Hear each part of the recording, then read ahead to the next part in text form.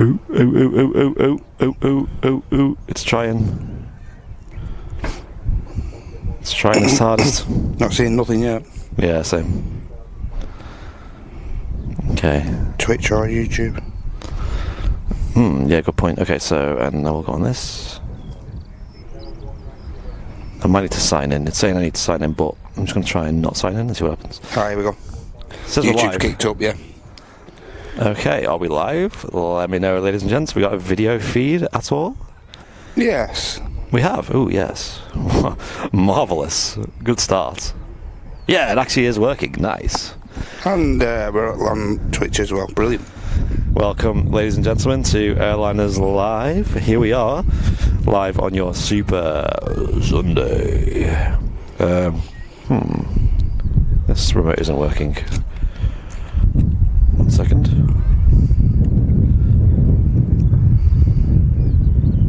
Ah, there we go. Okay, cool. We have a remote working now as well. Yes, welcome everyone to Super Sunday here on Airliners Live, here live from Manchester Airport. Not too late today. Actually, I thought we'd be a bit later today because we are without Martin today, so I had to do the whole setup solo. But we are joined today by Mr. Matt Smith himself. Good morning, everyone. Down in the studio, I guess you call it. Down in the control, well, it's the control tower, isn't it? Yeah, you can call it that. You can call it that. Fans hop just on the taxi past the RVP, first aircraft alive. Oh yes.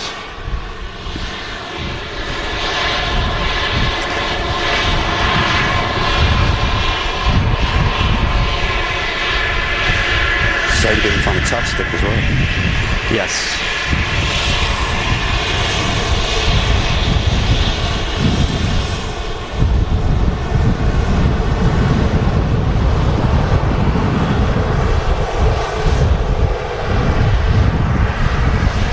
Air France, eh?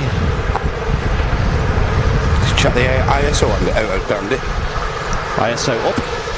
Maybe down, just a fraction maybe.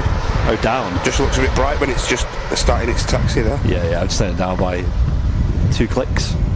Then see how the next white aircraft looks. Yep. Cheers for that. We got another arrival as well. This is a Scandinavian Airbus. So that was a KLM, an Air France aircraft, which incidentally was where Matt's just come from.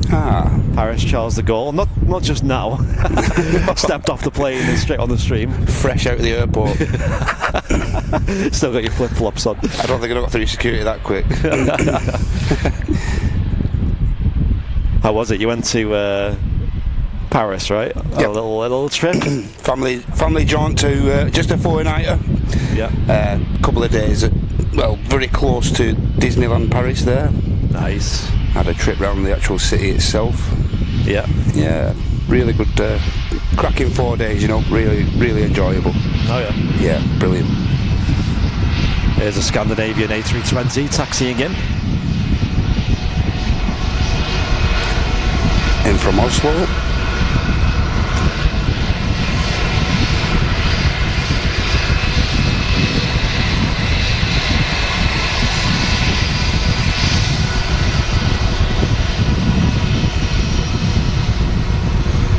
Lovely close-up shots there of the action. Let me know how the audio levels are, ladies and gents. Yeah, give us some feedback, guys. To me, Matt sounds fine, and the aircraft, but I don't know how loud I am, and Matt says I'm fine, so I think we're okay. Yeah. It's always just a bit hard to judge when there's only two of us. Yeah, especially with headphones in as well, headphones on. Indeed. Looks like the Virgin's on the roll. VS75 off to Orlando. Oh yes, the first Orlando flight of the day. I think there's 2 today, isn't there? Yeah, I believe so. And we'll catch you on today's live show.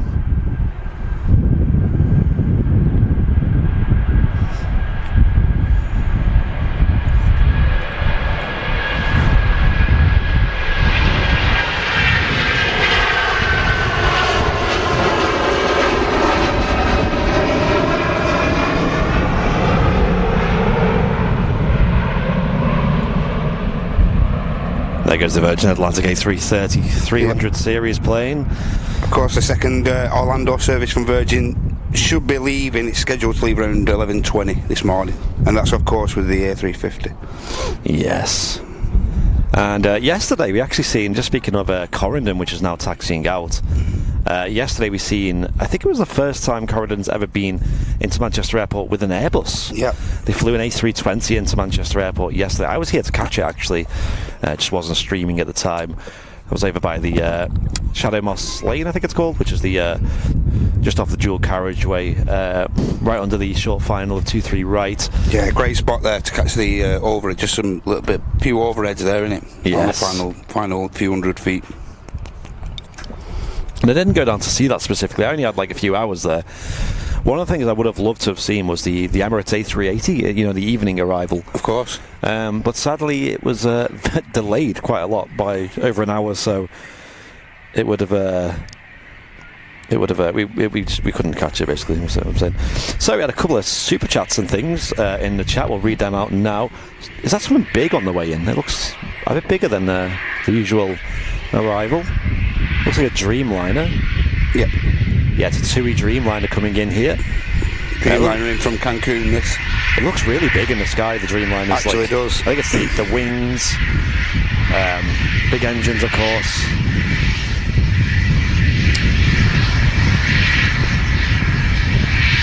I'll quickly read out some of the support we've been getting.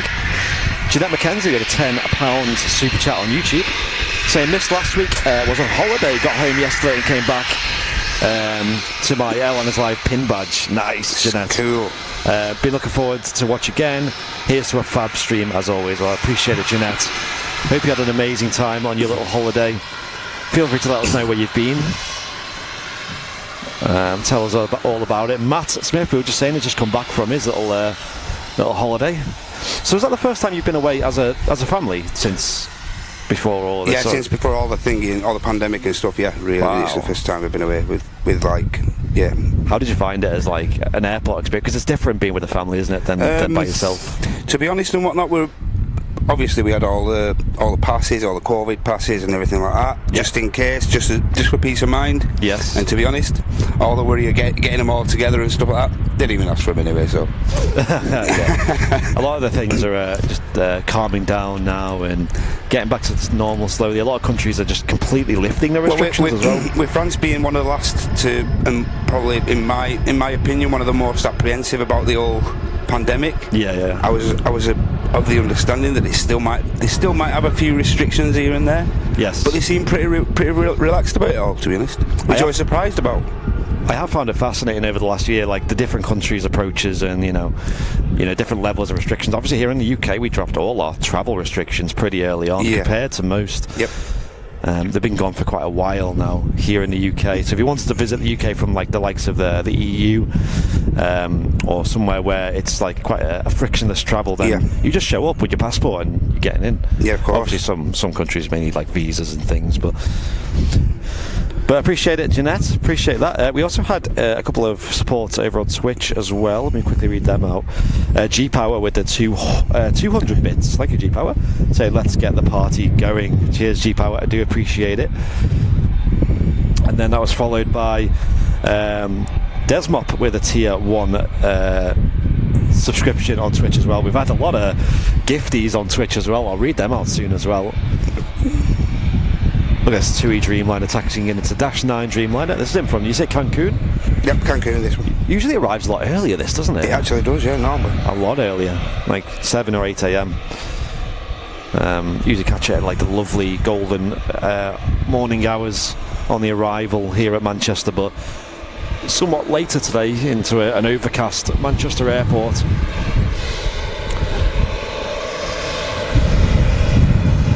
Pixie Dust is the name of the aircraft.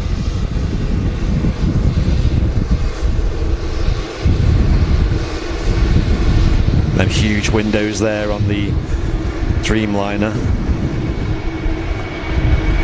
Great view.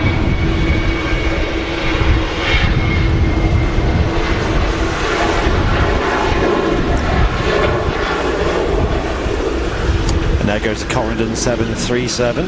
Yep. Departing to Dalaman. Off to Dalaman, nice. Yeah. Dalaman, a very popular destination, along with Antalya here at Manchester Airport. Turkey's really starting to open up now in terms of the seasons of travel. Speaking of Turkey, look at Turkish 330. It's just about to touch down there, Andy. Yep, and once this is vacated our view, we'll catch up with all the super chats and things as well. Appreciate all the huge memberships and things in the chat. I've seen some big gifty subs in the Twitch chat as well. Yep. So I do appreciate that massively. We'll read them out soon as well, don't worry. Thank you guys. And also we'll get into YouTube, because YouTube now, speaking of gifty subs, now has gift memberships. Huge.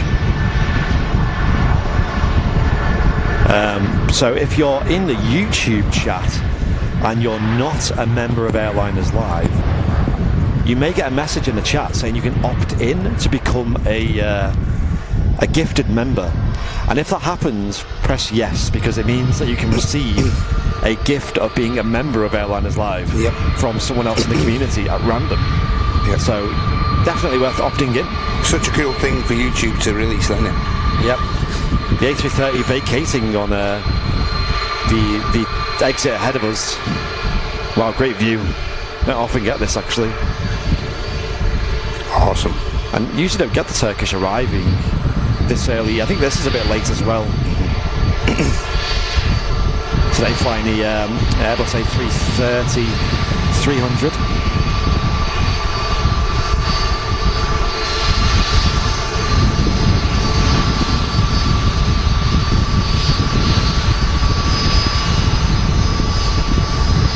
Wow, great view.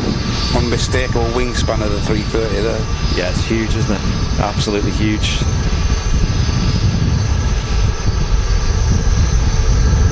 Right, let's catch up with the chat, shall we? As this wonderful aircraft taxis in. Twitch has been popping off already. Beljuice with the 5 tier 1 gifted subs. Thank you, Beljuice.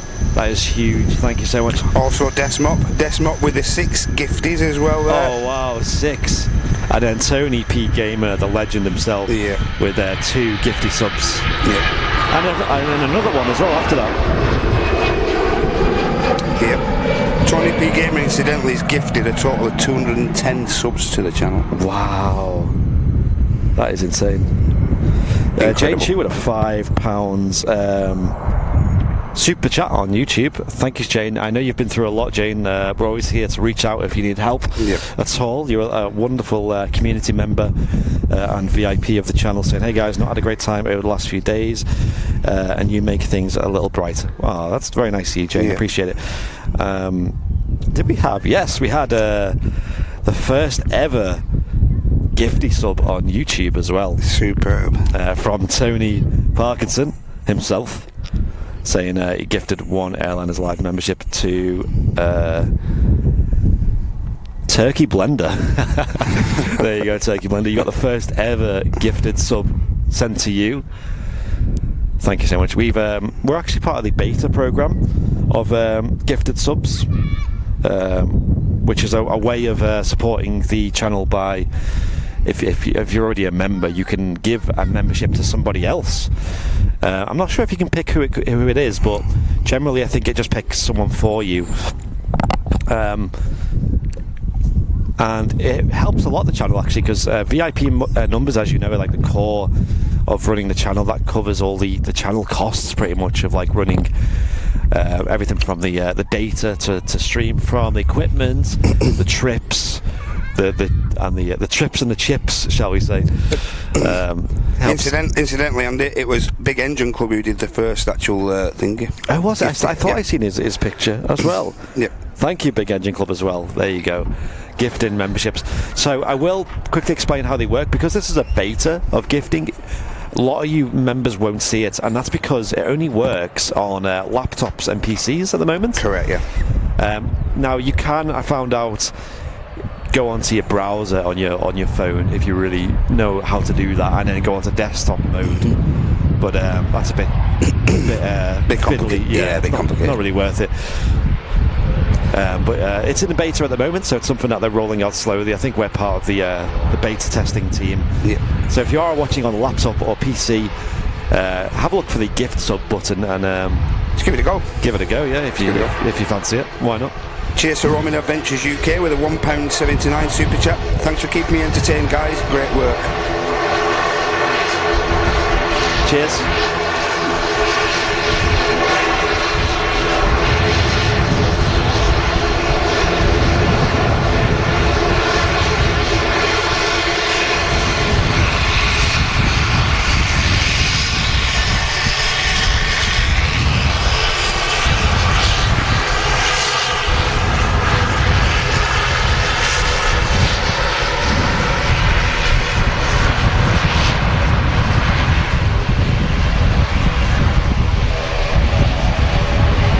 And I see Martin is in the chat at the moment under the Airliners live name. He's had a little trip away at the moment. Yep. Speaking of this, Scotland's national airline, Loganair, he's up in Scotland at the moment.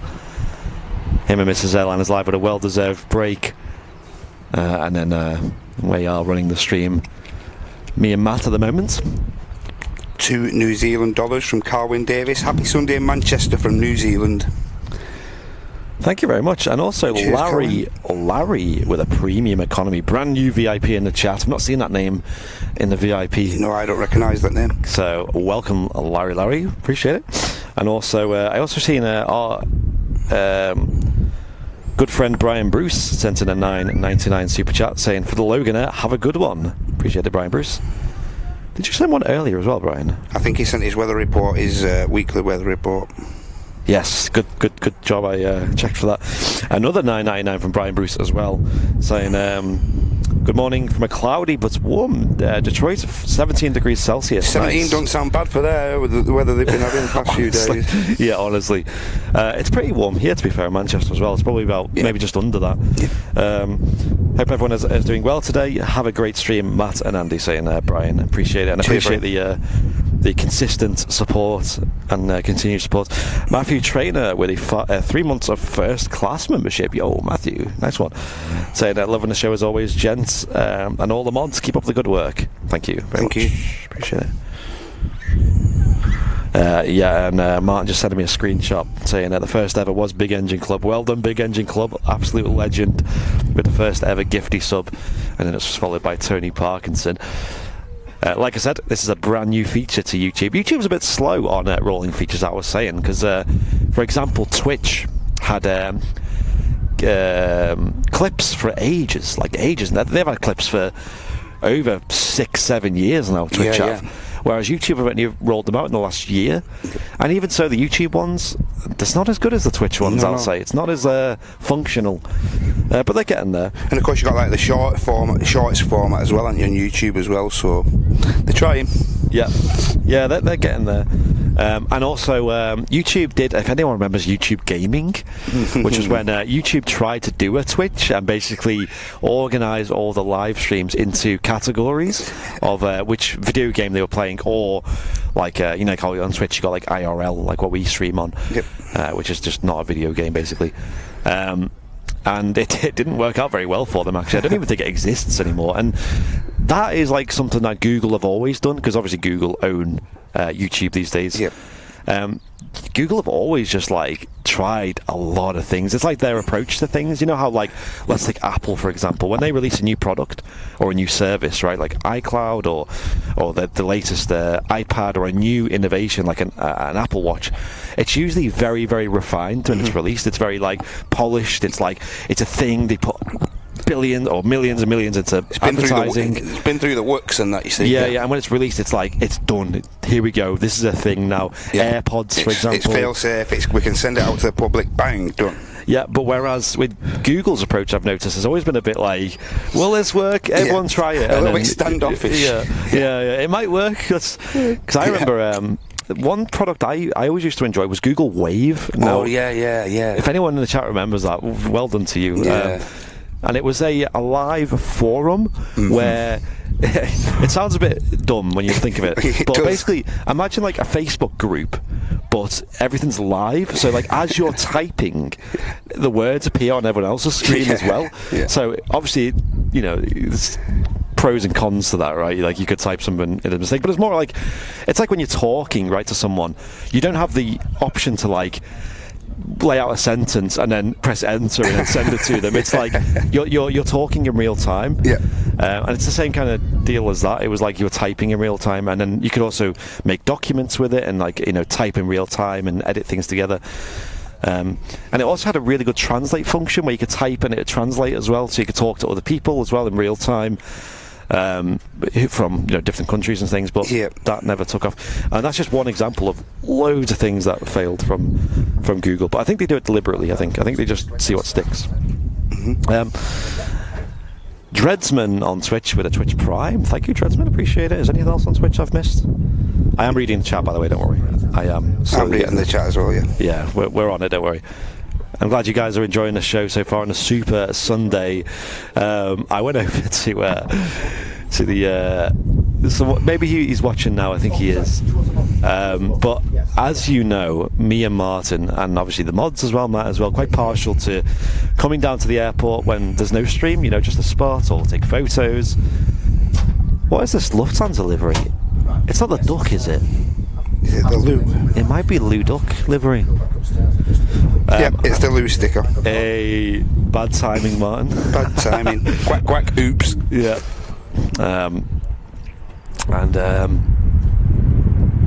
Oh, nice slow drop of the nose there on the A320. Yep. And it's in the Lou the Duck livery, which is I can't remember. Does anyone know the story behind this? This duck was a character in some kind of event in it might have been like the World Cup or some kind of Olympics or like a sporting event, and they created this duck character, and it still features on some Lufthansa aircraft still. A319, sorry. Yeah, it's called Lou the Duck.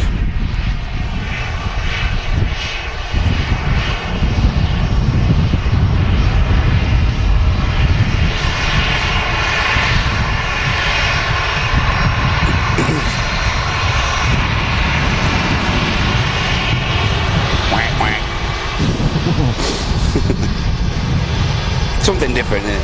Yes. Also got the little duckling on the back there, look. Yes, there's one on the back as well. Oh, that's cute. I like that. Thank you to Nails by Sherry for the $4 super 99 super chat.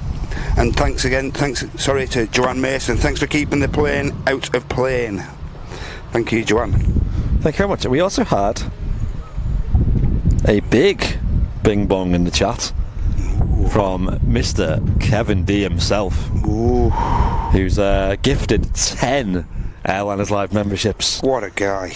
So if you have received a brand new membership in the chat, say thank you and enjoy them emotes in the chat, and welcome to VIP, all 10 of you. Wow. And thank you, Kevin D, for the huge, I don't know what we could call them, maybe we should give a special name to them, but the huge gifty in the chat. Thank you so much, appreciate it. Wow, 10 gifty. And of course, if anyone's received one of them, all you've got to do is click opt-in. That's all you've got to do if you receive a notification. Oh, what's this taxiing out here? Can you check what airline this is? I think it's a TUI A330. Yeah, it's one of the air tankers, this, I think. Yeah, so TUI, ladies and gents, as you know, and I've got a story about TUI, which it's a bit of a negative one, but because I went for a family meal the other day and I got a bit of a catch up with some of my family members, and one of them was talking about their experience with TUI. But TUI, as himself, are a fantastic, leisure travel group.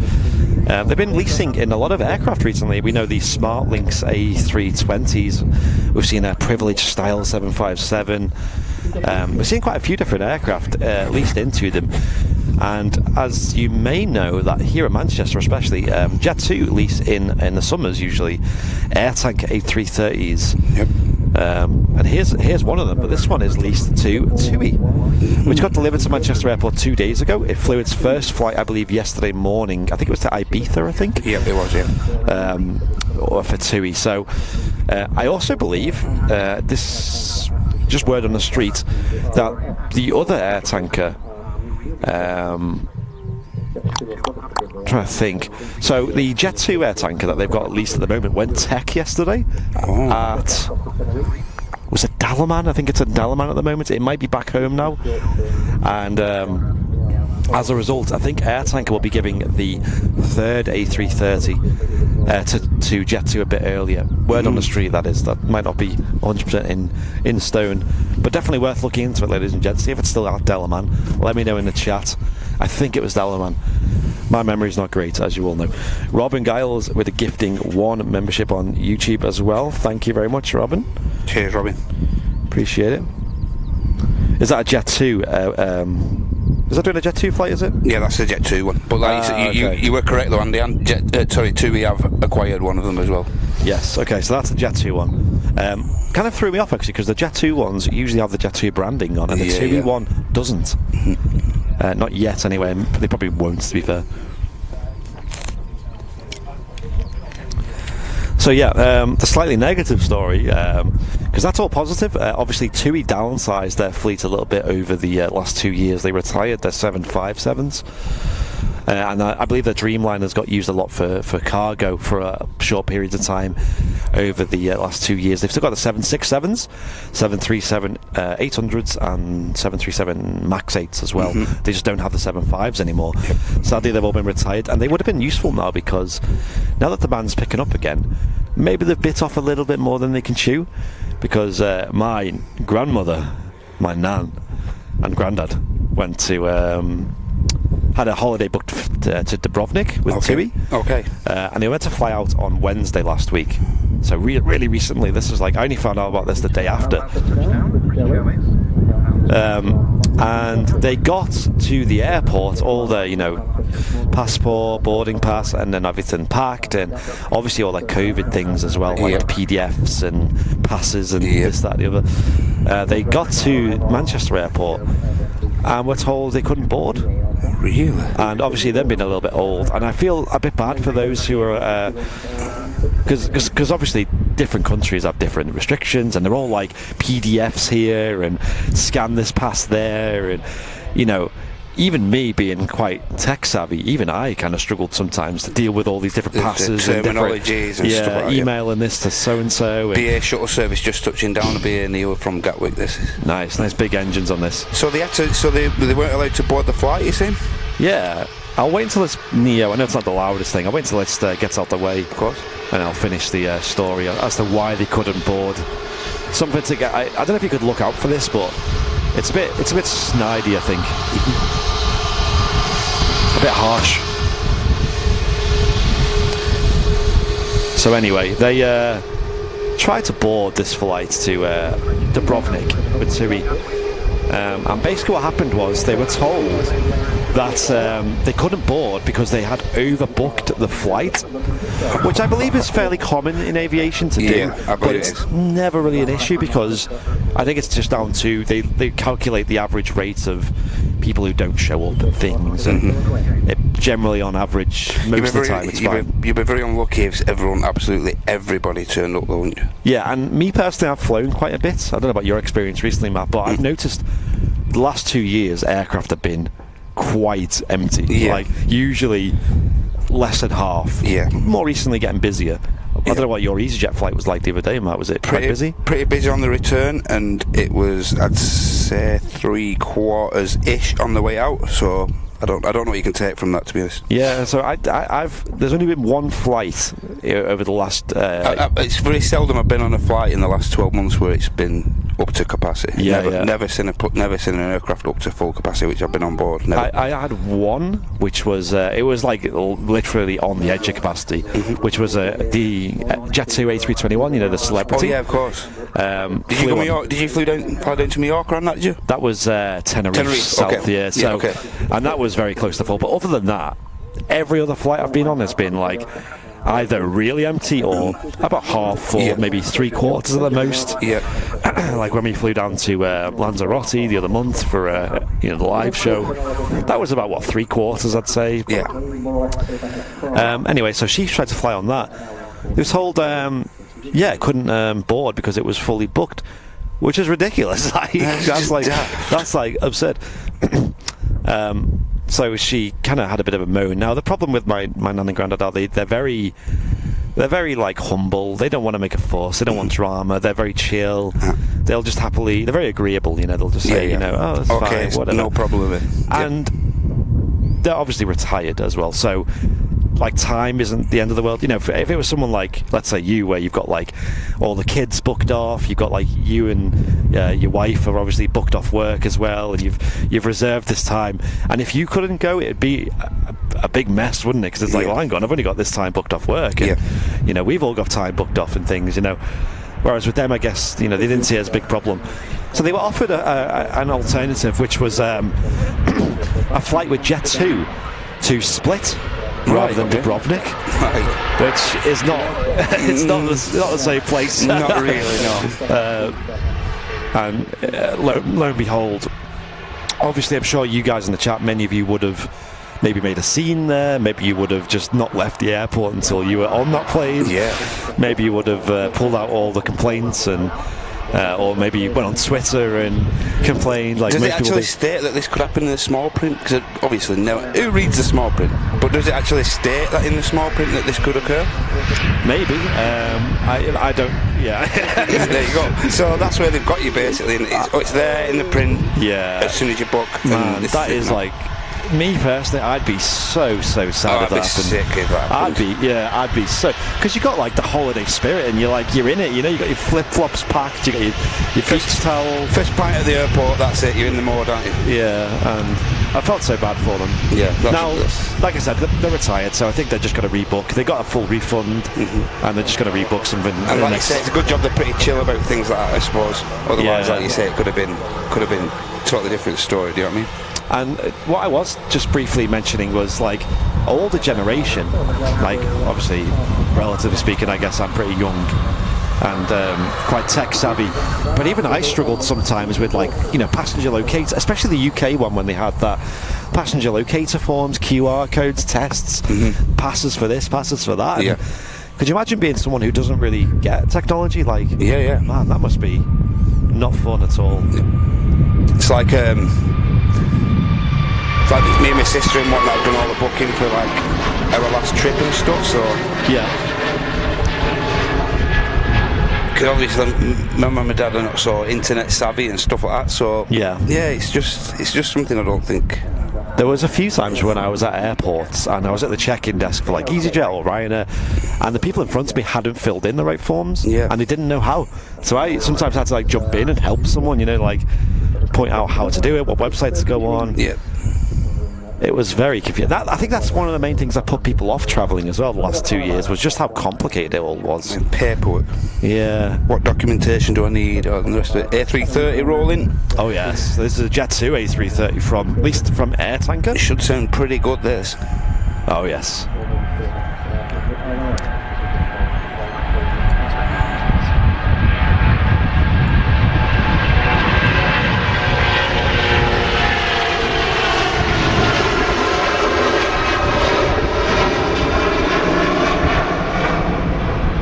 Not a huge amount of separation as well on the departures there. Even though that looks plain white, it looks pretty cool, It does.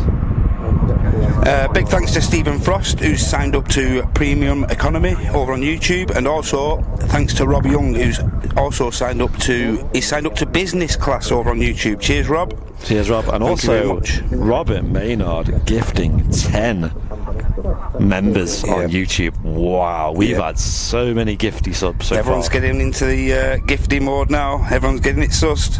So anyone who's gifted subs, how did you do it? Did you do it on a laptop or a computer? Let me know. Just let us know you got on and if it was simple to do. And TP Sam, morning folks, £2 super chat. Thank you very much, Sam.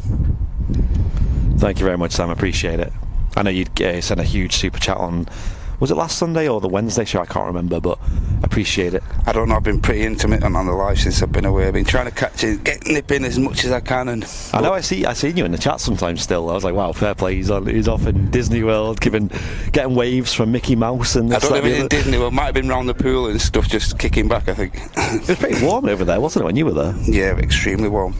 Up in like the 20, 29, 28 most days. Brilliant. I'll be honest, I've never been to France, and I didn't think it'd get that warm at this time of year. To be honest, we didn't at this time of year, Andy, and we genuinely packed just for average days and whatnot.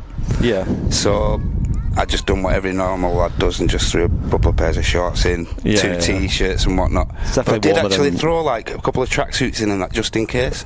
Definitely warmer than Lanzarote when we went there. Didn't even leave my case. The tracksuits and stuff didn't even get out of there. So nice. Yeah, it was lovely. Yeah, we went to Lanzarote, didn't we, as a group back in was it March? Yeah.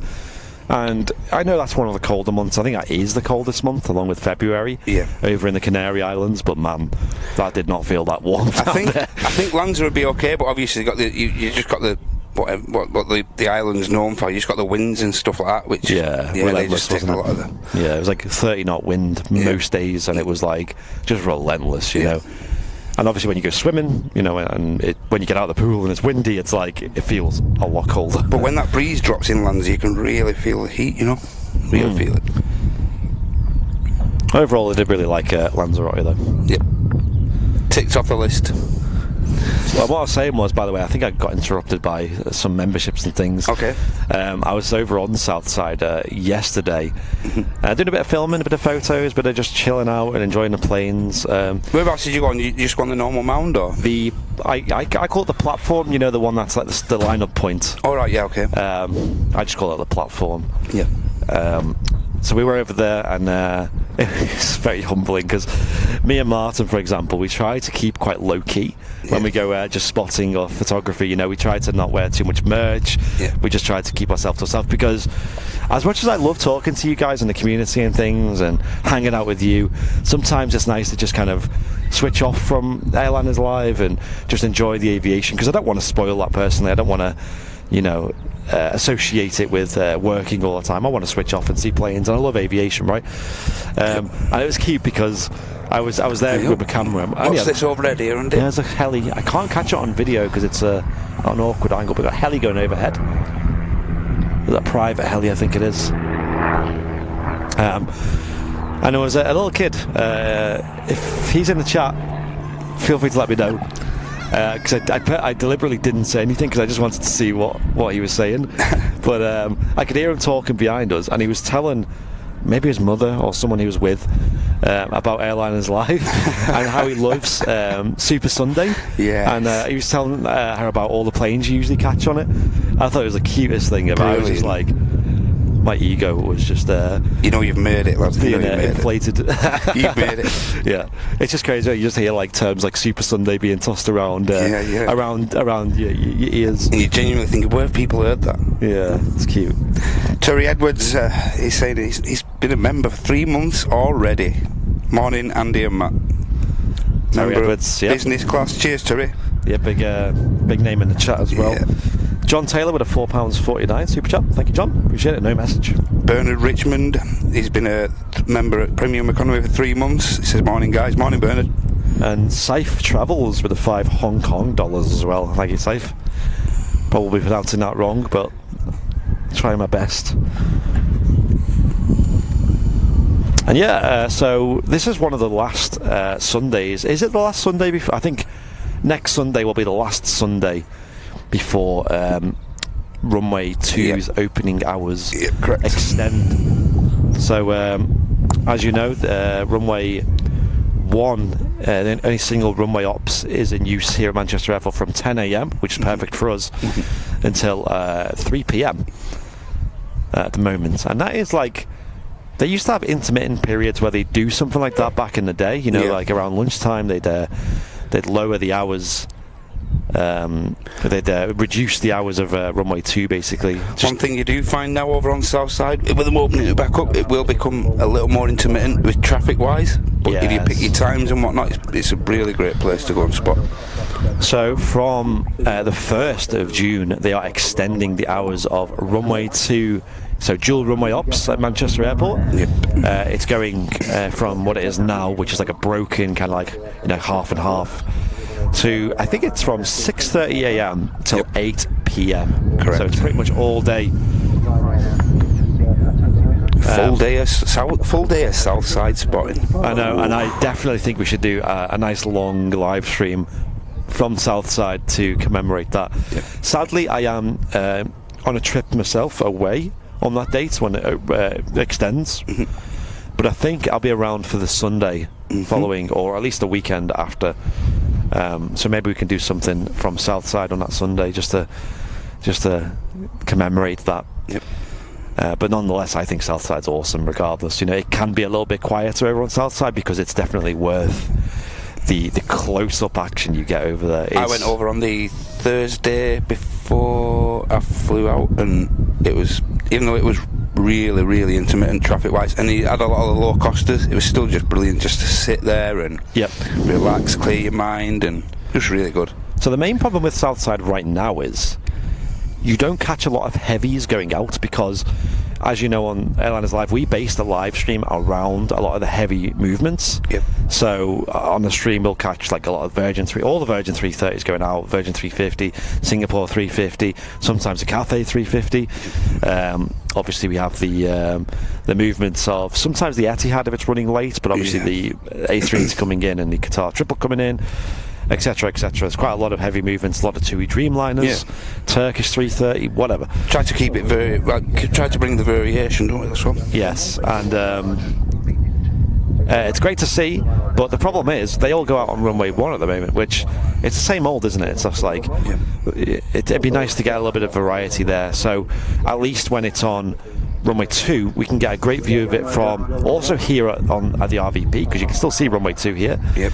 And then you can also see it from Southside as well. So we'll add a bit of variety for us. We can get the A380 going out every stream on Southside. We can get the the Etihad Dreamliner. Yeah, we can work around. We can actually work around the actual aircraft with themselves, can't we? So. Yeah, and then everything smaller than that as well. Ryanairs, EasyJets, Jet2s, whatever. Speaking of Ryanair, there's one on the roll here, and it's off to Mallorca. Nice.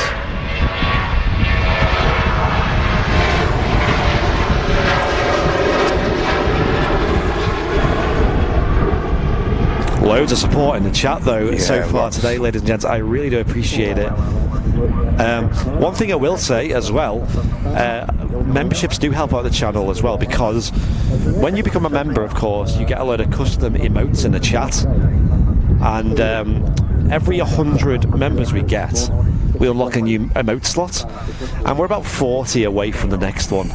So we've actually made a substantial dent in that progress so far today. And we'll be catching the well, we might be hitting that today, maybe, I don't know. But it'd be nice to get another remote slot, and maybe we could make that emote a little gift emote, or something a bit more silly, like another Bing Bong-esque thing, maybe. Jeanette McKenzie with another £20 super chat, saying a little something extra. Shall I gift some as soon as... I shall gift some as soon as I get my laptop, Jeanette saying. Thank you, Jeanette, for the £20 super chat. Appreciate it. Bang on.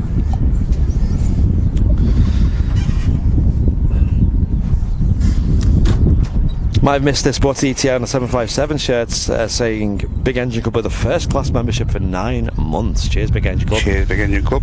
Next couple of weeks they'll be in. We haven't got an ETA on them at the moment. It's just like a couple of weeks until they come in from the supplier. And Tony Parkinson's gifted 5 subs as well. Mark O'Kane as well. He's been a member on Premium Economy. Good day, lads. A nice day for a spot of spotting. Cheers, Mark. Thanks for your support. Yeah, and thank you, Tony Parkinson, for the gifty subs. I know you do lots on Twitch anyway, but thank you. We probably hit the next 100 mark on YouTube, so if we have, I'll get another emote made this week for you guys to enjoy. If you've got any ideas of emotes that you might want to see, let me know in the chat. We make all the emotes in-house, so we just that's why they're all a bit tat.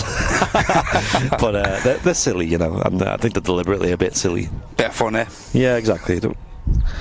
Any A380s today? Yes, we'll have Emirates Flight 17, which is an Emirates, an Airbus A380-800. Usually comes in just after midday, sometime like that.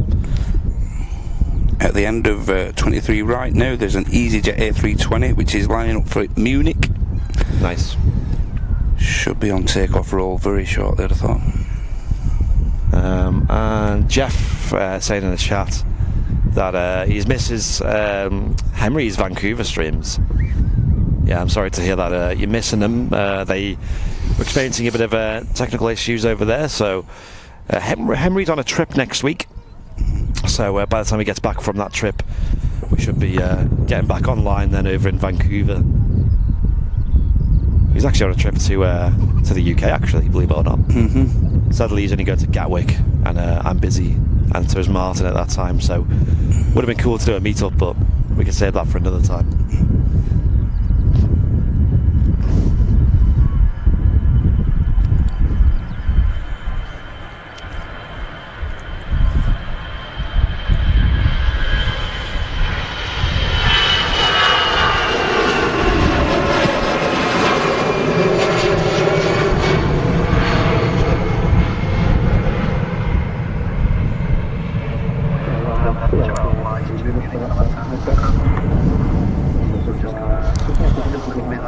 Oh, was that Whiskey Charlie, the reg? That was. Big Engine Club saying in the chat. No. Oh, right, okay. No. Yeah, Whiskey Charlie is the flying toilet, but yeah, well, I'm not seeing that for a while. Tango Romeo then, that one. Okay. Ryanair pushback for Gothenburg there. Flight FR3088. Nice. Yeah, cheers for all your support today, ladies and gents. And don't forget, you don't have to support in a monetary wise way. You can also help the channel by simply clicking the like button. Yeah. That goes a long way to helping the algorithm of the channel, get more people involved in the chat. Simple gesture can go a long way. Just saying, Engine Club saying, yeah, that could be an emote. Yeah, that's not a bad idea, but we don't see that aircraft very often is a problem. One of the things we did when we started watching today was look at the weather. Flying toilet emoji. That would be funny, but it sadly doesn't get that much of an appearance. The cloud is so cast at about 4,000 feet, so we won't see many airspace today. Mark O'Kane, did you read that out? I can't remember. Yeah, You read I got that it, out? Yeah, yeah, nice. Cheers again, Mark. And like I said earlier, anyone watching on a laptop or a computer, you may have access, if you're a VIP, to gifting subscriptions now. Gifting memberships, sorry, to other people in the chat, as you've seen earlier on by the likes of Big Engine Club, Tony Parkinson and Kevin D. And who else? Robert Maynard as well. You can do so if you're watching on a laptop or PC. You can probably see the button. And if you're watching on anything else and you get a message in the chat saying you can opt in to receive gift memberships, feel free to click that button, because it means you may be able to get a free membership, which gives you all the emotes in the chat, gives you like the little tower badge next to your name, etc, etc. During the beta period, obviously, we can only gift on laptop at the minute, but they're obviously working on that to bring it out to mobiles and whatnot. All in time. Dan Hill saying, I saw my first Super Sunday last weekend. What a gem I've stumbled upon. Nice, Dan. Cheers, Dan. Jeff saying the flying toilet is about to land at Gatwick at the moment from Palma de Mallorca. Wow. Well, there you go. It's probably not based here anymore. Sharing the love at Gatwick. We used to see it quite often, that aircraft. Like last year, I've seen it quite a lot. Yep. Flying toilet. That was like, I think that was the first EasyJet we named. Flying toilet. Yeah. Oh, so the Turkish morning. Obviously, we just had the 330, but the next Turkish is just a standard 321 today, not like the Max or the Neo. It's just a standard A321. Which Turkish Airlines flight would that be? 1996 would it be? This is 4011. Oh, it's not Istanbul, is it? No. Ah, okay. Again, this is the Turkish Dalaman service. Ah, right, okay. But Turkish did fly on 1993, which is the flight from Istanbul. Yeah, that's right. The Airbus A330-300, which we should see go out at some point on today's show.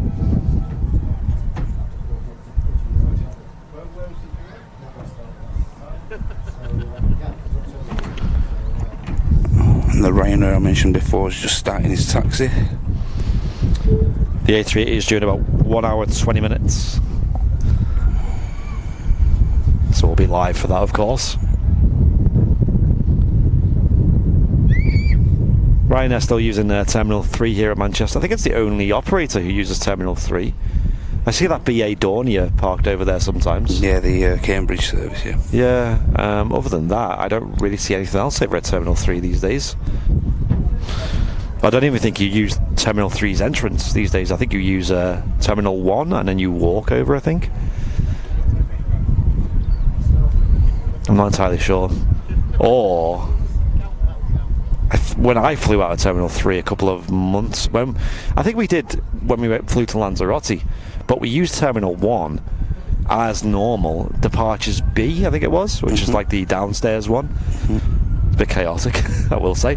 Yeah. But we didn't actually walk to Terminal 3. It was just a bus, wasn't it? Like they usually do on Ryanairs. Yeah. So maybe that's what they're doing still. Yep. Do you guys get to Harden to visit to see the belugas? Sometimes, yeah. Sometimes. Occasionally. I need to get back down there. Yeah. The best time to see them is when they're on runway 04, because that means the mound or the road or the best places to spot from, basically. You're getting a really, really close-up shot of the departure. You know, the line-up and things like that. I guess you call it a line-up. It's a backtrack and then a line-up. So you get the noise of the A330 belugas as well as the A300s, really close. I enjoy the mound though, Arden. Yeah. The mound's pretty cool. I love the mound as well, it's great. And in like the later afternoon you get the sun on your side there as well. The mound is absolutely epic when it doesn't go around anyway, when they excel. Yeah, you've seen that, haven't you? Epic. I've never seen that. The closest I've seen there was it aborted quite early on the ILS because they changed runway direction as it was on the ILS, but that was still at like 1,500 feet or something. Ryanair lined up.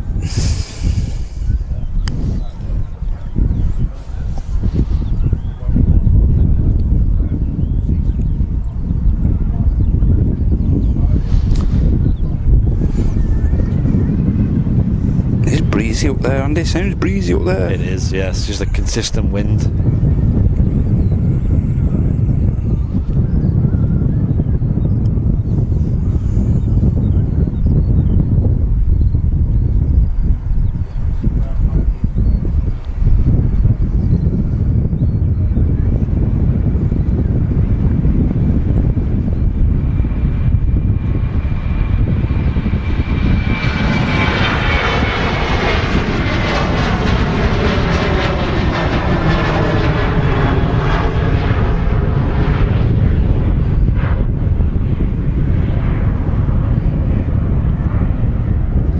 The Ryanair with a steep climb out of Manchester Airport.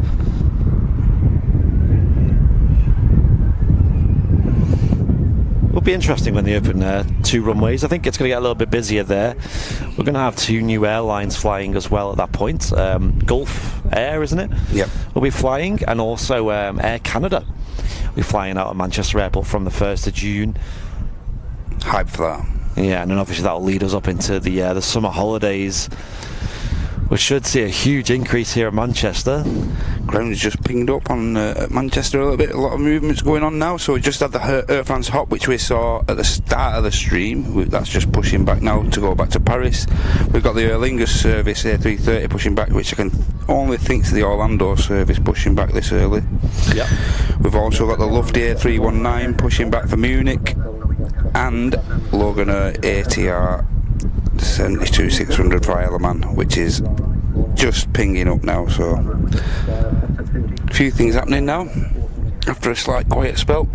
I think Big Engine Club's got the best suggestion so far. Okay. Saying that we should have a Pratt & Whitney howl emote. Oh.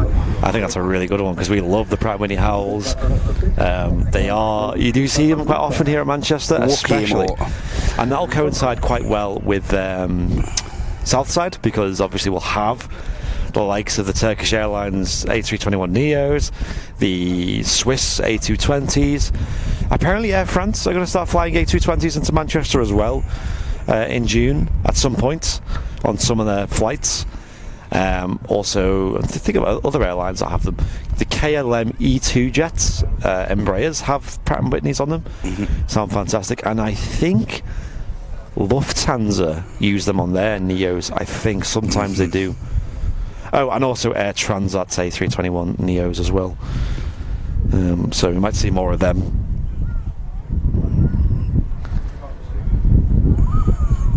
Hope you're all enjoying the Super Sunday show here on Airliners Live. Feel free to give the stream a share. Yep. In any spotters groups, Discord groups, Reddit groups, whatever you're in. And also, if you're watching on YouTube, feel free to hit the like button as well. It helps us out a lot. Yep. Great to see Charlie on the stream the other day as well last week. Oh yeah, that was on Wednesday, wasn't it? Yeah, it's fantastic to see Charlie again. So was it last weekend we had the Departure Lounge podcast? Is it Sunday? Yeah, you had it on the Sunday night, weren't you? Yeah. And apparently that was one of the most viewed episodes they've ever had. They were buzzing. So thank you all for watching that. They were absolutely hyped because it was the first time they'd have over 1,000 views on one of their videos. So that's pretty cool. That. I enjoyed being on that podcast. You enjoy it, yeah? Yeah, it's good. It was good to hear, it was good for everyone to hear, the background story of the channel and stuff like that. Yeah. It's brilliant for everyone to hear that, because a lot of people weren't aware of what actually goes into doing the channel and what's gone on before and where it's come from. It was brilliant. And even I heard, even me as an OG, I heard a few little snippets here and there which I didn't know about, so it was really good. It was interesting. Brilliant. Yeah. Also learned how boring mine and Martin's life are outside of streaming. I see a couple of people saying we should do a day in the life vlog, but honestly, guys, that would be not to slag us off, but that'd be pretty boring. That. I think so. Not saying you ain't getting enthralling lives, but yeah, that'd be pretty dull. But it was good fun, and obviously we mentioned the background of this channel. When Martin started the channel up, he had Charlie on board, and them two were streaming consistently for about 3 years on the channel, and Charlie did a great job. He was very consistent, he was always there, he was just one of the faces of the channel. Yeah. And he got a full-time job, I believe, which took out a lot of time. Yeah, got his own house and everything, and yeah. He got a little bit busy and took a step back from the channel in 2020, and it's just been me and Martin since. Me and the kids from now on. Me and the kids. No one else. And Charlie left on good terms, and we stayed in touch and all that. And he reached out after the podcast and said, "Hey, I watched the podcast, and thank you for mentioning me and talking about us in a good way and stuff. And I'd love to catch up sometime." And then he came down on Wednesday and did a little co-host with us. What a guy! Yeah, he's a great guy, really friendly. He's obviously very knowledgeable about aviation, and for him, he's been a bit out of touch with Manchester Airport the last 2 years because obviously he hasn't been coming down very often. Paid a brief visit, didn't he? Not come back. That's what I might have got. Yeah, so a lot of this was new to him. A lot of the airlines and things. There was a lot of new airlines. He was surprised to see Aer Lingus 330s here. It was one of the things that surprised him. Yeah, Logan Earp, which I mentioned earlier on the takeoff. Wow, very fast rotation. Very fast rotation, didn't muck around.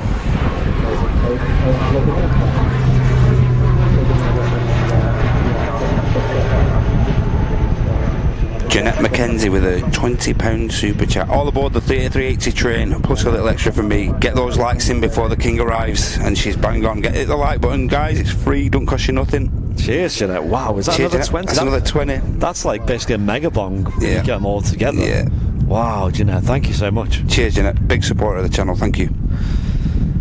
1k likes apparently. Thank you, everyone. Appreciate it. Oh yeah, thanks. Didn't take long, did it? Not to big it up, but it doesn't take us long anymore. When we used to get hyped about, oh, we've hit 1,000 likes. Yeah, exactly. Yeah, the first time we ever did it, it was like mind blowing. Yes. There's even always cool. It's always cool though. It's always cool. There's even a special live stream we did when we hit 100 followers.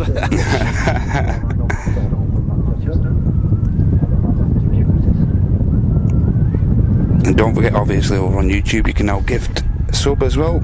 Yep. New feature.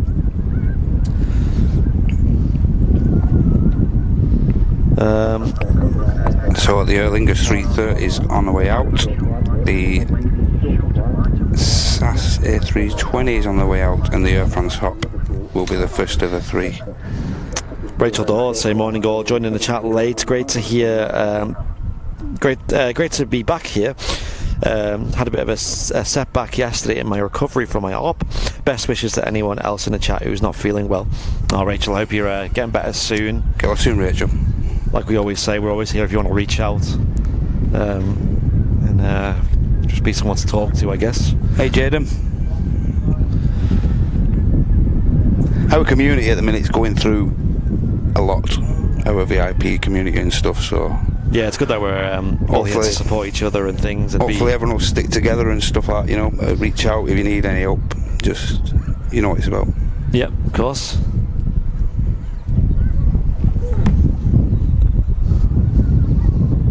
Right, Lufthansa A319 now lining up at the start of 2-3 right here at Manchester. I want to remove my jumper, it's getting warm in here. Oh yeah. Pretty warm.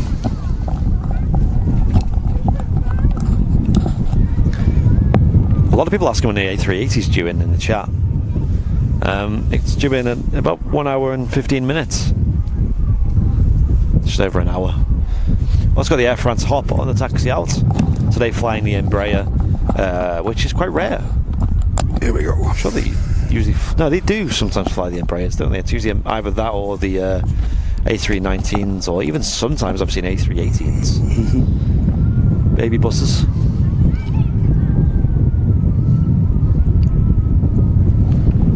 I think the hop on the umbrella looks pretty cool, actually. Is that the new livery, is it? I think it is. Big lettering, yeah. On the big Air France lettering, normally the giveaway. I know. Big Air France titles. One of them's a new livery. I think this is, you know. I think that's a new livery. A new scheme. Owen was saying, but I can't remember which one the new scheme is because it's so... it's so similar. I think the lettering, actually, the title lettering's a lot larger on the newer scheme, so... Lufthansa rolling and get as we speak.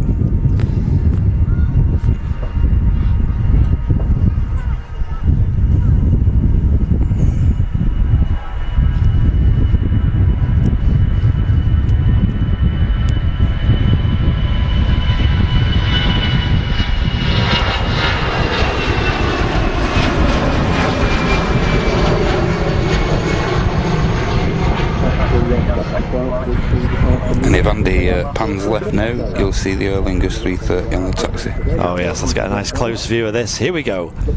Aer Lingus A330 300 aircraft in the new scheme. One of the Aer Lingus UK aircraft that's based here at Manchester Airport. Is this the Bridgetown service? Orlando service, this one. Yeah. So they have Orlando, Bridgetown, and then with the A330s. Echo Golf 935. And they also have a service to New York as well, which is flown on the A321neo. Owen was saying the other day that they don't use Shamrock as a call sign. These are Aer Lingus UKs. They use Green Flight as their call sign. Just because obviously the call sign of Shamrock was taken by Aer Lingus in general.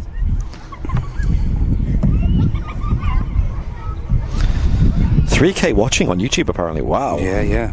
Great numbers. Welcome everyone. Yeah, hit the like button if you haven't already. It really helps us out a lot. And currently 319 people on the Twitch. Thanks for joining us, everyone. Thank you. Welcome everyone. Huge numbers today. If you want to support the stream and help us out with all that we do, improve the stream as we always are with improvements to equipment, obviously data costs and things, trips to different airports. if you want to help us out, you can become a VIP if you haven't already, which is can be done by hitting the dollar symbol, then clicking join on YouTube, or clicking the subscribe button on Twitch. Did you just see what I saw? Yes, I seen. Yes, I will read that out in a moment. And obviously becoming a VIP gets you loads of benefits as well. There's no reason not to. For the price of a meal deal, you get loads of benefits such as emotes in the chat, access to the VIP lounge and chat. You also get a badge next to your name. You can get discounts on merch, bonus shows and bonus content as well, which we did. We actually uploaded a little behind the scenes video last week as well. You may have seen it on the YouTube feed for VIPs only to see, with me editing a video. France flight to Charles de Gaulle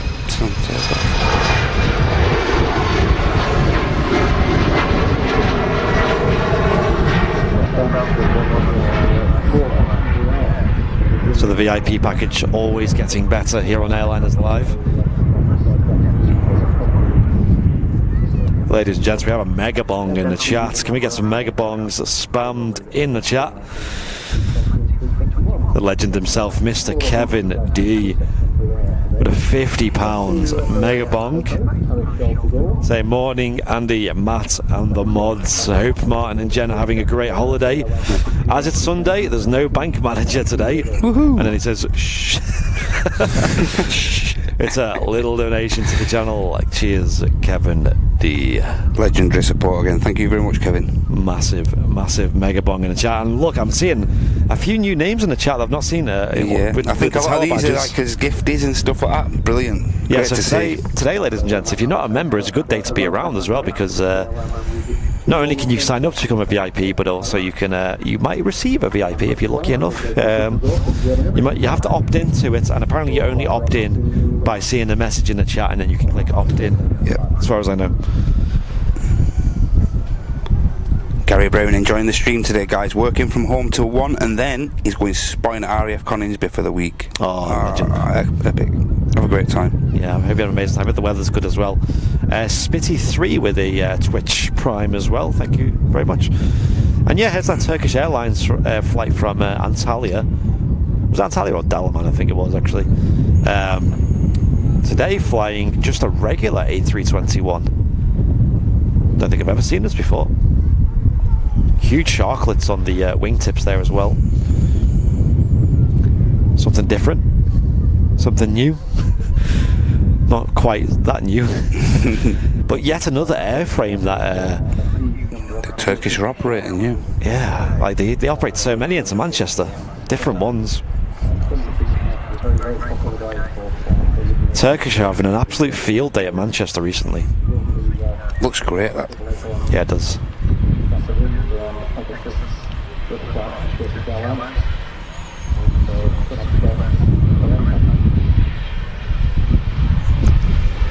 Yeah, thank you again, Kevin. Appreciate the mega bong consistently as well on literally every stream. What do we think, ladies and gents? Do you prefer the A321neo or the regular A321? This is just a regular A321. It's the first time we've seen this on the stream with a Turkish Airlines livery on it. Looks very smart. Yeah.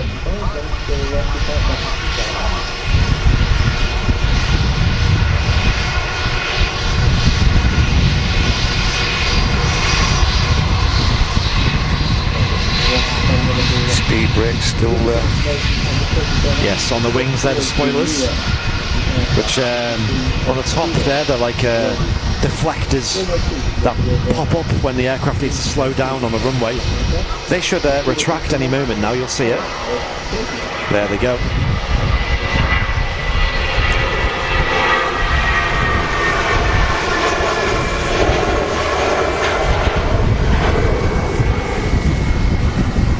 And there's 3 main ways that the aircraft slow down when they're on the runway. You do have the spoilers, which pretty much always are used to slow the airliner down. You've also got the foot brake, the actual mechanical brakes on the wheels, just like a car. Same kind of principle. They do get very, very hot, them brakes, though. and a lot of them will have fans on the brakes to cool them down. And then finally, the one that makes all the noise is the reversers on the turbo fan engines. EasyJet 320 on the touchdown from Belfast, and then I think we'll get the A330 Aer Lingus out as well. Nice. Usually what you see is, I think on Airbus anyway, I'm not sure about Boeing, they'll usually have auto brakes, so I believe they'll arm the spoilers, which means they are ready to use the the air brakes, I suppose you call them, the spoilers there. They'll also manually pull the reversers out on the throttles, which are them things there which deflect the redirect the blast of the engines in a forward direction to slow it down. And they'll also on the Airbus have an auto brake setting which can go, I believe, low, medium and high, or max, I believe, which means that the actual mechanical brakes will trigger to different levels depending on how much braking they need. That will depend on the length of the runway, the load factor of the aircraft and things like that, conditions as well. Lingus 330 has just entered the active, so this should sound pretty good, this. Yes. Don't forget a trademark scream out of these Lingus 330. This EasyJet needs a nerf, it's OP. Anyway, we got the Aer Lingus A330 300 now ready to go.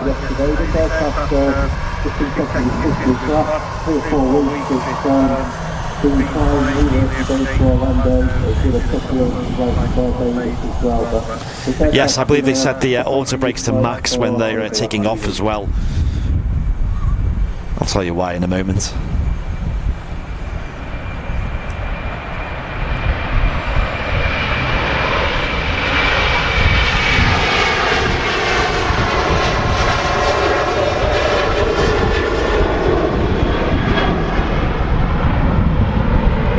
But yeah, anyone in the chat know? I think we've obviously already seen it in the chat, but why would they set the auto brakes to max when they're taking off?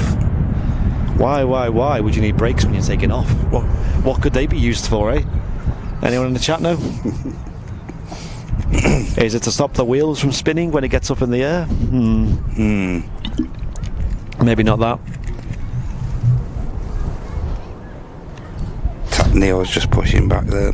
We're streaming from the studio at the Mount. So we are streaming from the top of the RVP control tower, which is also where they're broadcasting the commentary system, which you can probably hear in the background.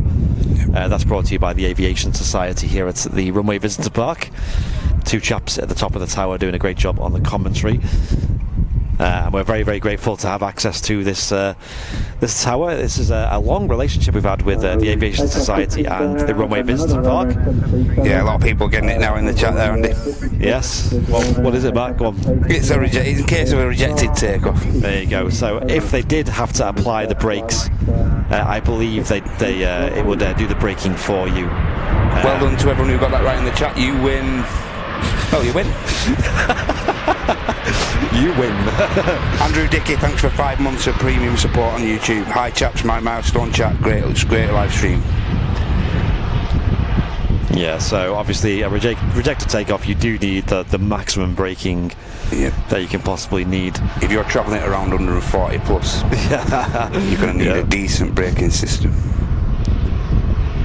And also Patrick Courageous with a £5 super chat. Enjoying the show again, guys, from Cleethorpes. Have a drink on me. Thanks for a great morning so far. Thank you, Patrick. Good old Cleethorpes, eh? Yep. Andrew Foster's been a premium economy member for 19 months. Wow. Good morning, everyone. Love these streams. Love your support, Andrew. Thank you. Approaching 2 years there. That is. Gold badge style, isn't it? Gold tail. I believe so. This is a Ryanair UK aircraft, this. If you look at the registration, Golf at the start of the reg, which means it was registered in the UK. And Ryanair UK is a subsidiary of Ryanair. got a few different subsidiaries, Ryanair. They're probably the subsidiary kings of the aviation world. They've got Ryanair UK, they've got Malta Air, they've got Buzz. Yep. What else have they got? They got I'm still yet to catch one of the Buzz liveries, me yet. I haven't got it. They got Lauder as well, that's another one. And well done to you guys in the chat with that question. I think everyone who guessed, who put an answer was right, so well done for you guys. Yep. Lee Piggin, welcome to Premium Economy, Lee. Well, welcome. Welcome. Big welcome to you. It's one of the fire ops, is it? Or just one of the ops in general? I think it's fire. Is it related? You can tell by the colours of the van there. See a lot more fire ops here at Manchester since Runway 2 reopened, because they do move them around a lot. They've got to keep the airfield well covered. I think they've got to have a response time of something like, I'm going to say 90 seconds to any part of the airport at any time that is in use. So if Runway 2 is in use, they've got to be within 90 seconds of reaching any point of that runway, as well as the same with Runway 1. So when Runway 2 reopens, they do have another fire station over on Runway 2 that they occupy during its opening hours.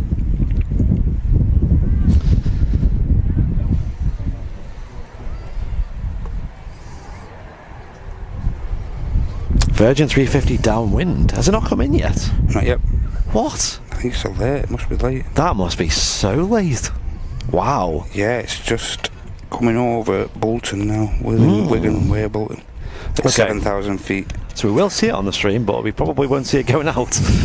But I'll get a recording of this coming in, because I've not seen this coming in at all yet. The Virgin Atlantic A350 1000. GV Lib. So that that's the newest one, isn't it, in the fleet? Brand new aircraft, only delivered recently in the last month or so to Virgin Atlantic. Lady Emmeline. Yep. Which is iconic. Should be based in Manchester, because it's a Manchester icon. It's named after. So that'd be great to see her landing here at Manchester Airport. I'll get a recording of that anyway, which would be great. Something different, actually.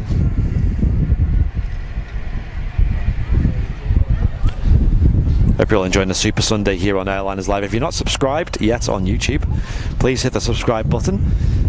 We are well on our way to 100k. That's the goal for this year. We want to hit it before Christmas. I think it's possible. Our growth has been fantastic recently. Honestly, in my honest, realistic opinion, like a conservative estimation, I think we'll hit it by November, I think. Before November. Yeah. But we'll keep working hard. We don't take any of this for granted. A&D call premium economy membership for 5 months. Anyone thinking of joining, just do it. Why not? There you go. Why not? Cheers, Ian Duco. Appreciate you. I see you a lot in the community, commenting, liking, sharing our content. I really do appreciate it, dude.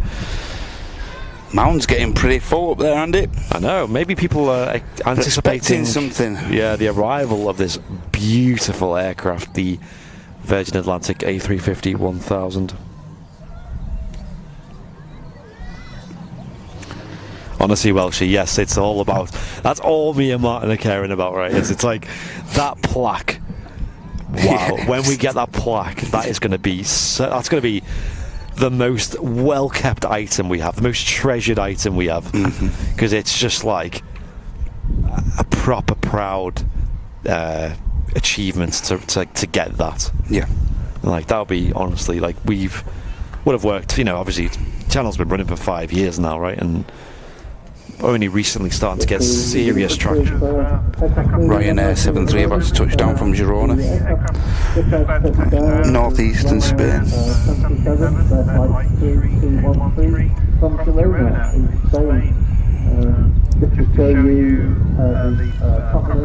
I only went to Spain, like mainland Spain, for the first time last year. Went to Barcelona, and then 2 months after I went to Madrid.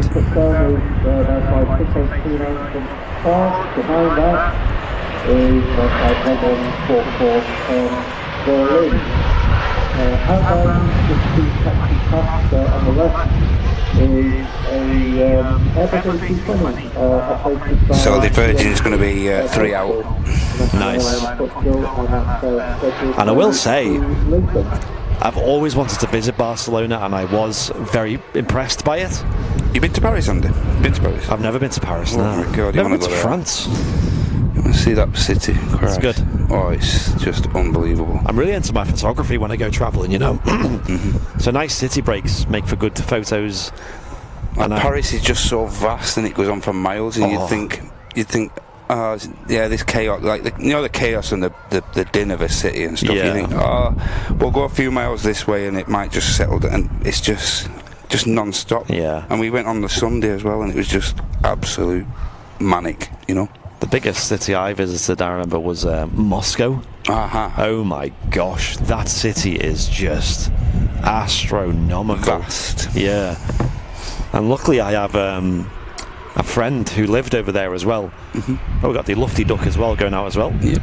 And he gave me a tour, you know, showed me around all the big sites and stuff, and yeah, that was awesome. Paris is one of them cities I think you'd need a full month. You'd need a month. Yeah. You know? It's that big. Yeah, it's just ridiculous.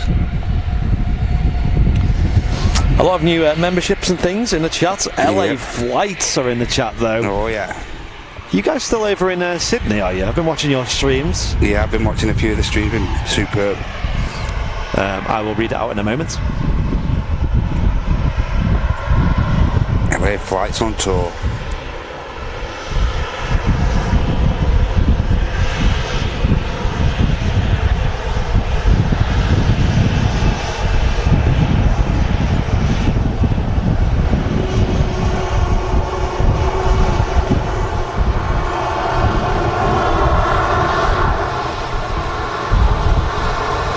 You cannot fault the absolute biblical levels of hard work that LA Flights put into their channel. Yeah.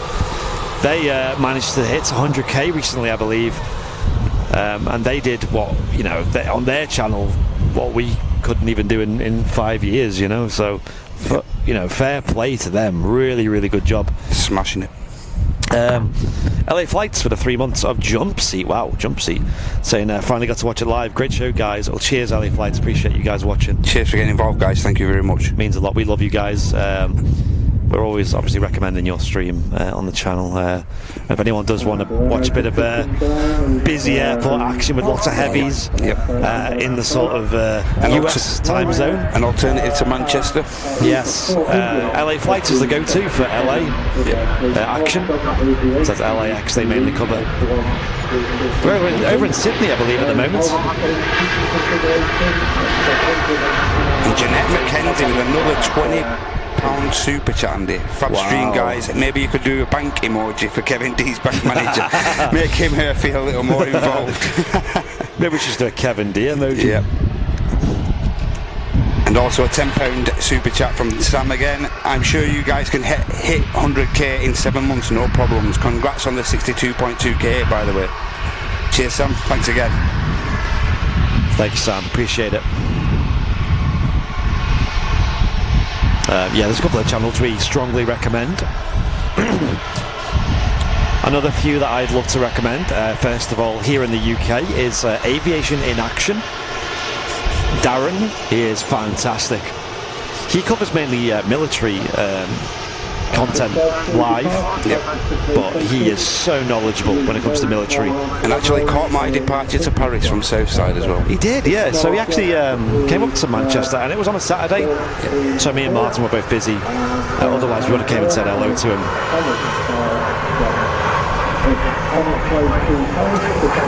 He did a live stream from Manchester last week on Saturday.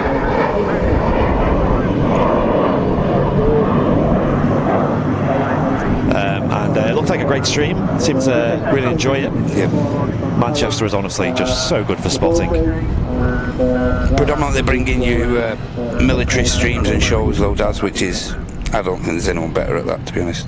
Road to 100k, indeed. Two other live streamers I really, really enjoy. Sid Squad. I know they watch a lot of our streams. We watch a lot of theirs. They're a cracking laugh, them lads. Yeah, and they cover mainly, as you can imagine, Sydney Airport. So that's obviously the opposite direction in terms of time zones. I think they're 9 hours ahead of us. Brilliant to wake up and watch some of their streams wherever you catch them. Brilliant. And they're great guys, and they support us a lot as well. So we like to say thank you and send our viewers over to them. So make sure you subscribe to these guys if you're not already, ladies and gents. So Sid Squad, LA Flights, Aviation in Action, and more recently I've been getting into Miami Planes as well, who are a great streamer over in, as you can imagine. They're on at a time where it's a bit of a struggle for me, but I have caught briefly 1 or 2 of their streams. It looks brilliant. Yeah. Looks like a great airport.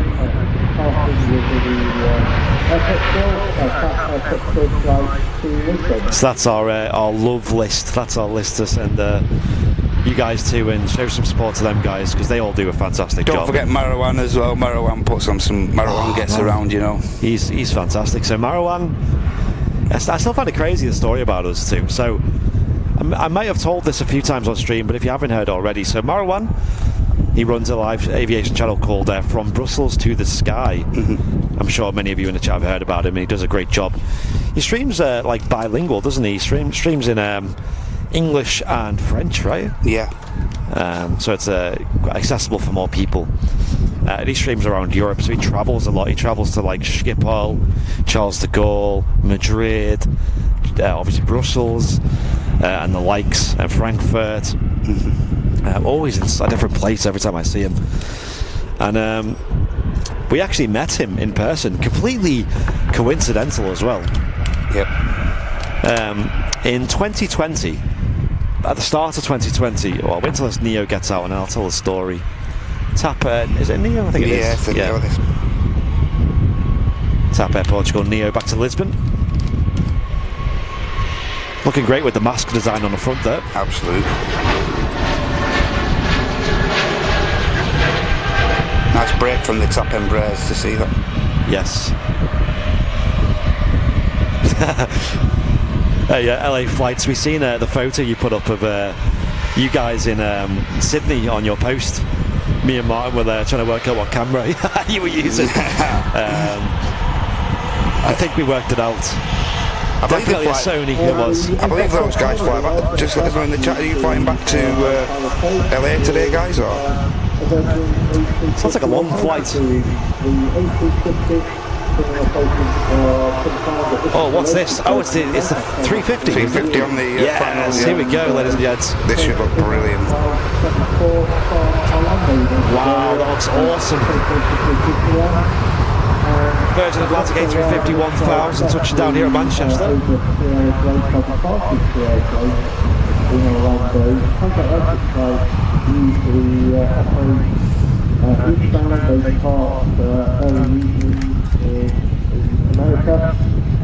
God, that looks stunning. Oh my gosh, what an aircraft. Will it vacate ahead of us? That would be a miracle. Oh, come on. That'd be a bit of magic, wouldn't it? No the brakes chance. on. I don't think it's chance. Not a chance. Wow. What an aircraft. Look at that livery. Never fails to, just beautiful. Yeah, it's unbelievable.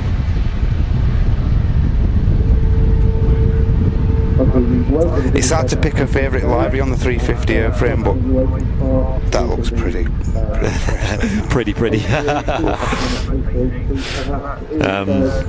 So anyway, we'd actually put a hiatus on our live streams here on the channel because we were having so many network problems, because we never had the funds on the channel to be able to invest in like high-end streaming equipment. And here at Manchester, the signal can be so bad.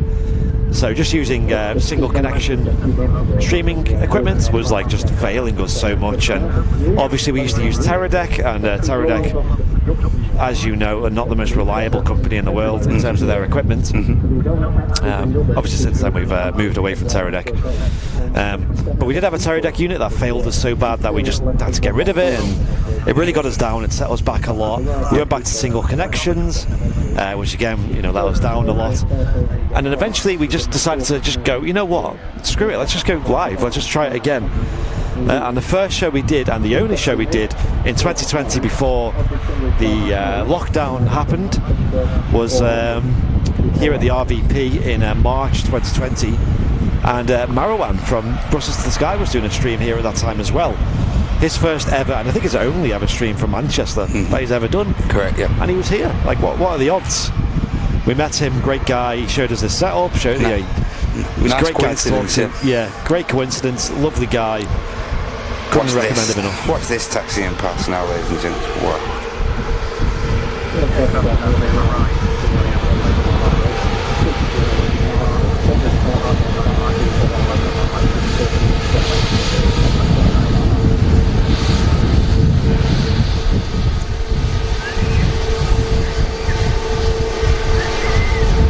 There's a wave there from the pilot in the captain's seat. Just speechless how good that aircraft looks. Great. Could watch that all day. Yes.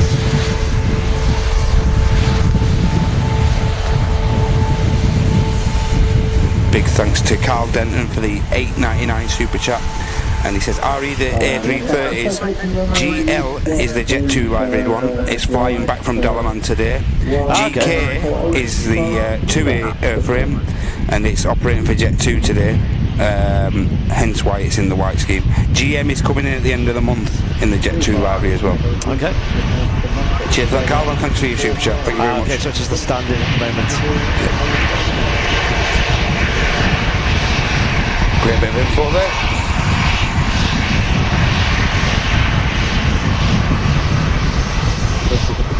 Can we call this the sleepy EasyJet?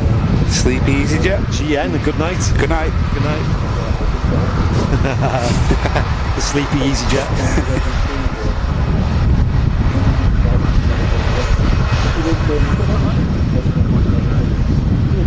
Here comes the Luduk Lufthansa A319. Yep.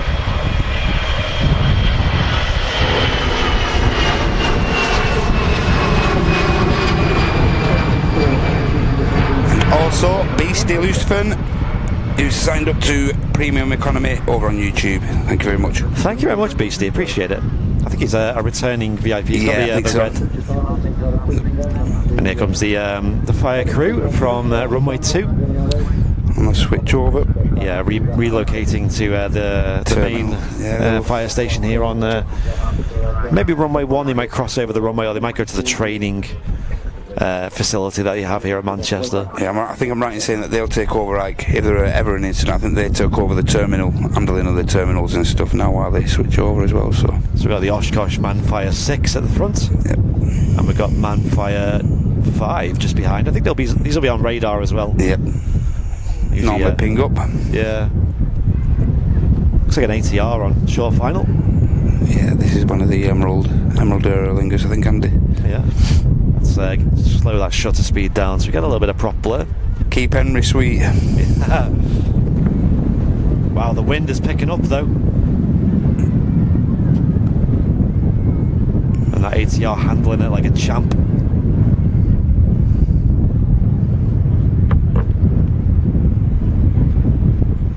Right, I'm going to go for a bathroom break. BRB.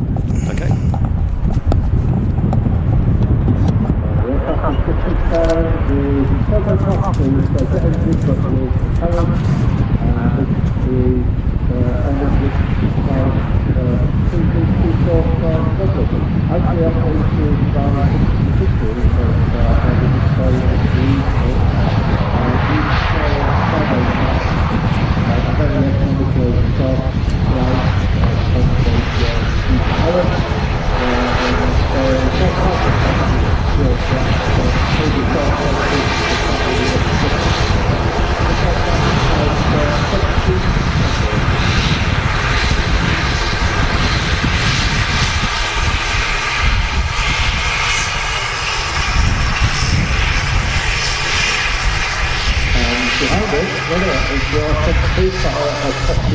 Oh, on the taxi out we have the Singapore A350 900,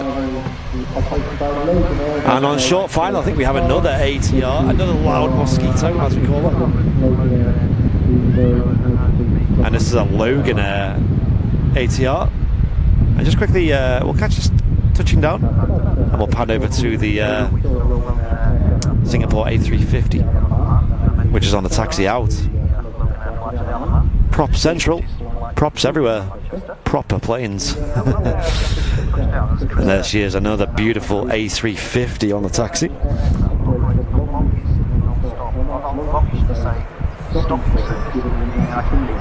Shortbread Airlines indeed, saying Jeanette.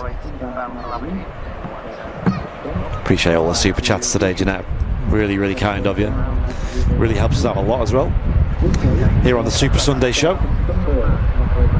Biggest Airliners live show of the week.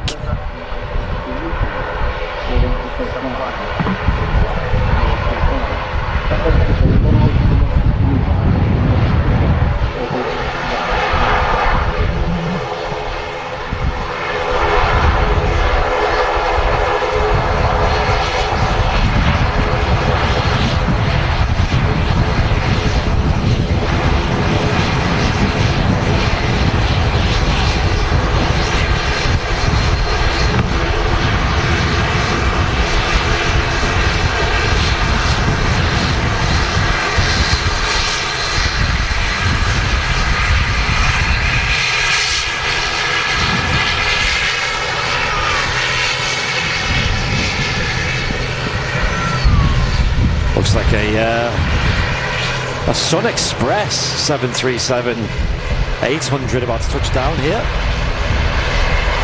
This will be in from, I'm going to say, Antalya in Turkey. It's a new operator here at Manchester. It's only been flying for about 2 months, I think, at the most. At that point, it was brand new to Manchester Airport. Sun Express has been around since the 80s, I believe. Hence the 30 years special livery on this girl. She's got a lovely livery. We actually love the Sun Express livery. I think it's beautiful. Love the winglets as well, the design on the winglets. 35 minutes till the A380 apparently. Nice. Dalaman and Tim from OK.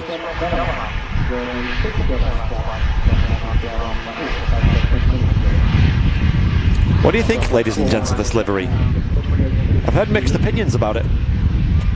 I know Mrs. Airliners Live isn't the biggest fan. Kuwait A320 Neo on finals, nice. I love seeing that livery as well. Another new operator at Manchester.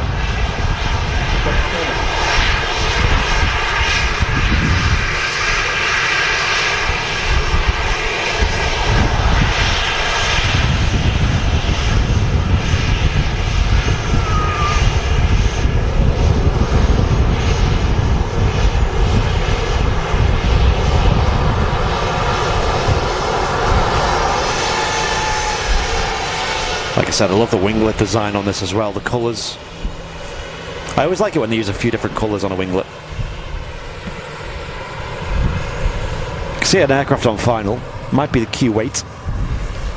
Kuwait Airlines fly a brand new route to Manchester Airport. Kuwait City to Manchester takes many hours. I think it's over 6 hours flying on an A320 Neo. It's I think it's the second longest A320 Neo flight in the world. I think it is the Kuwait next in. Where is she? There she is. Yeah, that looks like a Neo. Yeah, that'll be the Kuwait A320 Neo, Kuwait City. Long, long flight from the Middle East in a sort of region of it borders Saudi Arabia. It's not far from Qatar, so that gives you an idea of how far it travels when you have the likes of Qatar flying the Dreamliners and the 777s. And not far from that is the United Arab Emirates. Stopping really quick though, the Kuwait. And that lovely mask design we love to see up front.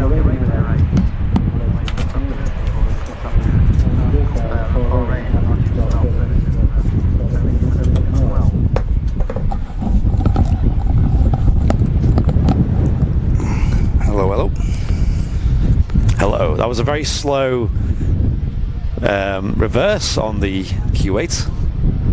The Neos usually are quite quiet.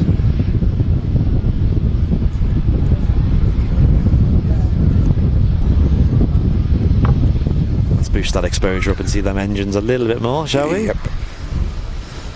Looking great though.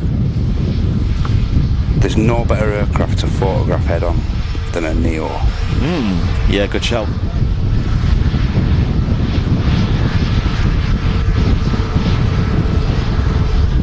Fairly new service into Manchester, the Q8, so be interested to know the capacity on these, wouldn't it? See if they're actually. Yeah, or the configuration as well. Yeah.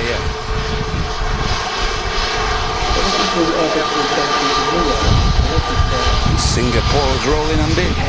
Nice. Second A350 of the show, ladies and gents. Make the most of this. And don't forget to smash that like button as well.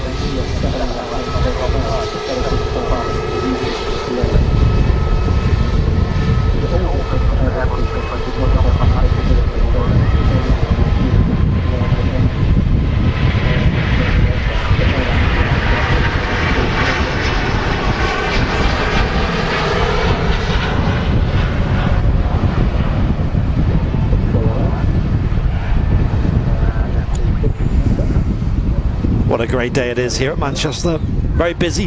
Yeah, it's very busy. There's a lot of power behind them XWB engines.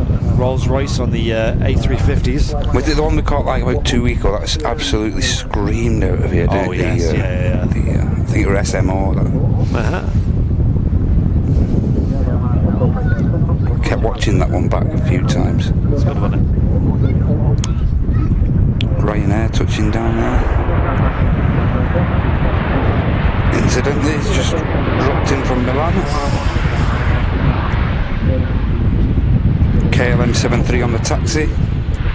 Nice. And the shuttle service from BA, which is going to be heading back to Heathrow, is about to be pushed back, I think. So I was on the taxi out actually. So Sweet. Yeah, it's pretty windy up here. My water bottle gets blown over every now and then, so getting a gust every now and again. Yeah, it is. Looks like a busy day at the RVP as well, ladies and gents, today. Yeah, it's booming. A lot of families around And the sun's coming out as well. Yeah. Which is nice. A lot of people with their picnic baskets and blankets out, and looks like a great family day out today. Yeah, it's great. You can see how close you get to the aviation action from this shot here. It's a great day out at the Runway Visitor Park. On the weekends they have loads to see and do as well. Yep.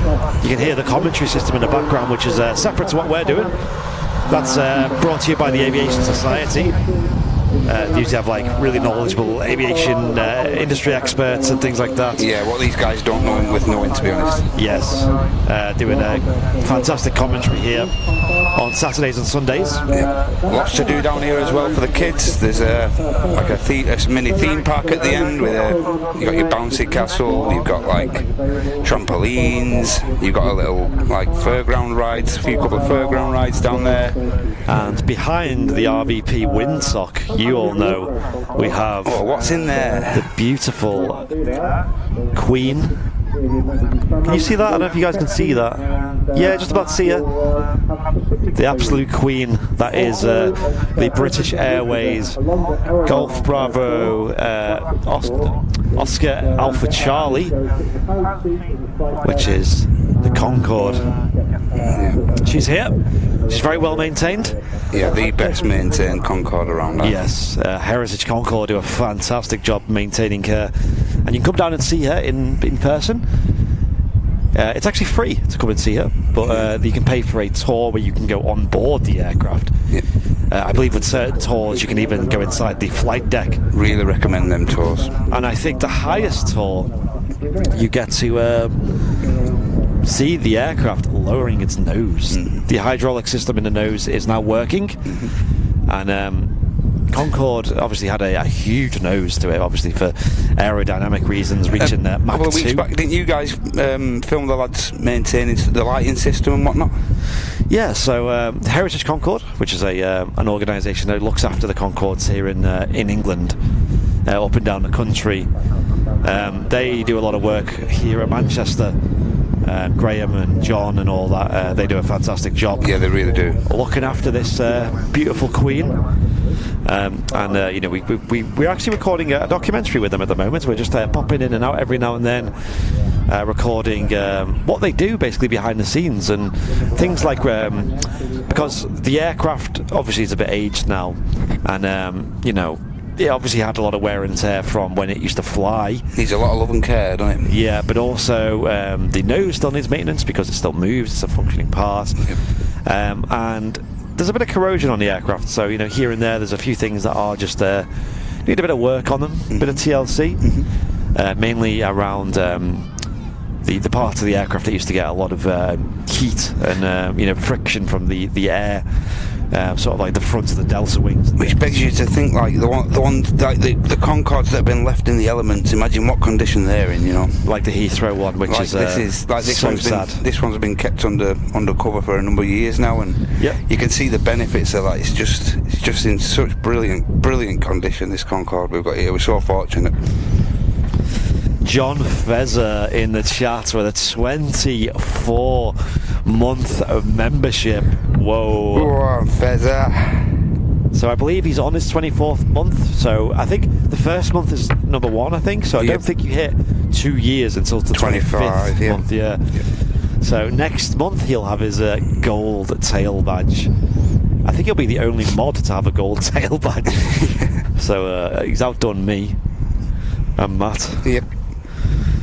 Cheers. Fezzer, who's been doing a fantastic job on the sims and stuff. Yeah, brilliant. So Monday is flight night with Fezzer here on Airliners Live, which is tomorrow night.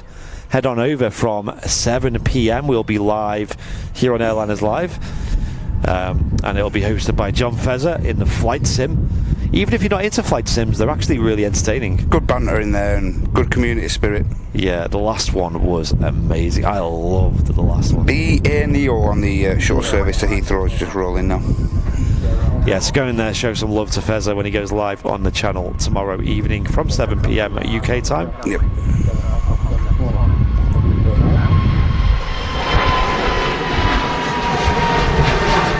Normal caveats apply during that stream. You can still have your super chats and gift subs, and nothing changes. You can still do all the things you can do in our regular streams as well. So yes, get involved, show your support to Fez. Yeah, I was absolutely crying with laughter on that last one because I think he did it deliberately. He says, you know, he did a go around. Yeah. I can't remember what airport it was. It was on there. I was laughing at that. Yeah. And if you know, you know, ladies and gents. It was hilarious. Fezzer saying Kevin's banned from his streams. Yeah, Kevin D does make a right stare on them streams. Absolutely. It's good fun. KLM's starting its takeoff roll back to Amsterdam. As flight Kilo Lima 1074. Short hop.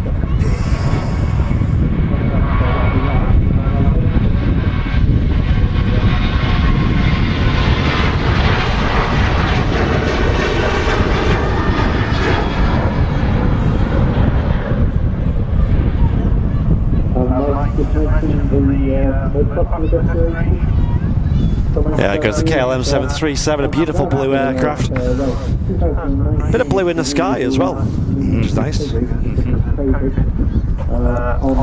an actual bit of a change from a predicted weather, this, because it did actually show a few, well, not these conditions, so I'm not jinxing it. At least Susie's not banned, eh?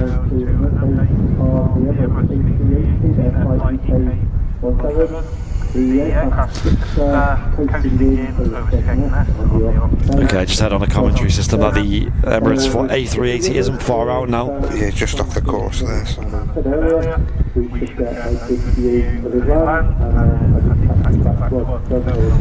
Just entering UK airspace. We've got 2 Pegasus aircraft, one after another on the way in now. We've got the Istanbul service, which is the Neo, which is on its way in, and then the second Neo, which is the Antalya service. C172 Juliet Hotel saying, let's raise a glass to the let's raise a morning cup to Airliners Live. Thank them for this live stream. Thank you so much, appreciate it. Boston Brothers saying, I'm late but happy, brilliant content, hi from the USA. Cheers, Boston Brothers.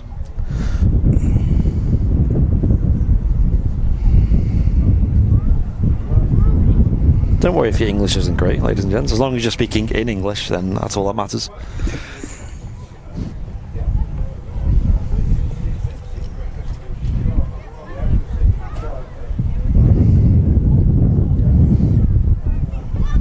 Hope you're all enjoying the show today, ladies and gents. Make sure you hit the like button if you're watching on YouTube. Helps us out a lot. And if you're really enjoying the show, feel free to send in a super chat. Hitting that dollar symbol, then clicking super chat. Even just the small ones add up. Yep. Or a new feature, ladies and gents. You can even gift a sub now over on YouTube. So. Yep, this is our first ever show where we have gift subs on. We are part of the beta program on YouTube, which basically means that you can gift a membership to somebody else in the chat if you are already a member yourself. The only caveat to that is you have to do it on a laptop or a PC. There's no support on like phones or anything like that, tablets. Obviously, with it being in the beta mode at the minute, but obviously YouTube are working on that, so yep, that'll be a feature that will be around pretty soon as well. I appreciate those who have taken use of that. Yep. A couple of you guys, legends, who have gifted some memberships today and made some people very happy by doing so. Helps when you've got a good community like ours who are, you know, very giving and generous. That's it. Is this a Pegasus Neo? Yep. This is the first of 2 Pegasus Neos on the way in. Oh yeah. 2 in a row. Yes, another Turkish operator here at Manchester. This one's Pegasus. Flying the A320 Neo into Manchester. They fly, I believe it's Istanbul and Dalaman, right? Or is it Antalya? Antalya, that's it, yeah. Incidentally, like I said, the Antalya one's on its way in straight after this. So nice. Bit of a low coster apparently, Pegasus. They're a bit cheaper than the likes of Turkish Airlines. I haven't heard a bad word about the service, so it can't be that bad.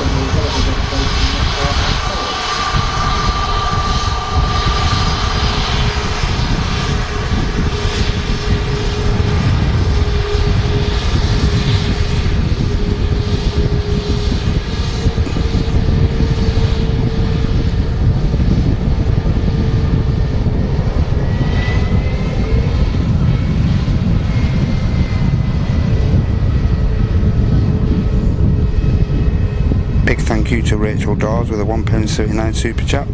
Thank you for your kind words, it means a lot. Thank you, Rachel. Thank you, appreciate it. And again, hope you get well pretty soon. Yeah. Speedy recovery to you. I also seen that John Fezzer as well. He announced on Twitter that he's quit his day job as well. Previously, he had to balance all his live streaming around his work. I think some circumstances happened in his job where he's had to quit basically, Well, he took the decision to quit, should I say, from where he's worked for a while now, and he's given full-time live streaming a go, because he does have his own platform. He streams primarily on Twitch.tv under the name John Fezzer. And then also we've given him an opportunity to stream once a week here on Airliners Live as well, and things like donations and memberships during his live show go towards him as well. So you're supporting his new venture and giving full-time streaming a go. I think he deserves the opportunity to. So do I. He puts a lot of work into his streams, like even like the attention to detail on the last one. I did appreciate, like I noticed on his the countdown timer at the start of the live show, which he made himself, by the way, with all the graphics and the timer. He also went out of his way to find out what songs Airliners Live have used in the past on our trailers and things, and he put them in there as well. Like these little attention to detail things, I think really, yeah, they add to the experience, right? Yeah, and absolutely. And he puts a lot of work in. He streams on Monday, for example. He was streaming from, was it 1 p.m. till about something stupid, and then the day after he was streaming for about 11 hours straight in a flight sim. So legend. Obviously, it's quite a lot of work in a flight sim. There's a lot of mental work going on constantly while running a live show. And not only that, he's a top lad anyway, Fezzer. And he's a good friend, yeah. And he came down to Lanzarote with us, did the live show over there with us.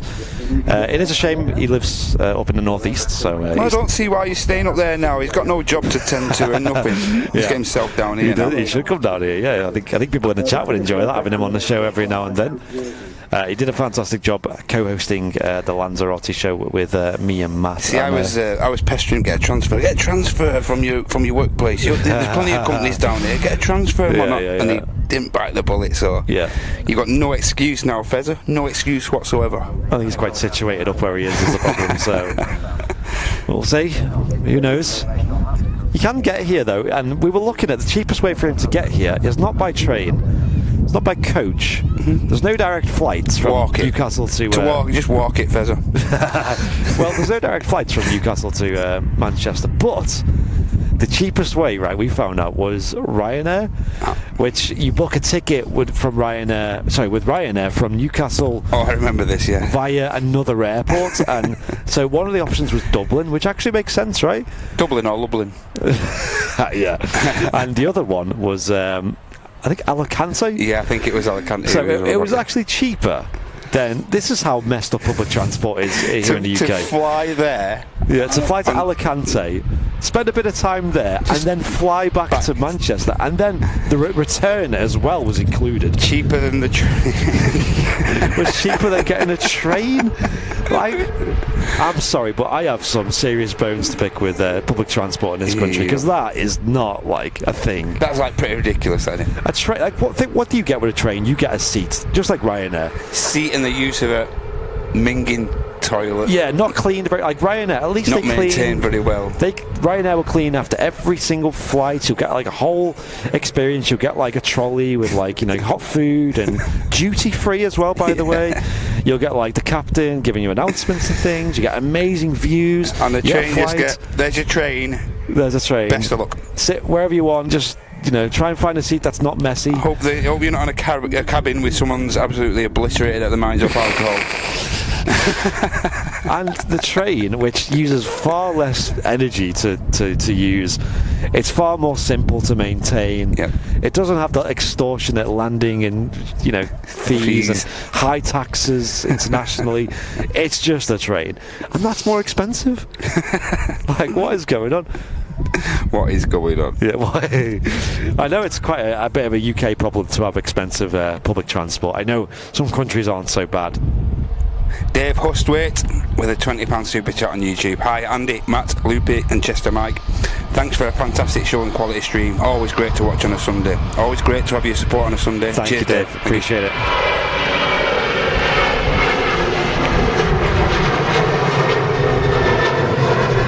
And Andy, did you read Jonathan's... I didn't know. If you could read it out, that would be fantastic. And Jonathan Curran has been a member on YouTube at premium rate for 3 months, and he says great show as always. Thanks for your support, Jonathan. Nice. Thank you very much. And I think we've caught up there. I don't think I've missed anything else. Nice. Thank you so much, everyone, for the support, donations, memberships, and things like that, and gifted memberships. Now on YouTube and Twitch. So here's a second Neo there in from Antalya. Second Pegasus Neo. So it is a bit ridiculous. And when we flew to Lanzarote, that was so cheap. Absolutely, yeah. It was even cheaper when I flew in December for the first trip. I think it was £11 each way I paid. And See, I've been looking at like Dublin. I want to get to Dublin for my birthday and stuff. Oh, Dublin is awesome. So I've been trying, just having a quick snoop around, and Ryanairs seem to be the most easiest to, well, who do the most suitable flight to get there. So you get a full few days there. Yeah. But I've noticed at the weekends the prices do increase a great deal as you get into the summer. Monday, Tuesday, Wednesday is not bad doing. But you get to the weekend with Ryanair to Dublin and it gets pretty extortionate.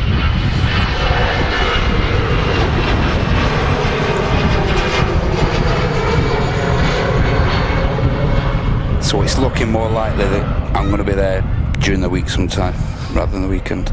Yeah, so anyone who's in the UK and you want a cheap flight and you want a great city to visit, Dublin is a good example right now, because Dublin, Republic of Ireland in general, have dropped all their COVID travel restrictions, as have the UK. So you can just do the full round trip with no tests, no paperwork. You just need your passport. In fact, you don't even need that. You just need ID to get in. However, so by law, to get from the UK to Republic of Ireland, you don't need a passport because it's part of the common travel zone. ID, you just need your ID. But some airlines require it as part of their policy, and I know Ryanair is one of them. So I don't think you can get on a Ryanair flight from Manchester to Dublin without a passport. We looked into this because Martin was thinking about joining that one, and he didn't even have a passport, so he couldn't even fly. But he could get a ferry, though. Like what I found strange when I flew out with EasyJets to Paris and whatnot, they required you to wear masks going into Paris. Oh, right, okay. But when we were flying back to the UK, there were no masks required in the terminal or anything. So, and I'm assuming France still has some kind of like mask rules in place, or they've got a mandate in place, but I don't think it's as strict as it has been in the past couple of months. Yeah. It's certainly been relaxed. I think that's how it just felt extremely weird to have to be wearing a mask on the aircraft, and then it's strange, isn't it? Yeah, like you say, it's also for courses for each destination you go to and whatnot. So yeah, exactly. Like, because I know a lot of airlines are starting to pull back from that. I know Jet2 was one of the first, TUI UK also. Yep. Also on a taxi, we've got a Turkish Airlines A330. We'll see that soon, coming into shot. But yeah, there's still a lot of countries with different rules and things, so you've got to watch them. Jeanette McKenzie with another super chat, £10, saying loving the stream and great chat. 2, such a perfect way to relax and do nothing on a Sunday. You're fab, guys. Thanks for keeping me from doing nothing. Well, I mean, if we help you procrastinate, that's okay. But thank you for all the super chats, Jeanette. I really appreciate it. Brilliant support today. Thank you again, ladies and gents. So yeah, I love Dublin as a city. It's great. You can go spotting there as well, and the airport's fantastic for spotting. It's like a great all-round thing, and you can fly there so cheap. Just Ryanair, if you can just get all your bits and bobs in the hand luggage bag, then you're groovy. I can manage that. Yeah, same. We might, ladies and gents, even have a solution to getting a tripod into a small bag as well, which would be ideal for Dublin, which means we could do Dublin. I would want to do regularly because literally, right, I'm not joking, right, you can get there and do the early morning flight, which is about £10-20 to get there, and then £10-20 to come back on the same day. Go over there, do a live stream, not even have to take a suitcase because our setup's that small now. That's it. And be back the same day. Don't have to pay for accommodation. Could even just bring lunch with me. Could make lunch at home and take it with me. So that's something I want to do, because Dublin is, I think, very underrated for spotting. It's very underrated. You get a lot of heavies, a lot of American heavies, like United and Delta, American Airlines. All fly. Would it be right in saying like the early stream would be you'd catch most of the heavies at Dublin? Or I think the best time to fly to Dublin, to spot at Dublin, from what I could tell, was the same kind of times we do Manchester shows. So like from 9ish to lunch, 1 o'clock? That's it, yeah. Okay. And that's probably the period you get most heavies, is it, Andy? From when I was there, yeah, it might be different now. You can always just look on the likes of Flight Radar and see what times things are moving, but it was roughly that anyway. Yep. It didn't seem anything too extreme, like, 5 in the morning or something. Emirates A380 due in about 10 minutes. Nice. It's on the base leg. Oh, wow. Big engine clubs are my kind of traveller. Toothbrush, small portion of washing powder and some pants. Boom. That's how I like to travel. And that's the best way to travel on Ryanair as well, because sometimes the luggage, I mean, a lot of the time will be more expensive than the actual flight ticket. So yep. That's how they get you.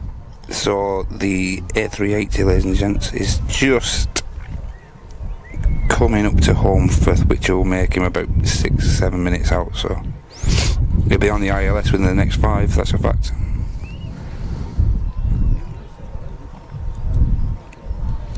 He'll be following our next arrival, which is a EasyJet Neo from Copenhagen, followed by another EasyJet Neo, but this one incidentally from Prague. He's just turned onto the ILS now. Nice. So it's looking like the A380 might be three out. Great stuff. A380 number 3 then, is that? Yeah. That's if you don't leave your suitcase on the plane. Yeah. So yeah, I told the story a few times on the old stream. But when we went to Lanzarote, there was 4 of us in our group. There was myself, there was Matt, and then there was Owen, who's one of our VIPs, and John Fezzer as well. There's 4 of us, and all 4 of us had bag issues, like some kind of bag-related issue, which we had to make arrangements to get around, because it started with John Fezzer, who obviously does the flight nights here on Airliners Live. His bag broke immediately, first thing in the morning. His hand luggage bag. Again, so bad timing. Bad timing. So for the entire day, he had to hold his hand luggage in his hands, which is like a backpack. And then next up was Matt, who got Ryanaired. Yeah. Which is when you get to the gate and they tell you you've done something wrong. Your bag's too big when it's clearly not on the booking sheet and everything, and then they just get to the airport and they say, "Oh yeah, incidentally, your bag's too big now." Yeah, now you have to check it in. When I questioned it, it's too big now. Sorry about that. Yeah. So then Matt had that issue. Then we landed in Lanzarote with a bit of a bump, bit of a hard landing, and we, got off the plane.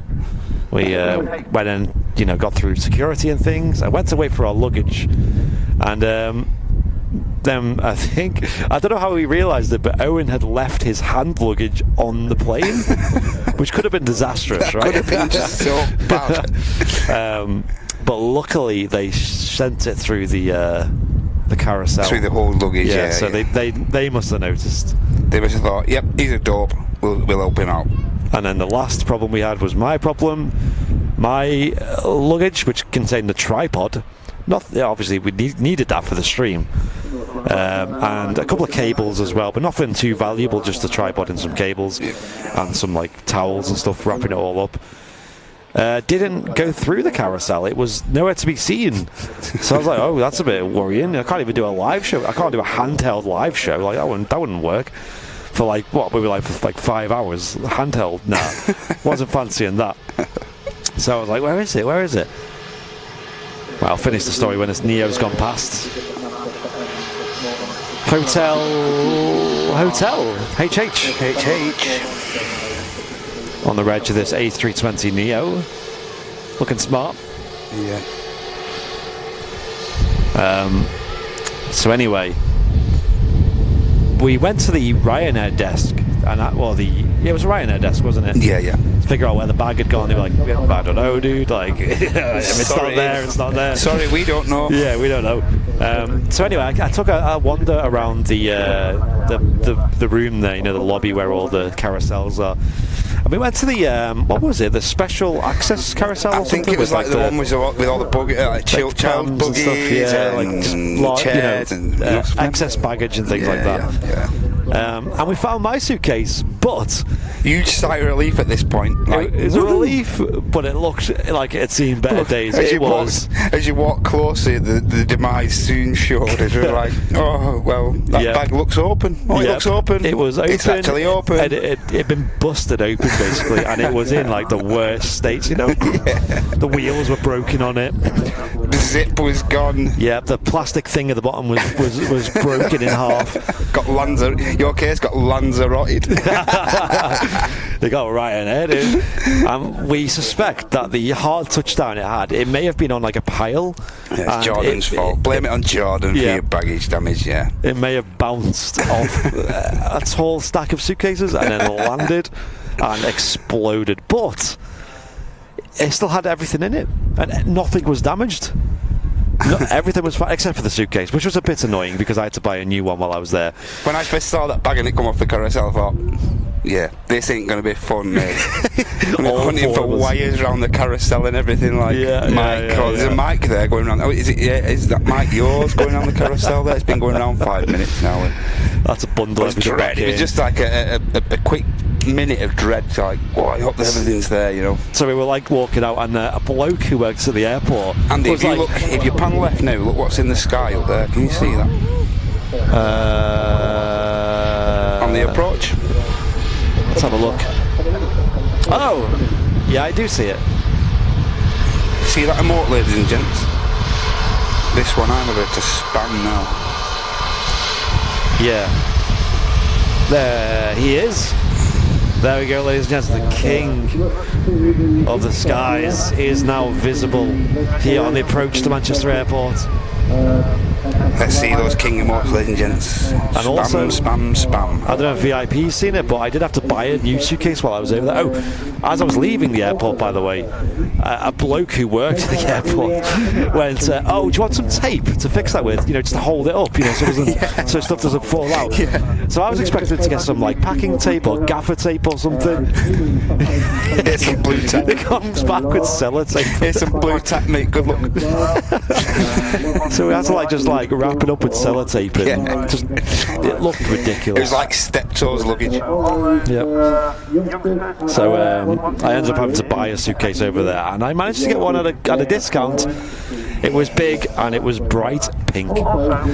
So I was walking around Lanzarote with a bright pink suitcase, the most girly look ever. Turkish 330 rolling. It was girly. It did look girly going onto the onto the aircraft. Your case. It worked. Still got that as well. Keep it forever. Memento. Yeah. Turkish 330 rolling. Looks like a speedy takeoff from the Turkish.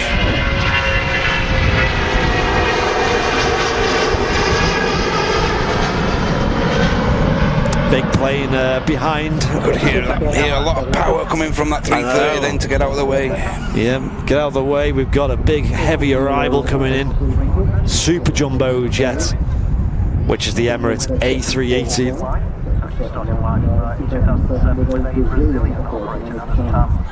TPE Sam with a £3.80 super jet, saying all bow to the king. Yes, all rise for the king of the skies, about to touch down at Manchester Airport 23 right here on Airliners Live on your Super Sunday. What a great view there of the king of the skies.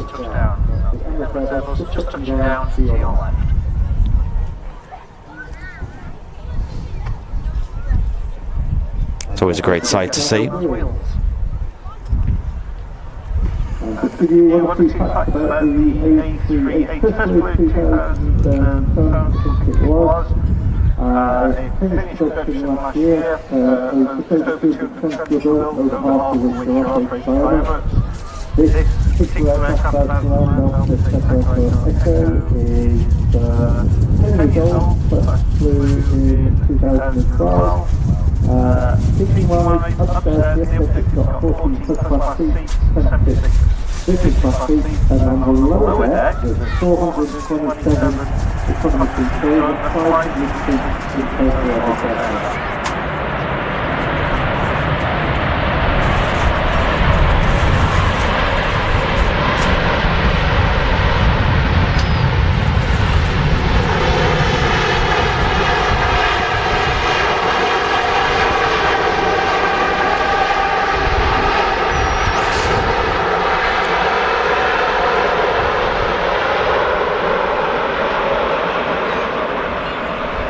it is, ladies and gents. The biggest passenger aircraft in the world touching down at Manchester.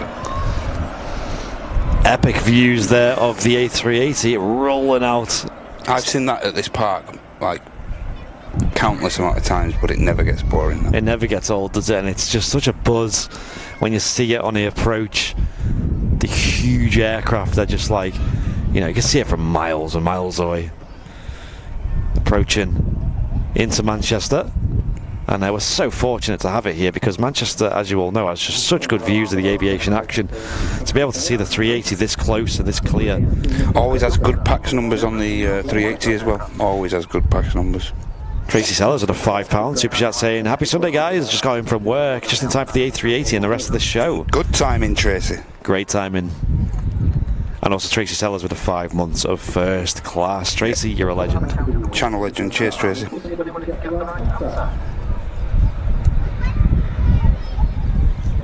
Hope you enjoyed the Super Sunday show today here on Airliners Live. We have a TUI Dreamliner on a taxi out as well. The A380 will taxi back past the Runway Visitor Park here, nice and close. May even get a pilot wave. There's also Ryanair on the roll here on 23 right. That'll be the highlight of a lot, like 80% of the people at this aviation park. That'll be the highlight of the day today. Yes.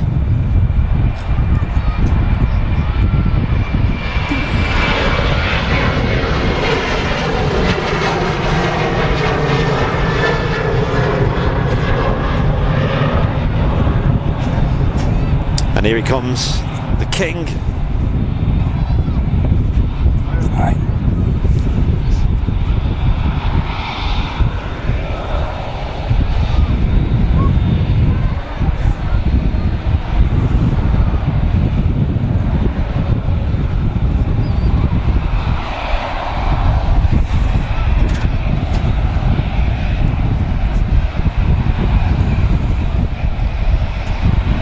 Seven hours, 15 minutes to fly up from Dubai.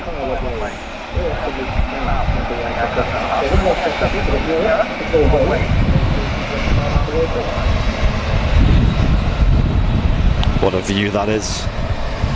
Can't zoom out any more than that, really.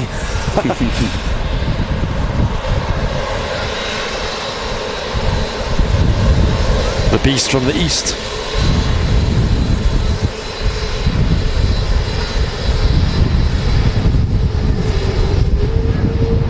Get a wave.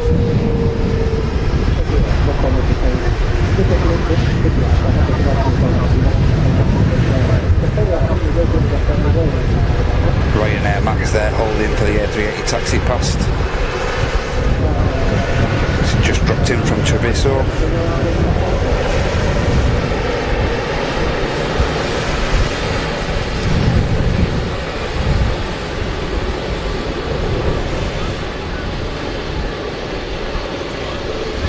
What a sight. Epic. That's Ryan just quickly nipping in behind. Yep. We'll stick with the A380 though. Incidentally, we just had a TUI Dreamliner on the way out as well. The Punta Cana service, Emerald Air Lingus, is just at the end of 23 right now. Nice. I do need to jump off the camera for a split second to check something in a moment. Sasha McCarthy with a £10 super chat saying, "Good afternoon, Andy, Matt, hope you're both okay today. A bit late joining. Love this channel, best ever." Cheers, Sasha, really appreciate you. Thanks for your continued support, Sasha. Yeah, and thank you for the kind words. We are having a fantastic time. Bit of a change from the stream today, ladies and gents, with Martin and Mrs. Airliners live on having a holiday up in Scotland next couple of days. They love their UK breaks, don't they? Absolutely. Martin is a big fan of Scotland and North Wales as well. He loves, especially Anglesey. Wouldn't be surprised if he moves there one day. And yeah, we had a Ryanair Max touching down as well. You can see the split scimitar winglets on there, as well as the chevron engine design there at the back. The A380 is just pulling onto stand now. See the digital display there, just under where it says 12. You got the big A380 sign, and that is guiding the aircraft in digitally. It's not an actual marshal who does it. It's just a digital display system that guides the aircraft in. Yep. Obviously, 2 air bridges for the higher and lower deck there on the A380.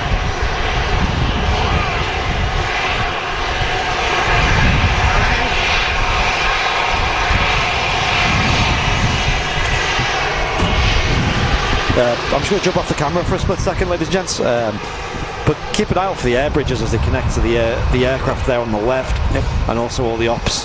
I'll literally be a couple of seconds. Stop by, ladies and gents.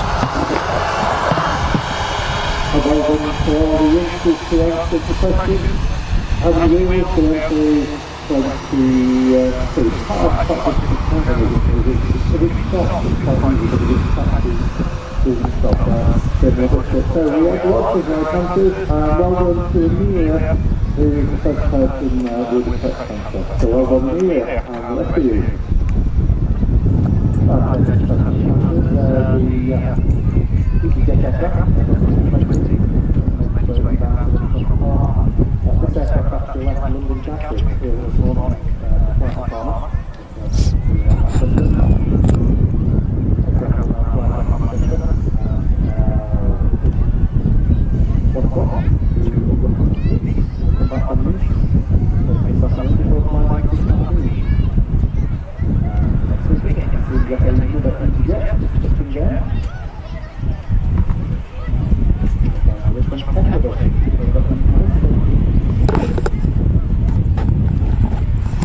Okay, I'm back. Welcome back. Apologies for that. Had to just restart a little doodah here on the control tower, the RVP.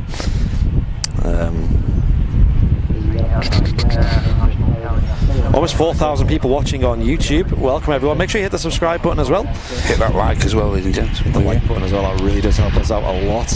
Great viewer numbers today. I hope you're enjoying the Super Sunday show here on Airliners Live, which is our flagship show of the week. We'll be live again tomorrow evening. It'll be John Fezzer hosting the Flight Sim stream. Flight Nights with Fezzer from 7 PM UK time. Yep, get involved. And now we also have our regular Wednesday show, ladies and gents. This is our midweek show, which again is going to become more of a flagship show throughout the summer and stuff like that. We're going to be bringing you live action from Manchester. Yes. And also the possibility of some Southside action as well with the light nights. That gives us that opportunity to bring you a bit of variation as well. So click the subscribe, don't miss a trick.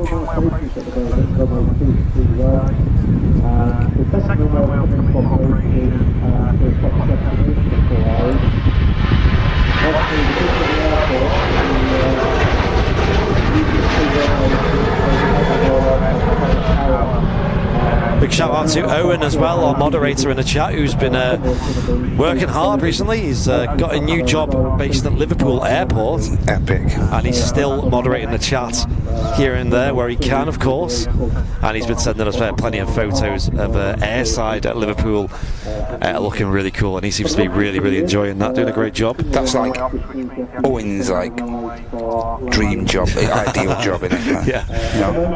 Yeah, I genuinely believe he'll be running Liverpool Airport before we know it. Yeah, definitely. Airfield General Manager. Promoted again. You've been promoted again, Flamelocks. Why not? I can't say I'm surprised.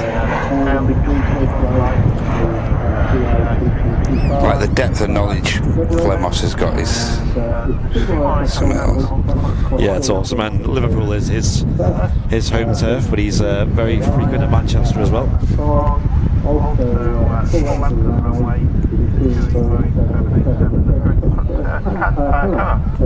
Not seen any Jet2 today, have we? We actually haven't. What the heck? Hello, where's Jet2 gone? Hasn't it? So it's been a bit of a slow day for Jet2. Yeah, where the heck are Jet2? Where are the 75s at? What's happening? They obviously do usually go out in like 3 different waves, Jet2. You'll have the first wave, which is quite early in the morning, usually like literally 6:30 in the morning. A win for CEO. Oh, honestly, he'd smash it. And then they also have usually a wave earlier in late in the afternoon as well. Yeah. And then sort of late in the morning and then mid-afternoon. I've noticed in the afternoons, like, there isn't a great deal of them in, like, on the afternoon like schedule, departure schedule and that. When I was last over south side, there weren't a great deal of Jet2s. Plenty of TUI and EasyJets and stuff, but yeah. Apparently the next arrival is a Jet2 737. Well, you'd think, like, if they're having to utilise the air tankers again, you'd see a large amount of Jet2s, wouldn't you know? Yeah, it seems like these operators are really just trying to get as much capacity as possible. Because, also, ladies and gentlemen, I seen a statement from EasyJet CEO. He mentioned that EasyJet, right, get this, Go on. are now at above pre-pandemic levels passenger levels of bookings. Brilliant. So for the summer holidays, for example, they're getting more bookings than they were before the pandemic. So, and to be fair, EasyJet, we have seen a lot of EasyJets here in Manchester recently. Like, they're definitely doing really well for themselves. Good service as well on EasyJet. They're a good airline. They're a good, solid, low coster. Easy to deal with, easy to book with, easy to change things around, easy to cancel your flights and exchange them for others. Brilliant. Honestly, they're really, really good. And if you had a toss-up between Ryanair and EasyJet, and EasyJet was just a few quid more, I'd definitely pick EasyJet. The Personally, seats I agree. are definitely comfier. The service all round is just better. They're always sold out of food though on EasyJet. They need to sort that. I've heard that complaint a lot. Yeah. And anyone in the chat ever had that before? EasyJet being sold out of food? It's quite a recent problem they've run into. It's probably a supply chain issue. On my return flight from Paris, they had no hot water. Oh wow! Serious? Yeah. When we flew to Amsterdam, I was starving. I was like, all right, I just need to get food on the plane. And the only thing they had was their weird. They didn't have any sandwiches. They didn't have anything savoury, except for their. What would you call it? It's just like Here's us crackers. calling them a brilliant airline and then just slagging them off. This is the only problem with them. If you are flying with them, bring food with you. That's what I will say. Yeah. Oh yeah, EasyJet, brilliant. But they're crap at this and they're not good at this, and they could work on this. And Dreamliner on the takeoff. I think this is the Punta Cana service, ladies and gents. Yes.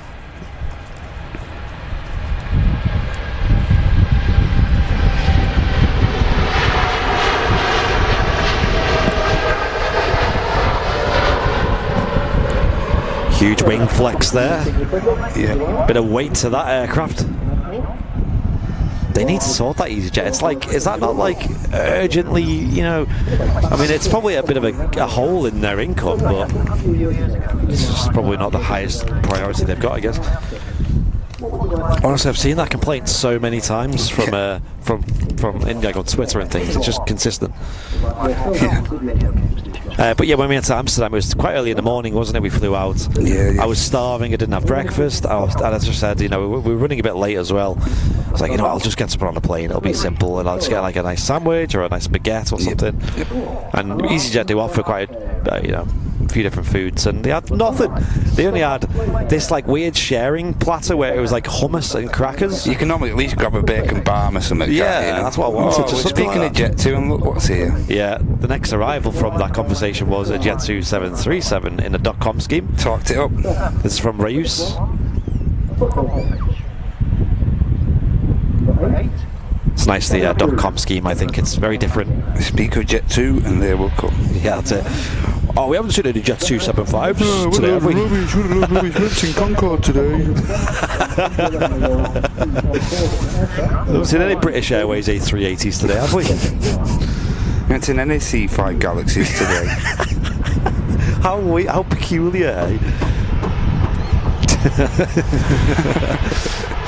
Ryanair turning onto the active, ladies and gentlemen, he's heading to Prague.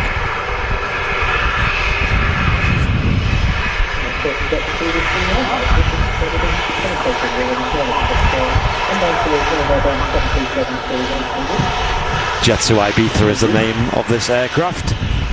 737-800.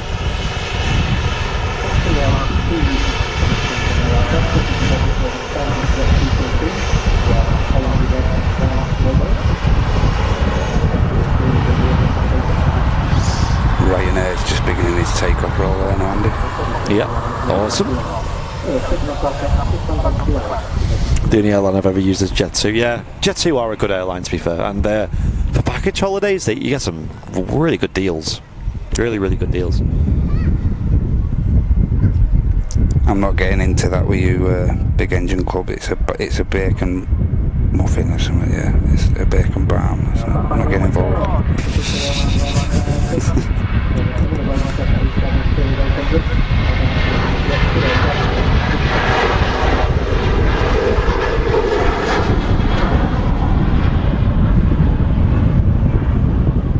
Apparently I'm one of the only northerners who call lunch and dinner. Do we want to start this debate? Well, really? apparently I'm in the wrong here. I'll openly admit it. Apparently I am wrong. I personally don't understand why you'd call your dinner tea, but let's not go into that. Also, actually, ladies and gents, pin badges.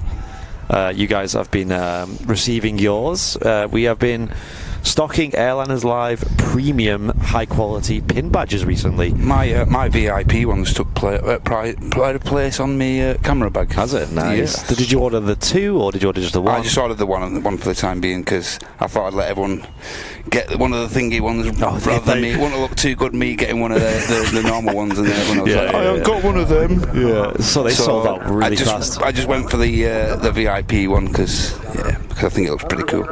So, ladies and gents, we are selling premium pin badges of the Airliners Live logo, which looks so good on a badge. They sold out really, really quick. They were so popular. We ordered 100 of each. 100 logo and then 100 VIP ones, which are only VIPs can purchase. Did you say you've ordered? Did you say that we've ordered some more? Yeah. So we initially sold out within 48 hours of the release of the first ones that came in stock. Yep. So they've all sold out now, and we said that we were only going to order more if we had substantial demand. So we had so many people messaging us, and we felt kind of bad as well because we had just slight demand for them. Yeah, I felt bad as well because like the empath in me felt really bad for the people who just missed out because they might have missed that live show or they might have just missed out, the post, and they didn't get any and they wanted some, and I felt really bad. So there were so many people saying that we ended up going back and ordering another batch of 100. Yep. So they're currently in the factory being manufactured. I'm just going to put this out there. I think they're going to go as well. I think so too. So, and what we've done to avoid people from missing out this time, we've also allowed you guys to pre-order them as well. Mm-hmm. So there's already been a bunch gone. It's like a third of them's already gone. Yep. But you can find them at shop.airlinerslive.com. The logo pin badge are on pre-order at the moment, so they'll be delivered within, I'd say, 2 to 3 weeks from now. Yep. If you're interested, just click that link that Chester Mike's just put in the chat there. Yeah. It should give you all the info you need. And get yours ordered. And then after this one, we're not ordering anymore. If some don't sell, we will keep hold of them for the TAS Memorabilia Fair, which is in July, which we'll be attending. The Saturday only we'll be having our stand. I'm hyped for that again. It was a good, brilliant occasion. That was like one of my highlights of last year. One of my highlights. Every year we attend the Aviation Society's Memorabilia Fair here at the Runway Visitor Park at Manchester Airport, which is a big convention where there's loads of different stands selling all different aviation related things. Yeah. I know Visions was there last time doing his Ken and Sarah's magazine, books and things. We had Manning next to us, who's a partner of ours actually. Lots of brilliant producers of aviation goods, books and memorabilia and stuff like that. Brilliant. It's a brilliant occasion. And we like to use it as an opportunity to do like a little community meetup as well, so you guys can meet not only the Airliners Live team moderators, but also the rest of the community as well. Yeah. I have the date for that written down. I'll read it out in a moment. So you guys, even if you're probably not free that date, write it in your calendar anyway, because you never know, you might become free. And and it's definitely a really good occasion. It's free to enter. You just obviously pay for your parking here at the RVP as usual. And you can meet the whole team, you can hang out, you can support some fantastic stands. You can get some hands on some really cool memorabilia. It's just a all-round good day. And yes, great atmosphere.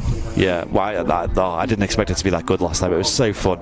The whole day our stand was just booming. Like we had behind the stand. We had myself and Martin and then Mrs. Airliners Live helping out. I think you were helping out as well. Yeah, we were helping out briefly and stuff like that. And all four of us were just so busy the whole day. I was hyped, to see like the amount of people that came up to the stall and recognised the channel and stuff like that. It was so fun. Cheers to Sasha McCarthy, who's just upgraded to business class. Thanks again, Sasha. Your support's just immense. Thank you very much. Cheers, Sasha. Appreciate it. So yeah, definitely try and make the effort to come down. If you're a VIP or not, whatever you are. Did you find that date on what date? Yeah, I'll have a look after this EasyJets. Okay, no worries. No problem. In fact, I can probably do it now. Give me a moment.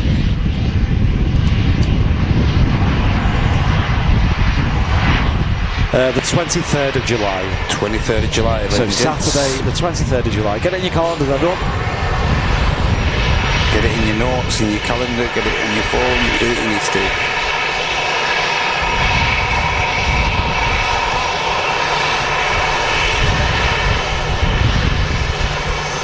And thanks again, Sasha, for the £2 super chat, super sticker. Thank you very much. Thank you, Sasha. Brilliant Appreciate support. it. Thank you. Yeah, great support today on the Super Sunday show here on Airliners Live.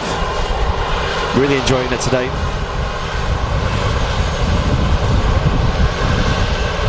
Bus driver GP saying he's got his badge and it's really good quality. Awesome. Nice. We're so happy with them, honestly. Like they blew us away. Them.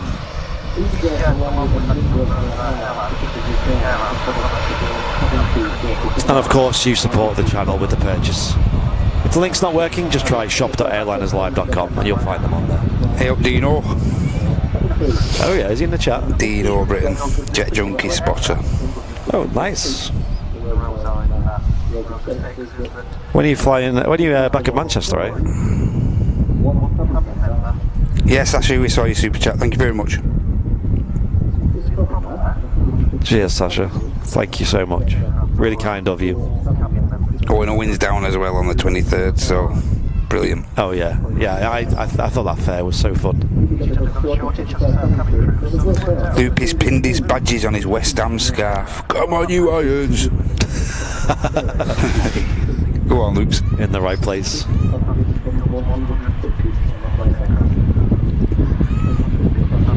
Dylan Richards asking if we're going to be here for the A380 takeoff. Well, maybe we'll see. Don't count your chickens. Ryanair 737-800 just touchdown here at Manchester. And there's an EasyJet lining up on 23 right at the moment. Yep. It should be pretty light because there'll be no sandwiches on board. No bacon bombs. EasyJet's the Amsterdam service, A319. Maybe that's what it is. Maybe it's an efficiency thing, you know. Yeah. Rising fuel costs, they like to... yeah, you got to take 2 bacon butties off for every litre of fuel you want to put. All adds up, doesn't it? All that bacon on board. Crackers and hummus, though. No problem.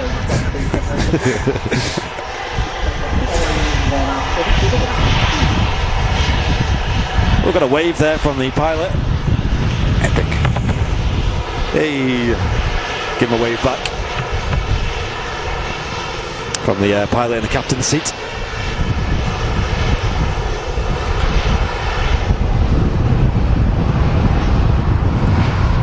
Hey, Sue saying that's a really good idea, that. Oh, bit of noise there. Dino saying he's back at Manchester next month for the long nights, so brilliant. Dino, make sure you're here for the memorabilia fair. It'd be good to see you. Yeah, it'd be good. Sue saying we should all wear our badges so you recognise each other at the fair. That's a good idea. Sounds like a good idea. I think just Airliners Live merch in general, like the caps, would be really good. EasyJet's Amsterdam service taking off though.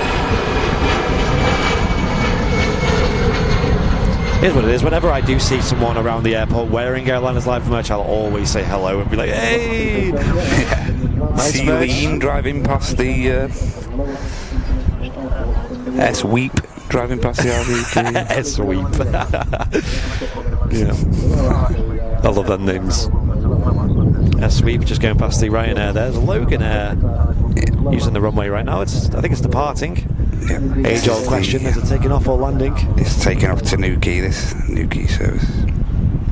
Lima Mike 25.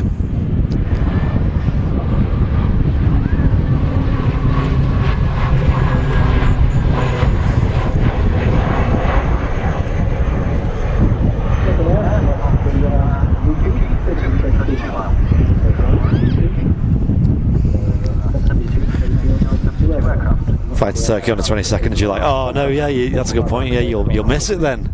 Oh. He flies out the day before.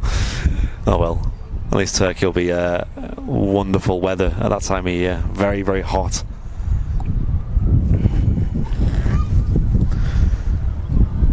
Yeah, it is funny. It is cool when I see someone else wearing Airliners Live merch out and about.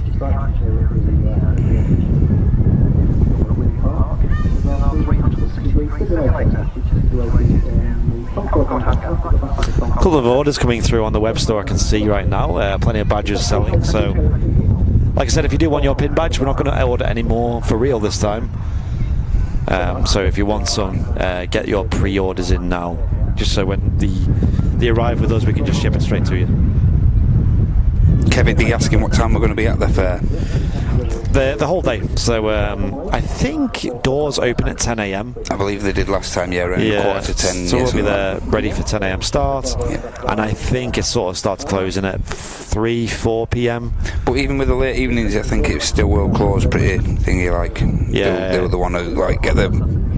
I don't know what it'll be like on the Saturday, but definitely on the Sunday they probably won't muck around. They'll get everything shut down and stuff. So. And we sold a lot of stock last time. By the mid-afternoon, we had like not much stock left at all. We were completely run dry. I'll be honest. If anything, we didn't take enough, but it's unpredictable how much to take with you. Yeah, exactly. Yeah, it was our first one, so we were like, we have no idea. We're going to sell just 1 or 2 things, or we're going to sell hundreds of things. It was a great rough idea of amounts and stuff though, didn't it? Yeah, I loved it. I loved that event. We had like a big banner. You can get photos with us or get photos with the banner, or yeah, I'm really excited for the next one. Honestly, it's probably one of my highlights of the year. Like I said, up there with the charity live show.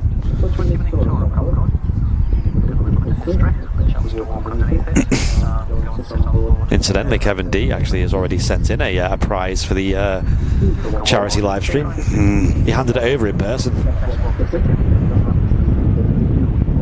A Gemini Jets 1 of 200 scale Emirates A380 model. Yeah, what a model that is. That's still in mine.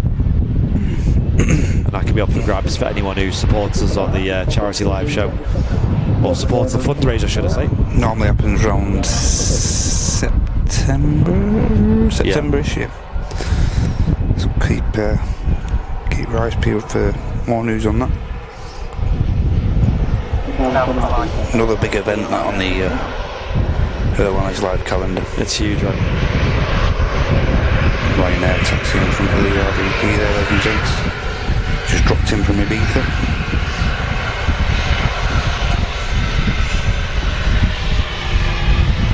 A little bit quiet on the ground at the minute, but there's stuff happening at TUI 730 on the approach. Just on finals over heel green now. Yep. Followed by a Ryanair Max, which is coming in from Alicante after a 2-hour-16 flight. Wave from the captain there.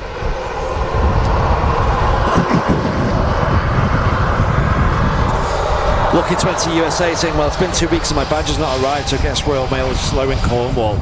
Yeah, I think we've been looking into that, haven't we? Yeah, I think it's been. I do believe there's been a bit of an inquest into why it's taking so long. Yeah, so I think with Royal Mail, you've got to wait 2 weeks from when it was supposed to be delivered or something, to be able to claim some kind of compensation, because that's what they say. If it's been 2 weeks, then it's probably been lost. Like they say, there's still a chance it could arrive up until then. Yeah. We have kept a couple of extra badges. You know, like extra from the stock we have listed, just in case things get lost. We have ones to send to people.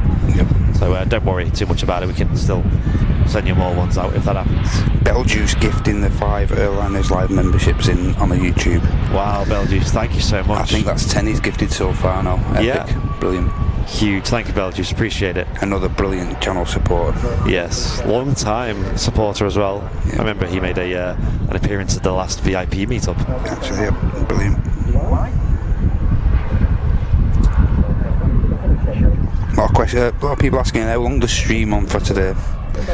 Probably about another hour, I'd say. Yeah. If we're on a bit of a lower, we might stick around for the A380 departure and end it on that. I think that'd be a good idea. Might do that actually. So that's about another hour and a half, I'd say. We're having a great time today on the channel. When from us, we need Airliners live lanyards. Lanyards, ooh, maybe that's something we could have at the stand. Just because I'm thinking of these little accessories that people might like, you know, like key rings and lanyards. Obviously, the mugs, something we sell.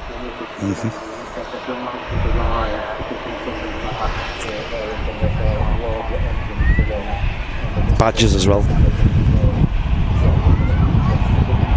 And there is a new design of pin badge as well, which is not necessarily Airliners Live related. It is Aviation related. That will be selling soon as well.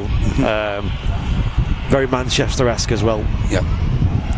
We'll release more details about that soon. Do you know the charity streams round September time? Yes, we don't. We've still. It's TBA. The actual date. So, yeah.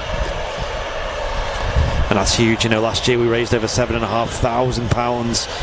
We as a community, that is, not as a channel. Well exceeded our expectations last year. Yep, and we raised money for, it was Macmillan Cancer Support. Correct. And the Thames Hospice, yes. In memory of our Julie. Yes. Yeah, the community raised £7,500 with gift aid. Absolutely huge.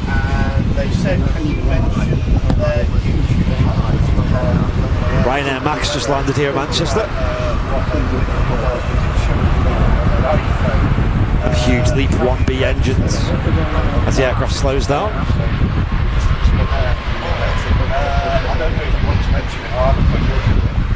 And we got the Turkish Airlines A321 as well taxiing out. This came in earlier from Dalaman.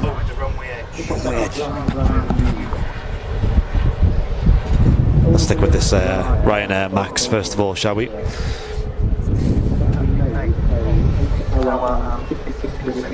Have you guys ever been to the A320 full-size simulator in Manchester, St. Carl? We have indeed simulator adventures in Media City. Absolutely unbelievable, that simulator. It is just so close to real life. Wow, it's mind-blowing. We need to get back down there anyway and do more content with them guys, because they have invited us to do it. It's such a good simulator. I'd love to get Matt Smith back in it and Owen. Yeah, I'd have another boy. It was so good.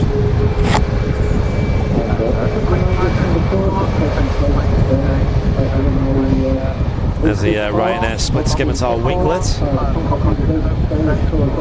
Airliners Live mystery jelly beans for much. Oh, great, yeah. Is it chili or is it cherry? Them jelly beans were absolutely lethal. My birthday stream last year, we did a jelly bean roulette live on stream here at the RVP. Gosh, that was lethal. Do you work at the airport or just watch? No, we don't work at Manchester Airport now. Get to go and sit in the cabin, have a look around externally, and get a presentation. Also, we're not mentioning yet today, we do have a flight simulator we've had for a couple of months. Beljuice, you get me jealous. You get me blushing when you remember me. Well, there you go. How can we not remember you? Unforgettable character, Beljuice. You're a channel legend, mate.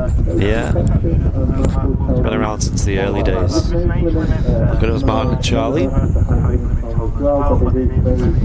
A BizJet on final. Details about that at reception.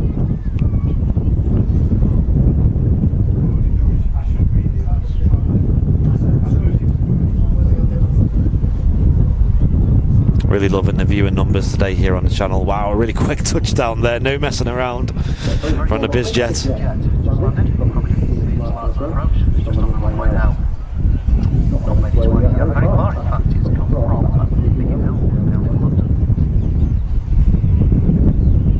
May have heard it on the commentary system, it's only come from Biggin Hill, which is only down in London. And on the approach, Andy, we've got the Smart Links, which is being leased by TUI. And what's the reg of that one? This is Lima Charlie Tango. Ah, okay. This One of the white aircraft. That's the one that had the emergency landing at Manchester last week. Last weekend it was. Had a hydraulic failure after taking off from Manchester Airport. It was bound for Reus. Oh yeah, I remember that now. Yeah, and had to turn around and come back.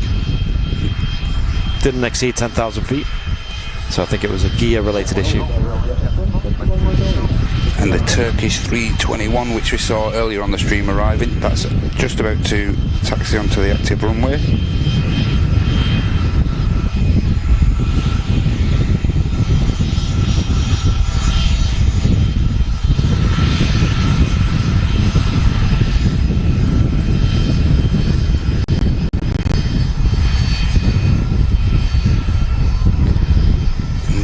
UFO Lady Stardust is pushing back from Terminal 2 at Manchester as well. Oh, that's not one we see very often here.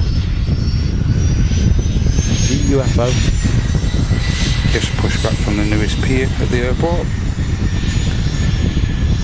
Heading out for JFK. So this next arrival, is that the Smart Links, is it? Yeah. There she is. The A320. So you'll probably get the Smart Links in, then the Turkish will get its way out. Operating on behalf of TUI. So people would have booked a TUI flight here, and there'll be TUI cabin crew on board as well. But TUI own entirely Boeing aircraft themselves, and this is an Airbus, so it's a bit of a difference. Shaking up the fleet a little bit. Added some A320s to the fleet. They've also got one A330 now, leased in from Air Tanker. What a interesting landing that was, eh? That was a bit of a strange. This is a Latvian registered aircraft. Yep. They also have a couple of Estonian ones. No TUI text, as you can see on this one. I'm sure it did have TUI text on it at one point, this, you know. Like, what happened to that? Very strange. Did it fall off?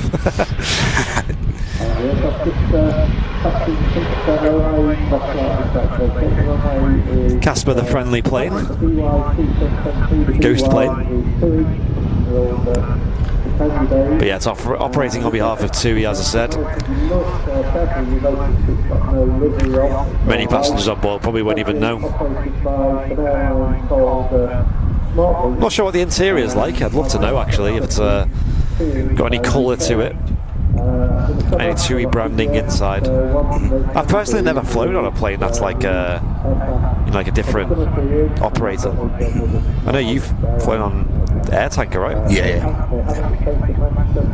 Just a few little Jet2 touches on board, nothing too. Right, and what were the seats like? Were they red? Jet2 red? Yeah. Oh, Red. right, okay. Jet2 red and grey, like the red and grey scheme. Oh, interesting. I think they obviously took them off one of the former, 75s or something like that. But yeah, not the most comfiest of seats and stuff. Look away, this plane's naked. Shut your eyes.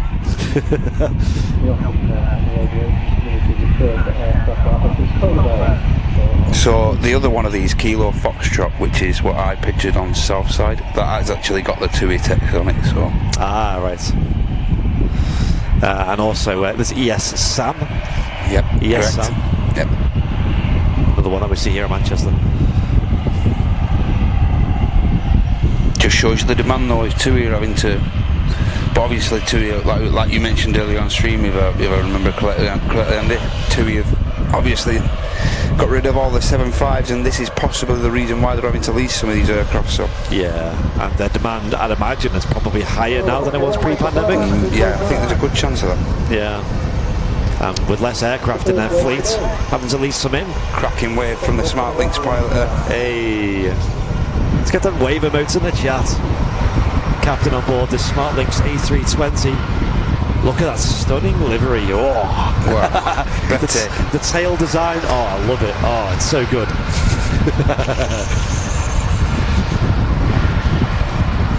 Also, the air tanker A330 that's leased to TUI has no branding on either. Nope.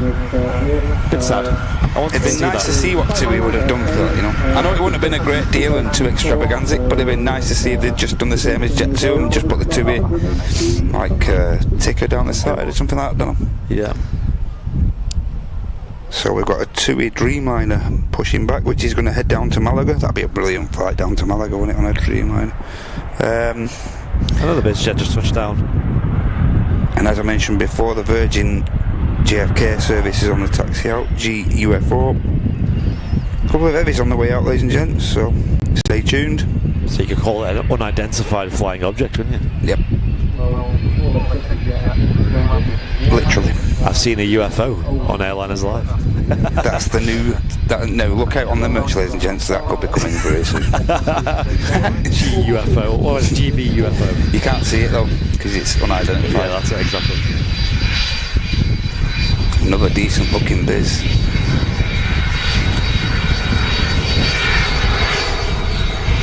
And the Turkish 321 now on the Dalaman service is just entering the active runway. Nice. Normally around the 4.5 hour flight down to there.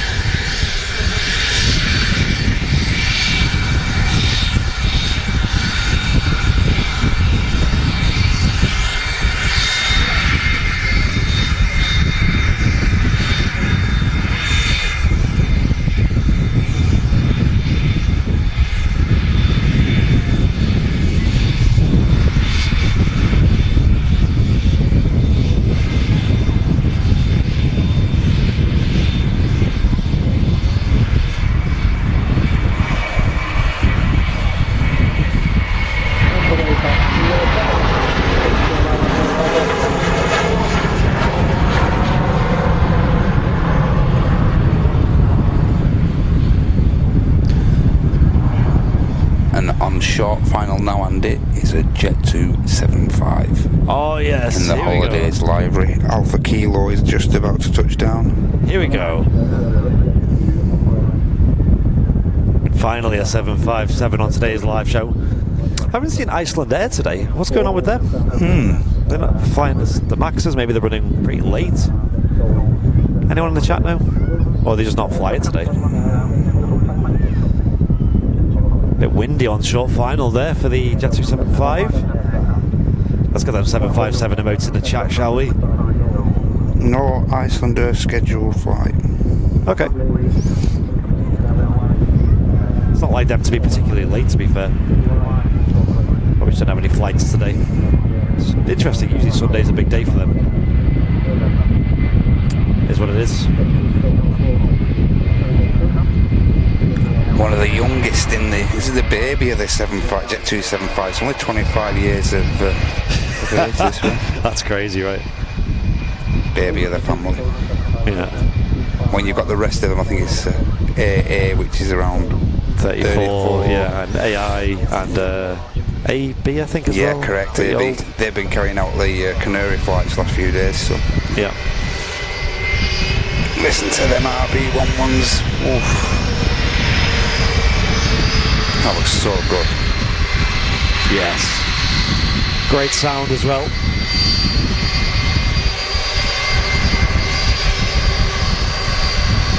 Oh my gosh. Awesome 2-hour shot. Hop north up from Palmer on there.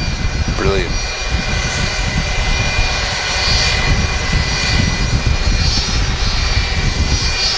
I'm going to stop just there. Stay there for 5 minutes.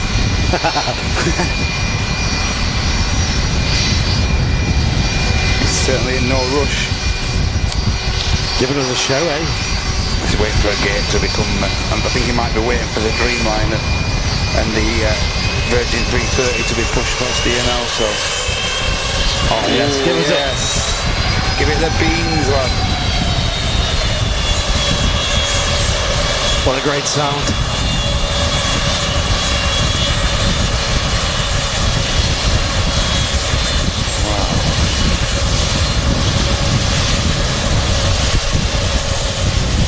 Is there a better sound in aviation than that? Honestly. And is this the unidentified flying object on the way out? I'm surprised you recognised it, to be honest. I know. UFO inbound? Or outbound, should I say. There it is. GV UFO. Yep. Off to JFK. And Sasha McCarthy with a £20 super chat. No message, thank you Sasha. And also with the 8 months of business class membership. Thank you Sasha, appreciate it. Lee Simpson with 7 months of premium membership on YouTube. Be watching next weekend with my lunch in Skiathos. Ooh. Oh yeah, I really want to go to Skiathos. So do I. Yeah, it's on my bucket list. What's on the way in here? Is that a KLM Embraer, I think? Yes.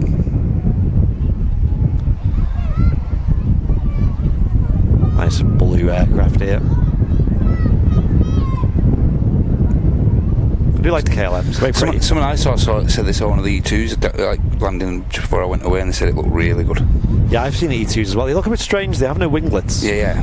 But they look pretty cool. They said it looked really smart and sleek. And you know the best thing about them is the engines. Yes. Pratt & Whitney engines on them. Oh yes. They sound so good. Yeah. Also, when we saw the Dash 900, the 73-900s the other week, that looked really good. Oh yeah, just so broad the fuselage compared to the standard 788. Just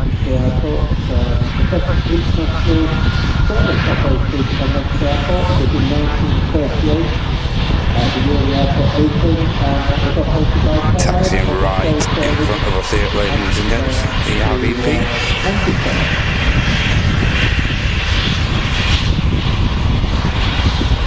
In that traditional KLM blue.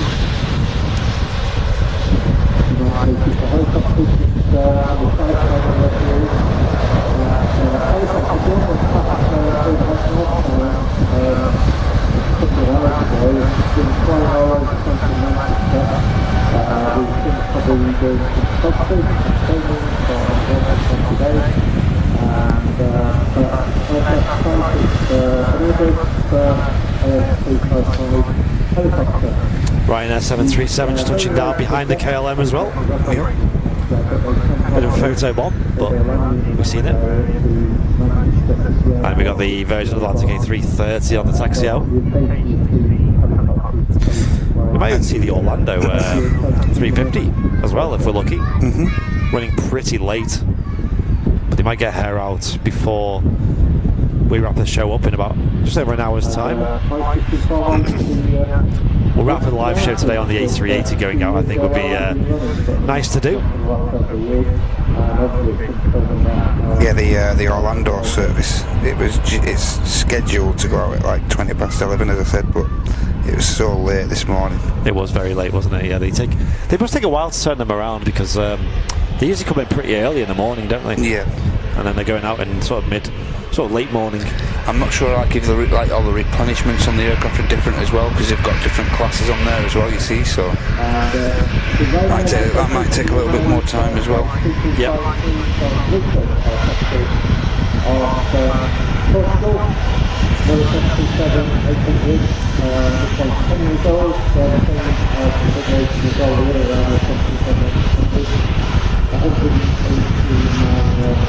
Again, another thing on my bucket list: get on a 350 in next couple of years. Get on a 350. Yeah, that's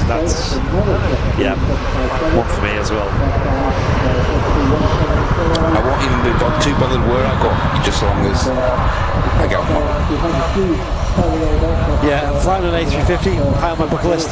A 757, although I've already flown on one before, I'd love to just fly on one, especially with Jet2. Get to Frankfurt and get on a 74, Andy. Yeah, that's something. Speaking of 75, another one coming in. Looks like another Jet2 757. Yep. On its way in, another holidays livery as well. I think it's generally the newer ones have the holidays liveries. Yep. This is Alpha Charlie, this one. Alpha Charlie, nice. Another baby of the fleet, only 29 years old. Only 29 years old.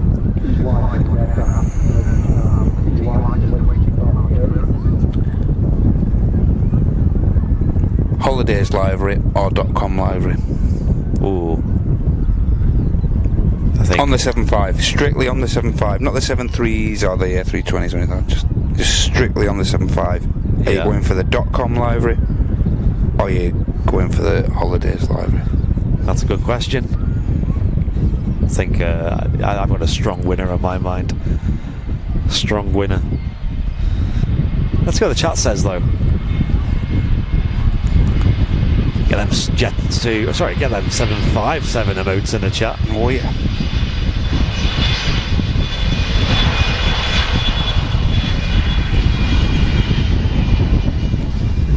Engine reverse is just retracting there. The aircraft slowed down enough to exit ahead of us. Looks like it has. Saudia 78-10 Dreamliners just over Hyde now. Should be with us within 2-3 minutes.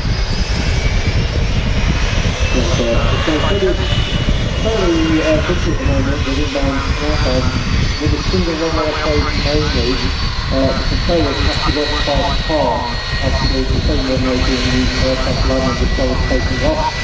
The way they know how to do this, they will put the inbound 6 miles apart, and that means enough time to one aircraft land for another aircraft to line up and then depart ahead of the next team there. If you look now, the version aircraft is just departing from the takeoff route to the stage, like the A330.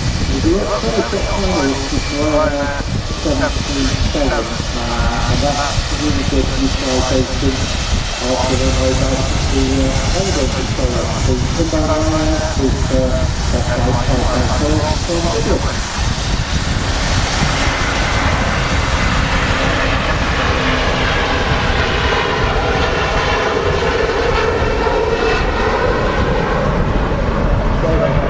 The unidentified flying objects leaves Manchester. No ribbons today, ladies and gents. Not quite the right atmosphere for ribbons, But there are aliens. but there are aliens among us. Wow, that was not much separation distance. No. Ryanair already touched down. Wow. Before the 320, sorry, the 330 already went off screen. It was already touched down. That was pretty close. Almost had a go around.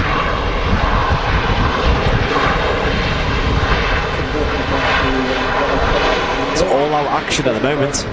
So the feedback I'm getting is pretty disappointed actually. Everyone likes the holidays livery. Really? Yeah. What? Yeah. Nah. That's what I'm seeing gruffly from the chat. Yeah.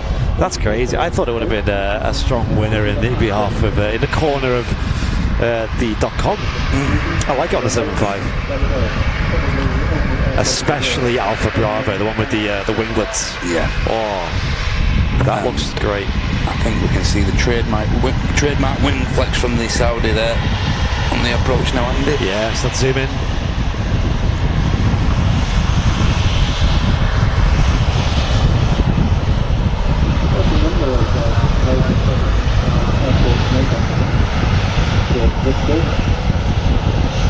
There we go, a Saudi 787-10 Dreamliner on short final into Manchester Airport.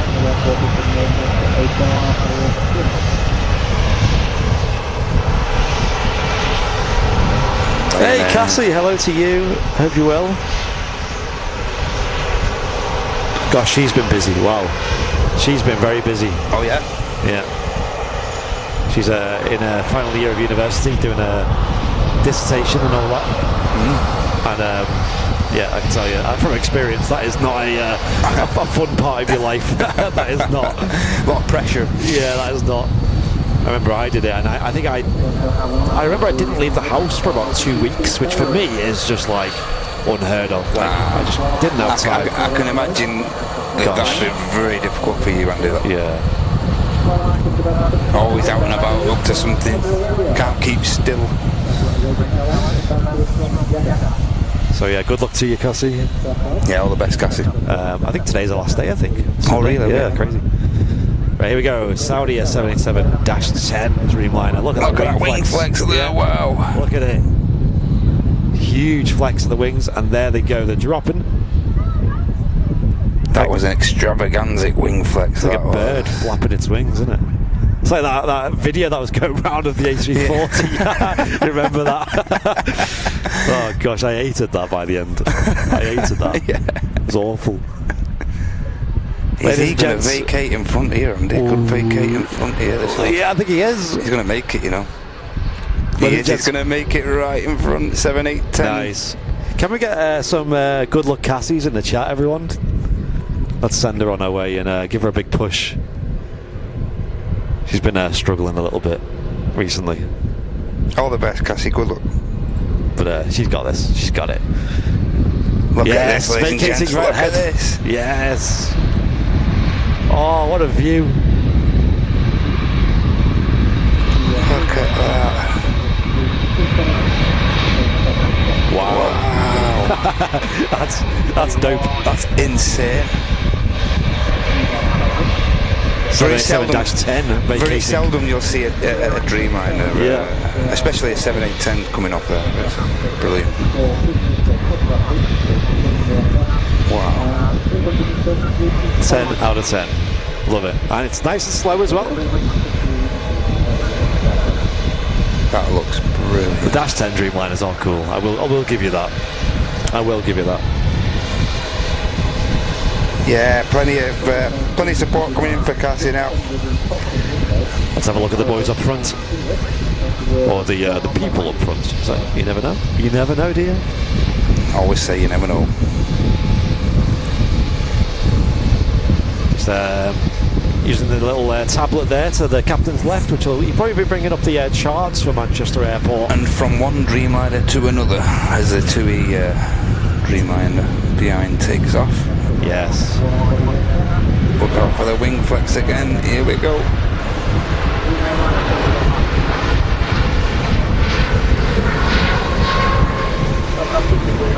It's epic, the amount that the wings flex on the Dreamliner. Flexi ladies. Oh yeah. And let's have one last look at the Saudia. Don't see this very often on the stream. I think they've only recently started flying on Sundays again. Yeah, correct, yeah. We kind of always missed them. I think they used to be like a mid. They used to do like a three weeker, but they were like during the weekdays and stuff. Yeah. One of the last ones we caught, incidentally, was before the pandemic. Was when the final 7-4 come in. Was it Ruby Tuesday? I think it was. Yeah. And we were over on Southside. That was one of the last occasions you saw a 7, 8, 10 coming in. Yeah, and I'm sure I might be dumb. I think I caught the inaugural flight of the 78-10 into Manchester in that year as well. Yeah, correct. Odd memory. My brain does that. It's so seldom some of the stuff I remember. Yeah, I'll remember those obscure things. Just totally useless information. I never remember the most important stuff that I need to remember. Yeah, like somebody's name or somebody's birthday. No, can't remember that. Can't remember to turn the oven off, but I can remember something from like 3-4 years ago. Yeah, exactly. It's so strange how the brain works, isn't it? Does anyone else in the chat ever, like, you remember just really random facts about random things, or things that people have told you, or things that have happened, but you won't be able to remember, like those obvious? Very decent looking Cessna Citation CJ2 just rolling in there. I used to be really good with names back when I was like starting my life as an adult. Okay. I used to be like, yeah, that's that guy and that's that guy. Yes. Nowadays, I think that memory is now full, and it's just I have to genuinely look at some people who I'm not too familiar with. I have to look at them for a good 5 minutes and then think, yeah, that's your name. That. Yeah, it's your name. It's that. so awkward. I can actually say that's your name. Is it? I remember. Yeah, it's so awkward. It's like that part of your brain just gets full, and then it's just like, okay, I don't remember any more names. It's like I do, because obviously most of the boys the people in our outside is the only girl, so she used to just commonly just forget all our names, just like I just call us anything, you know. Well, at least I'm not the only one. Yeah. Well, at least I'm not the only one. Oh, love the livery on this. Really all grey. Excellent air. The operators of this aircraft. What a name, eh? Excellent air. And it's a quick taxi to Signature Lounge for that citation there. I know Manchester United are playing down at Crystal Palace today. Yeah. Which is what I think they chartered a flight down to there yesterday. Hence why half the car park's been cordoned off at the RVP today. You know what I was saying on the way in? Okay. Is it me, or do a lot of these footballers have really boring cars? Like, come on, like if you were earning as much as a footballer, you'd drive something pretty fun, wouldn't you? Like, am I the only one who thinks that? Like, it's just one of the big issues over here. It's pretty common as well. You got potholes and the roads are horrible, and you don't know driving around in your 200 grand car. I'd be driving a Mustang smashing it into a 3-foot pothole on the way to the RVP. You know, I'd drive a Mustang or a Corvette or just something fancy. They all just drive like 21 plate Mercedes. Yeah, Bentleys I see occasionally, but just Mercs and Audis. It's like, come on, guys, like hype it up. Come on, you're on 50, 60, 70, if not more. You earn more in a week than I do in a year. Like, come on, in a lifetime. Exactly. And you're there driving just a 21 plate Mercedes E-Class. Like, what are you doing? Ryanair touching down from Rome, ladies and gents. If you don't have a room in your house with a bouncy castle in it, what are you doing? Things I'd do if I had a lot of money, man. Oh, it'd be dangerous. I'd show them how to have a good time. Believe me, mate, it'd be dangerous. My life insurance would get pumped right. Another Ryanair 737 touching down.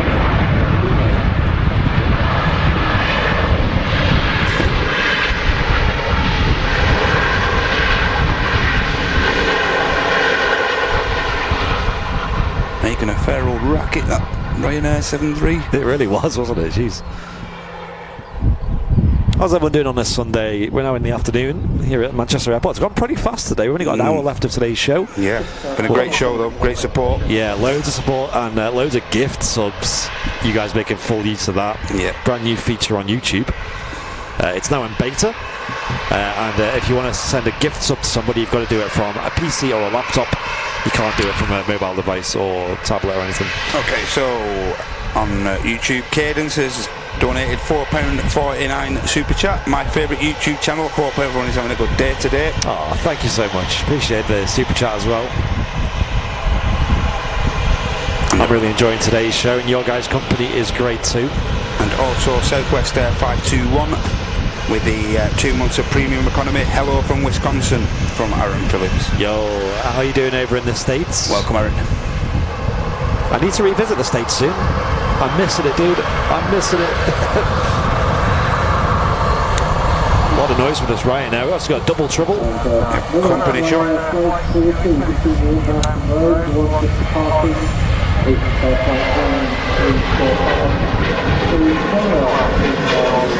And that Ryanair's off to Genoa, if you may have heard on the TAS commentary chat there. My one of my best friends is currently in the States doing a big road trip from, I think she started in Las Vegas and is finishing around the Grand Canyon. Oh, that'd be epic. And just, I don't know where she's finishing the road trip.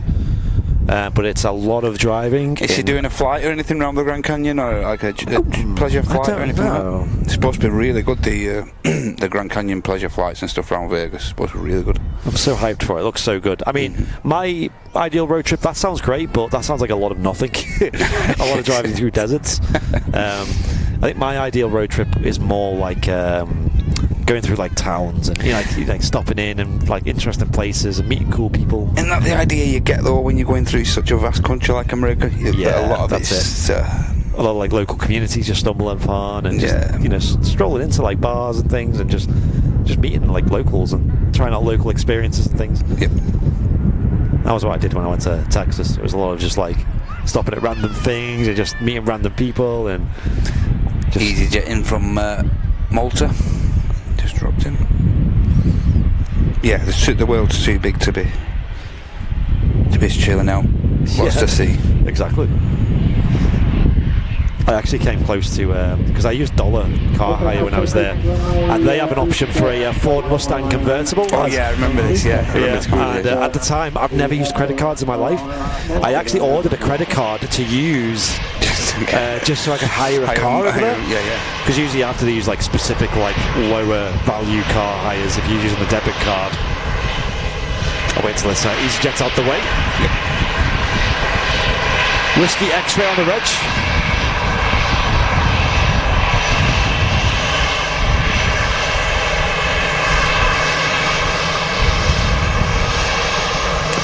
Like, I'm not a rich guy, but I'd saved, money to have a nice car.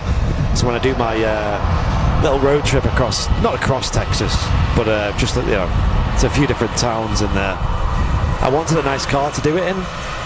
And I ordered a credit card with Santander. All right. And so it would have been possible to have the Mustang. But it was due to arrive a week before I left, and it got lost in the post. So I never could have the Mustang. But I did have a lovely Chevrolet Malibu, which I thought was a great car, to be honest. It looked alright. Yeah, it was a nice car, nice little auto. Had a huge tablet on the display, with all your radio and things, navigation. Susie B with 3 months of premium economy membership on YouTube. Thanks, Susie. Susie, how you doing? And Paul Brog Marriott, 14 months as a crew seat member over on YouTube. Great stream as always, guys. Huge thanks for your support, Paul. Cheers, Paul. Appreciate it. That too was the descent rate was pretty high there. I think it's leveled it out, ready for the touchdown, and there you go. No messing around. Yeah. It did look like you have to do a bit of work there on the final. It really was, isn't it? And we'll be live tomorrow, ladies and gents, here on Airliners Live from 7 p.m. UK time. Oh yeah. Flight nights with Fezzer. I believe the Fenix A320 is now fully released as well to the public. Yep. Which looks like an awesome A320 sim. And it's only $49.99 to buy. That's so cheap. That is real, for what it is. For what it is, yeah. You'd expect. Everyone said this. You'd expect to pay over £100 for that. Easy. I think that's what everyone was anticipating, actually. Yeah, I was. So I'll definitely be buying it when I get my flight sim set up back up, and it runs on Microsoft Flight Simulator 2020. RVP looks crowded today. Yeah, it's pretty busy today, but most Sundays are busy, It's like the best day to be here. You do tend to find that spring into summer, this place certainly does pick up. Yes. And the earlier you get here on the Sundays and the Saturdays, it's certainly beneficial for your parking and stuff because it's extremely busy. Head on there with the MAX 8 aircraft. Pay up to £12 for your parking for 4 hours of a use of the car park here, ladies and gents, at the RVP, but you can walk in for free if you decide to do so. Yeah, is Fezzer in the chat? If he is, what are you doing tomorrow, Fezzer? What are you doing? What are you doing? Are you in the Fenix again, or is that PMDG 737 out yet? I don't know. I think that's released as well, yeah. Yeah, so spoiled for choice these days. The biggest problem with Microsoft Flight Simulator 2020 was always the aircraft in it. There was never anything really reliable. And I think the best default one, which was with the premium package, was the Dreamliner, but even that wasn't that in depth. And obviously the A320 Neo that they have in there wasn't particularly great. And they had the fly-by-wire mod. It's a good beginner. It's a good aircraft to begin and start simming off in it. You can do flights in it. You don't need a lot of knowledge for it, but obviously the Fenix A320 or the Phoenix, sorry. My gosh, that is unbelievable. Like the standard, the premium 320 practically flies itself, really, doesn't it? Jay Witt saying both for the PMDG 737 is so good. Oh, nice, yes. Well, there we go. We got a good A320 and a good 737 in the sim now. That's fantastic. So, whichever you prefer, whichever you'd go for, ladies and gents, I'm sure both of them are great options. I've fallen in love with that Phoenix A320. I like the noises it makes. Mm-hmm. It's a classic engine option on the A320. So I think it's got CFM 56s on it. And it's a great sim. Martin and Fez were part of the beta program for that as well. So Fezzer actually brought some pre-release content last week. We've got another TUI Dreamliner on the taxi out here at Manchester. But yeah, I'm hyped to try it as well. It just takes a lot of time, flight sim, and then I just don't have a lot of time these days. You know, I'm so busy. But Fezzer, like, it's a two-way thing, innit? Like, we get fantastic content here on the channel from Fezzer, and we get to support him as well. Like we said, he recently left his full-time job, so now he's technically, for the time being anyway, full-time live streaming. So that might be sustainable for him, it might not be, but we're giving him the best support we can on the channel by giving him a weekly slot where you guys can help support him, and he can bring you guys some fantastic content as well. EasyJet in from Tibat. The 320 just taxi in front of us. Nice. And where's the TUI Dreamliner? The Dreamliner is off to Cancun. Cancun, nice. So we see that Bravo flight. Yankee 182 flight. Lingus A321 Neo, the JFK flight, is just on the taxi out now. Yep.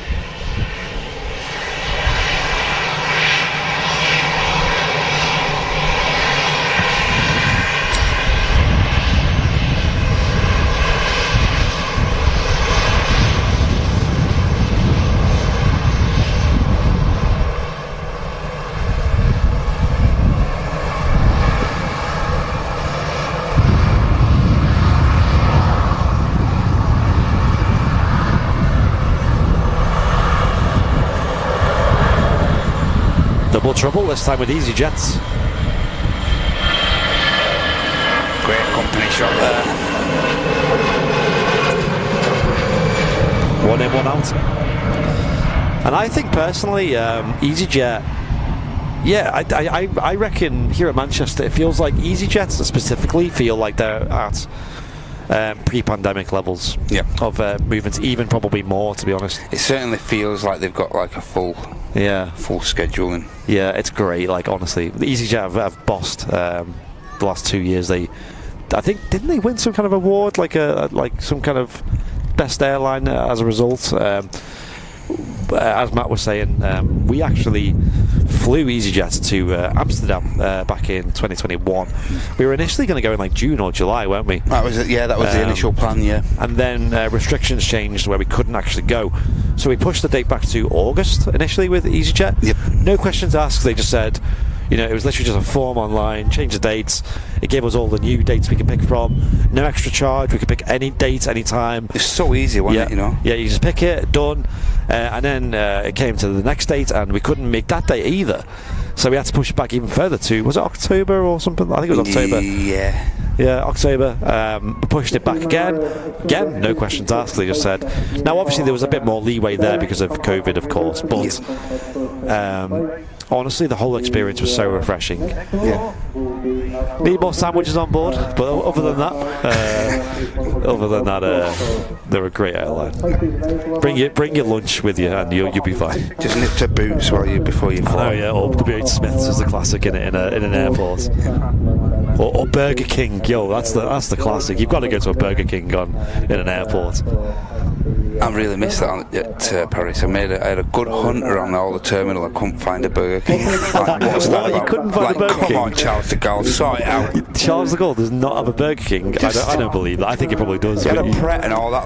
I'm not a big fan of Pret a Manger and stuff like that. So let's get Burger King in here. You know, it's like tradition to go to Burger King before a flight, isn't it?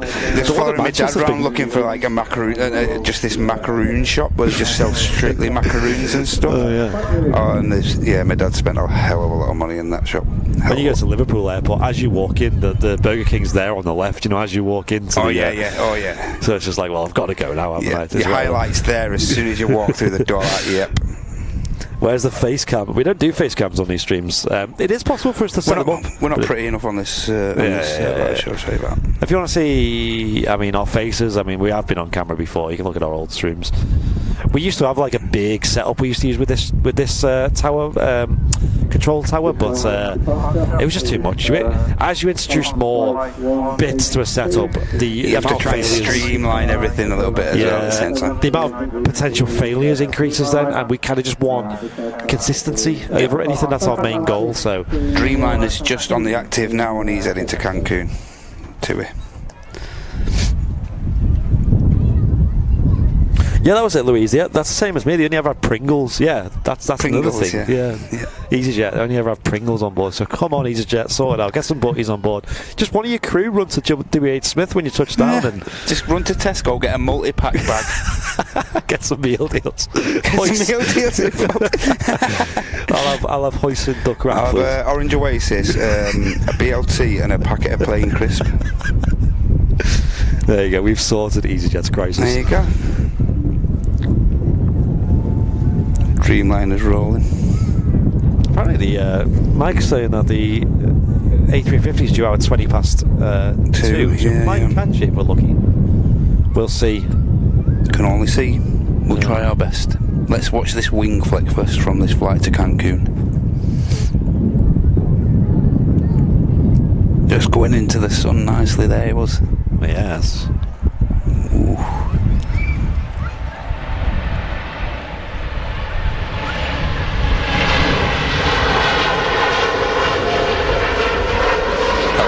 That takeoff. Yeah, I agree. Very pretty takeoff there with the big wing flex on the Dreamliner. Timed that rotation absolutely beautifully. Yep, and that's going all the way to Mexico. A long flight that. They've been running that service for quite a while though, TUI. We also had taxiing out the Aer Lingus Flight 45 to JFK, which is a A321neo. Yeah, well, if I'm honest, I don't eat fast food anymore. I just eat meat and veg these days. That's all I eat. Steak, yes. Lots of steak. Steak, bacon, sausage, gammon. Fish as well. Fish, yeah. Got some salmon for tonight. Oof, love salmon. I've got to be in the mood for fish. Got to be in the mood for it. Have you? I mean, salmon. Oh, I could live off salmon. It's so good. I've got one of them like pre-marinated ones tonight, you know, like with it's got like I think it has like garlic and lemon in it and ginger, I think. All right, cool. That sounds good. Yeah, get that on the grill. No barbecue. No, not doing a barbecue today. Been tempted to do one recently, but I've got. That's the thing when you purchase a barbecue, you're just looking for every bit of dry. Oh, it's dry. Yeah, a little bit of sunshine. Quick, get this barbecue. Straight the barbecue, get the coals on.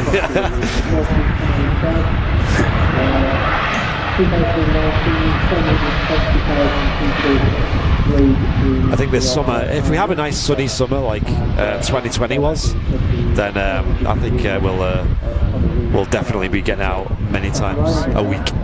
Oh yeah. Many steaks, many burgers. Get Martin with his chef outfit on. Yeah, Martin at that barbecue the other day that we had at my house, he did a really good job. Really good job.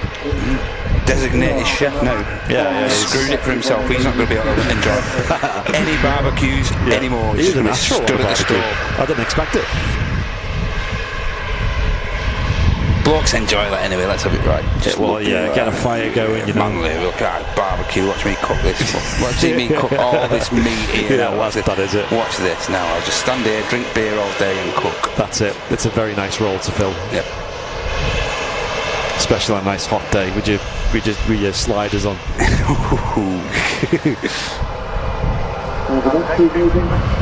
Yeah, Martin was playing darts on TV. What was that about? Yeah, I saw that.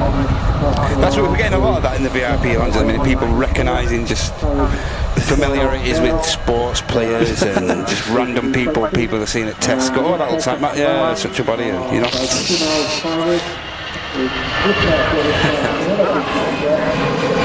EasyJet A380 departing there.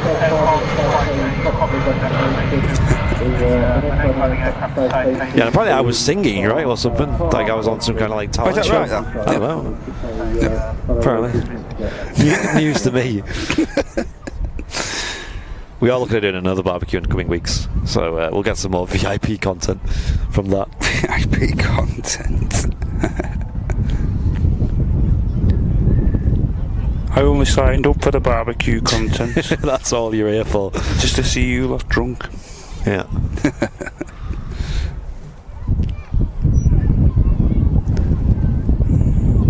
Good afternoon, everyone watching from a sunny 25 degrees Puerto de Carmen. That's in. It's nice when it's not windy. Yeah. Funny guys, 25 degrees Celsius. Though I mean, I would have thought it would have been warmer. With Paris being like in the 30s last week, wasn't it? Mm-hmm. I do love the Canary Islands, though. Such a break. Yeah. From the weather here. Yeah.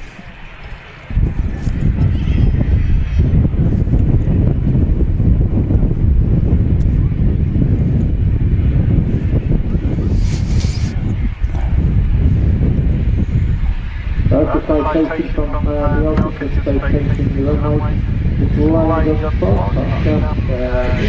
Cessna's of TUI Aviation, which has just flown from Palma de Mallorca. Flight time of 2 hours 21. Operated by an Airbus A321, which is an narrow body aircraft, but it's 200 series, that's one of the new engine variants, and it's an extended range aircraft. So it's capable of flying with pressure, I think. The aircraft is Yankee Romeo, Tango, Yankee Alpha. Romanian fighters that I can see. It's a little bit dusty, isn't it, that plane? A lot of BizJets today, though. Something must be going on.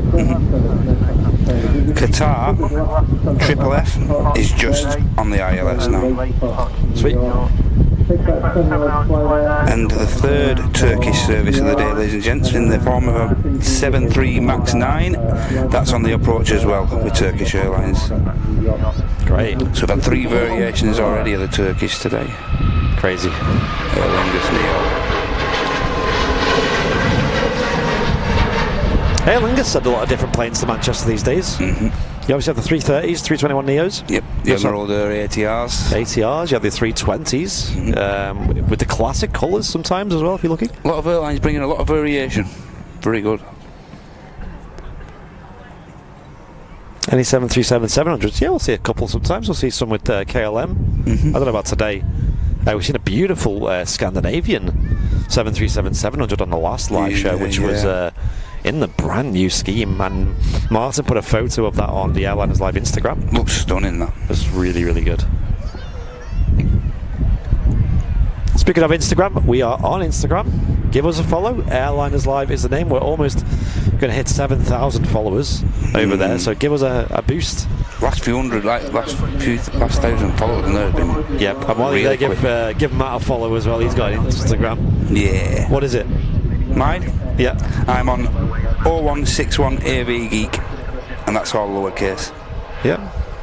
0161 representing the old BT area code of the Manchester, of course. Yeah. 0161 AV Geek. Yep. All singular. All lowercase, sorry. And obviously Airliners Live, give us a follow as well. Yep.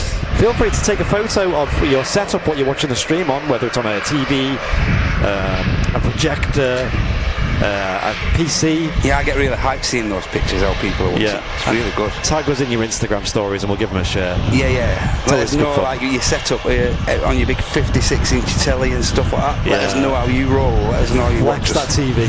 Flex your TV. Is it bigger than my 32-incher? Probably. I love seeing how people watch the shows and stuff.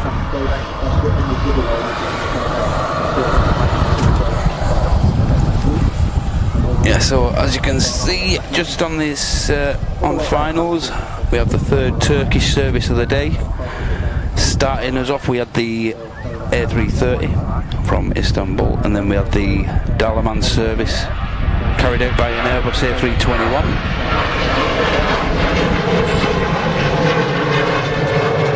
And now thirdly, we've got the 73 MAX 9 and Turkish Airlines. Not a lot of separation between the two. Here is the Turkish Max about to touch down. Max 9, you said? Yep, correct. Sweet. This is the Antalya service as well.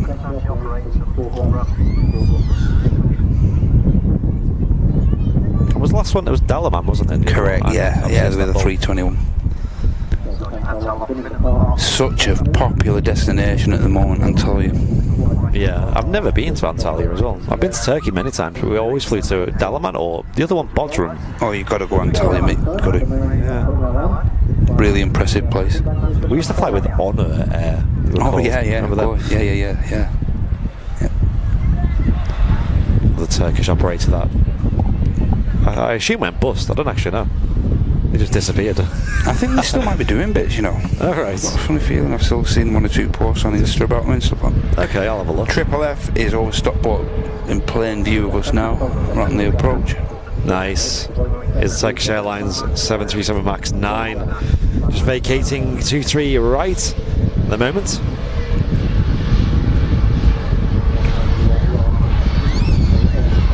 Let's see those Triple F emotes, ladies and gents. Yeah, get the Triple F emotes in the chat, ladies and gents, for the Qatar.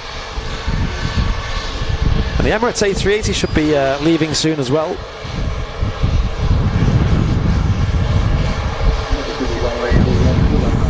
Let's have a nice wide view of this. I think the Turkish Airlines livery on the Max looks really nice. I think it looks very, very smart. Yeah, I think it suits just like the scimitar winglets and stuff, just make it. Yeah. It's brilliant.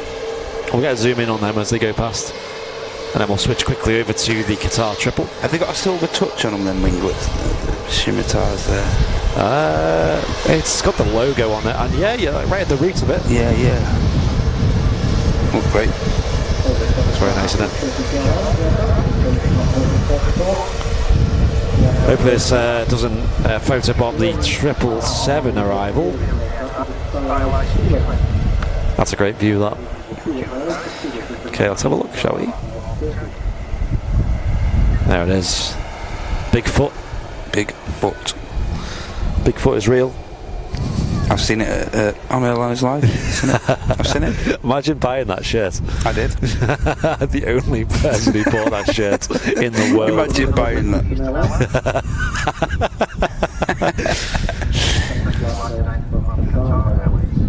I'll explain that reference in a moment. Some OGs will know what it is. Whoa, big flare there. What's a flare, that? Big flare.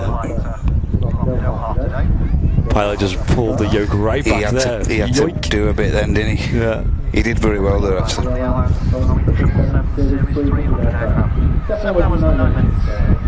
Did you actually send the one of the long-range aircraft yesterday for this service? Oh yeah. Oh, the 777-200? Yeah. I think I've seen that yet. Clause in there. Yeah, I think it's going to vacate ahead of us. This is going to look awesome. Some great views today here at Manchester. It's been such a good stream, this. Honestly. I think the headwinds helped us out a lot as well, you know, with some of these the aircraft vacating. Oh, wait. He's not quite made what? it. He's not quite made it. He could have made He could have done that, but he just thought, I'm getting money's worth. Give him, yeah, that's it. Didn't want to be on the stream. His airline will be watching this now and thinking, why don't you vacate there? You just wasted 100 quid with a fuel. Oh well, let it roll out. Let it roll. They'll use the high-speed exit there anyway. And taxi past us. Jeanette McKenzie again. Oh wow, okay. She's loved every minute of this. Well done, guys. Thank you, Jeanette. Really Cheers, appreciate Jeanette. that. With the, was it £10 super chat? Yeah, that was a £10 super chat. And also James Curry, again, £10 super chat. Loving the great content as always. Get a nice cold drink on me, chaps. Keep up the great work. Thanks very much, James. Cheers, James. Thanks everyone for your support today, whether it's been in the form of a super chat, a gift sub. Even if you just like the stream, it really helps the channel. Thank you very much. Yeah, that is a 300 ER. I mean, Matt was saying there was a 200 that came in yesterday, did you say? Yeah. Yep. Yeah, the default one that they send is the 300 ER model. You can really see the difference in the thingy as well, though, you know. Yeah, I don't think I've ever seen the 200. Just a bit on the shorter length, obviously on the fuselage, but you can really see it's significant. Yeah, I don't think I've ever seen a 200 here at Manchester personally. I've seen obviously down at Heathrow, American Airlines fly them quite often. Yeah. It's quite a regular thing. What model did you fly back from Texas on? I think did you? 777-300. What, 300. Okay. Yeah. All right. Okay. An old American Airlines. Yeah. I remember tracking your flight. Yeah. It was nice. It was cool. The Wi-Fi was shocking though. Oh. My gosh. JetBlue, who I flew out there with, had free Wi-Fi and it was super fast. It was like 30 download. It was enough to. It was like, you know, better Do a than stream. Yeah, it was like, you know, when you get like fibre broadband, you don't get the super fast one. You get the default fibre broadband. It's not that it was fast. just good. Yeah, that's still pretty really decent. good. You know. Yeah, you could just do anything. You can watch anything in, you know, Ultra HD and everything. Of course. It's quick enough. Ping. But American Airlines was so unbelievably slow. It was, well, I couldn't even listen to music on Spotify on it. Really? It was that slow. Couldn't watch YouTube videos, couldn't watch Netflix. Spend a lot of time editing on the way back from America then. I spent a lot of time trying to sleep, and I think I got like... I don't think I did sleep in the end. You normally keep busy on flights, you know, like you're busy yeah. tinkering about on laptop or mucking about with something. So the Qatar has stayed static there while this BizJet vacates 23 right. Yeah, huge G90 engines there. Look at the size of them. That is a mighty shot right there. Embraer Legacy 450 there on the taxi off while Andy films the Qatar. Nice livery on that BizJet. Yep. Atlas. I think that's been here once or twice the past couple of weeks. Oh yeah. On a football charter, I think. Sun Express Max is just on the taxi out. Oh, is it? Oh, nice. Behind the rear of the A380 parked up. There was another super chat as well. I don't know if you've seen it, Matt. There was another £10. Yeah, that's right. James. Oh, you did read that? Yeah, sorry. Yeah, you did. Sorry. On the ball, mate. Nice, as always. Cheers for the super chats, ladies and gents. Appreciate it. Yeah, the 777's a beast. Honestly.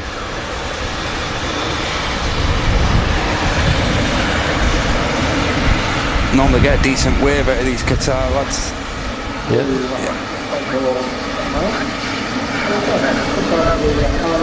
Very focused on the taxiway there. Yeah. Jet2 A380 just landed as well behind her. I think that's only like the third or fourth Jet2 we've seen on the stream. That's unbelievable. Wow. Unbelievable.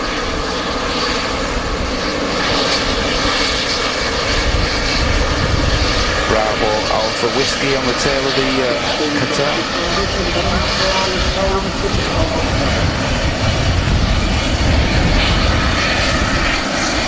Huge landing gear on the back of this triple wheel. Yes. Great aircraft. Yeah. Lady captain. Yeah, I thought that. I can never tell on my display because I only have a tiny display I look at. Yeah, I only saw it as it sat taxied past on the thingy back playback. Good to see. Brilliant. Right, Andy, just one sec. BRB.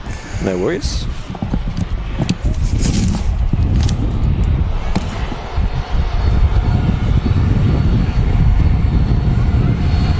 So we have a Jet2 737 on short finals here in the .com scheme.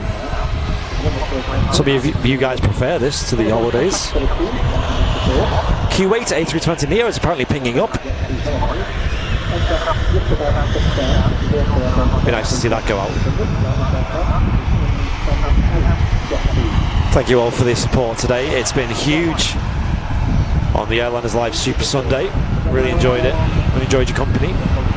The high levels of support, and those who made use of the brand new gift subscriptions or gift memberships, should I say, on YouTube, which only is today the first show that is possible.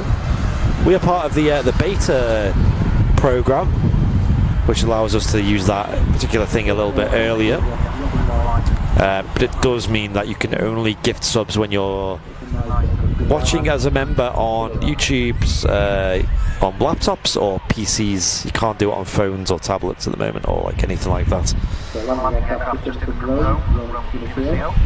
Yeah, I prefer this livery on Jet2. It's just, I don't know, it's just different, isn't it? Like a nice silver, shiny body, and a really nice red as well. I think it suits Jet2's brand more as well, personally. You know, they're very red, aren't they, Jet2? And there's a distinct lack of red on the Holidays livery. And that silver is just quite iconic for Jet2 these days. The older 757s have this livery as well.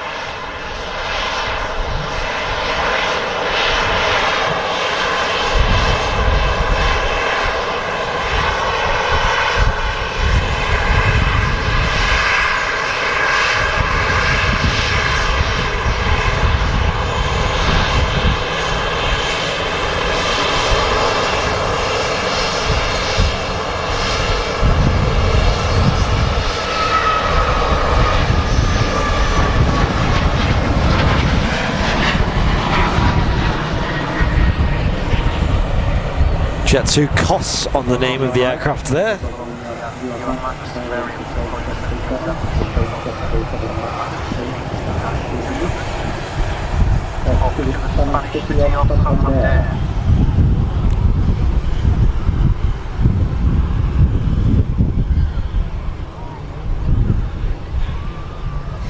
Susie B said, I can't believe we still have to say this, but oh my god, a female pilot should be the norm in 2022. Indeed, Susie, indeed. I don't think there is much of what's the word for it? A prejudice against it these days. I think it's becoming quite normal.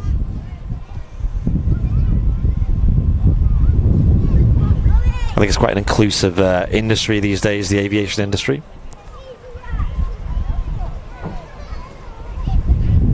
I think we've actually seen some airlines, was it Southwest, who said they actually want a 50-50 split in their crew. Could be United who said that. One of the two.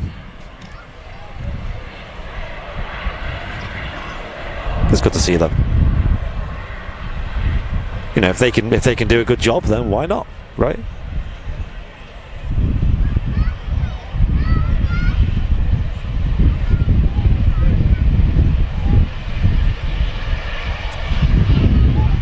The EasyJet arriving here. A320 with the reg uniform Foxtrot.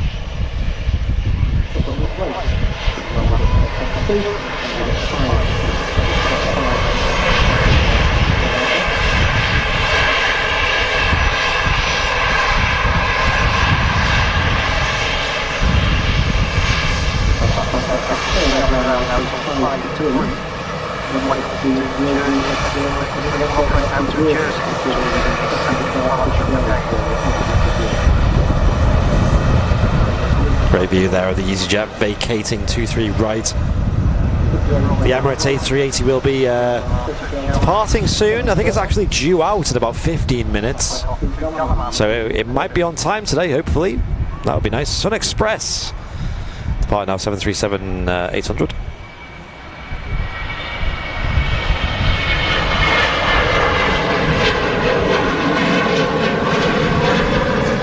Beautiful 30 years special. I mean, not much to it, just a sticker. But the scheme itself is very nice. It looks great. Another aircraft coming in as well. Sun Express is beautiful. Like, I love that livery. It's such a great addition to Manchester. They fly to quite a few airports in the UK. Looks like we've got a Jet2 A321 coming in next. Not seen any of these today either. There's only 3 of them based here in Manchester. I think they only own 3 actually. They've got a few on lease from different airlines. I think they have like 6 or 7 in total with all the leased aircraft, but Jet2 have 3 of these A321s. Yep, the celebrity just touched down there. I was just a celebrity. This was the one I mentioned earlier, the one I flew on to Tenerife and flew back on as well, actually. It was okay. It was a good flight. Felt a little bit old, the aircraft, but not like, you know, not ancient. Decent interior. It was alright, yeah. Just like any Just like, it felt a bit like a 757, you know. Sorry, 737 with a Jet2 on the inside anyway. Obviously a bit longer. Nothing crazy about it. Hayden J. Robbins with a £3 super, £3.20 super chat. Great stream, guys. Positive, fun, and engaging. That's what we aim to bring to you all, guys. Cheers. Thank you for the super chat. Jet2 A321 vacating. Again, speed brakes still just going down there. Yeah.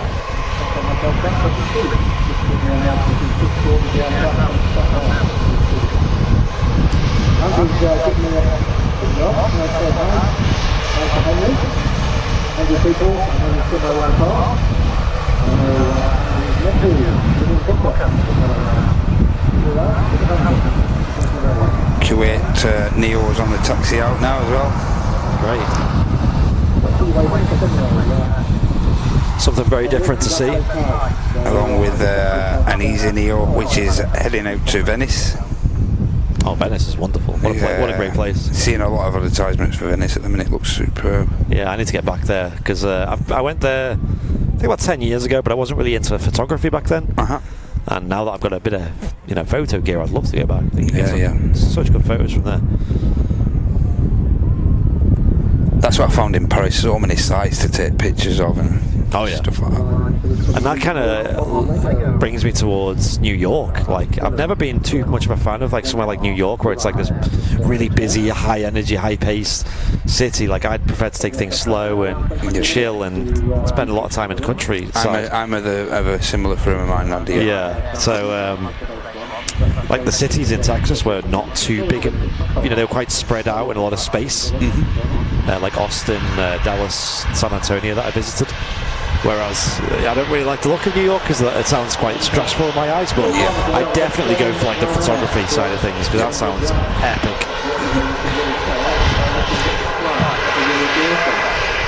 Ryanair from Billund, operated by Malta Air, this aircraft. Oh yeah. Hence the 9 hotel registration start there. Usually as they vacate, they're still getting instructions as to where to taxi to get to their gate. Hence why a lot of the time the pilots are looking at their tablet, which is often, for the captain here, will be on the left-hand side. Yep. So it can look like they're looking out the window at us, but they're sometimes looking at the tablet down to their side. Yep. And often on their tablet they'll have charts about the airport, like a map basically. Taxi instruction and stuff like that. Second of the Pegasus Neos on the takeoff there. That's the Antalya service. So that's what they're doing then. That's why sometimes they have to stop, they have to calculate where they're going, or they're still receiving instructions. They'll also flick some switches above them as well. There's usually two different things they're doing there when they're flicking switches above. They're either changing the lighting configuration of the aircraft, so obviously when they're on a runway they need to have a lot of lights on, right? They've got to have the strobe lights on, the landing lights on. And then when they're taxiing, they only need like the taxi lights, anti-collision lights and stuff like that. Yes. So they will be reconfiguring the lighting to change the where the aircraft is basically. And then also they'll be starting the APU most likely, which is the auxiliary power unit. They have in the tail there, which is another little jet engine which provides power to the aircraft when the big jets aren't running. And obviously the big jets, the two of them there on the 737, consume a lot of power. All conformant when you're landing and stuff like that, ladies and gents. Yep, so that's what they're doing it when they're sort of interfacing with the overhead panel. Got an aircraft touching down. We've also got the Kuwait A320 Neo on its way back to Kuwait City. That about 7-hour flight, about 6.5 to 7 hours it takes to get down to Kuwait City, which on an A320 Neo, crazy. Vueling 320 touching down from Barcelona. This time it actually has a livery on it, unlike a Wednesday where it's a plain one. We're just Vueling. Just had the Vueling title, didn't it? Yeah, see that? Yeah, because the yellow engines are quite iconic, aren't they, with the Vuelings? Yeah. And obviously the tail design, it's very, very iconic. I don't know any other airline that has anything similar. Taking one of the rapid exit taxiways here. Again, a lot of the aircraft taxiing off with the speed brakes still erected there, so Might be a bit of a headwind, furrow headwind, and the taxiing off still. Still keeping the speed brakes up there to keep control of the aircraft. Yes. They'll usually retract them around about now. Yep. Let's have a watch. There you go. Speak of the devil. Nice livery on the Vuelings though. Nice colours. Yeah, some lovely special liveries as well. Very colourful and. So is anyone in the chat new to the stream today? If you are new, make sure you hit the subscribe button on YouTube or follow on Twitch. Helps the channel out a lot, of course. Yep. And if you're watching on either of them platforms, next to the follow or subscribe button, there's a little bell icon. You can set that to all, and what that does is it gives you notifications as to when we go live, so you'll never miss the start of a live stream by mistake. Switch your notifications to all if you click that button, ladies and gents. Yep. It gives you a little notification as to when we go live, just in case you are looking to tune in again. Just at the top of the approach, well, halfway through the approach now, we're just coming over to stop, just approaching Stockport. We have another Jet2 A380, which is in the .com livery. Oh yes, is it This one of the is older ones? Alpha Bravo, 35-year-old airframe. This is the one I was talking about earlier. It's winglets and winglets, yeah. Yep. So it's the only Jet2 757 in a .com scheme that has winglets, and it looks so good. Actually does. It looks a bit weird when they don't have winglets, doesn't it? It's a bit odd. It's become very odd seeing actual aircraft without winglets at the minute now. Yeah, really has. So the EasyJet over there making a long taxi. What's going on here? Taking a long way around. There must be an aircraft blocking the taxiway over there. I think it's getting pretty busy there actually around that. Okay. On EasyJet on the taxi, obviously, and been a very busy day here at Manchester Airport, so we enjoyed it. Another easy pushback, so that's why you might have took that turn there. And if you are new to the stream, let us know in the chat. Say hello. Hit that like button as well while you're here. Love to see some new names in the chat. Yeah, smash the like button if you haven't already. That really helps us out a lot if you're on YouTube. Yellow engines indeed. I like the yellow engines. See you, Sue. Thanks for tuning in. Good morning, afternoon, guys from Miami, saying Leo. Well, welcome, Leo. Welcome, Leo. Miami is a place I really want to visit. It's definitely on my top 5 bucket list. Maybe this year. I don't know. We'll see.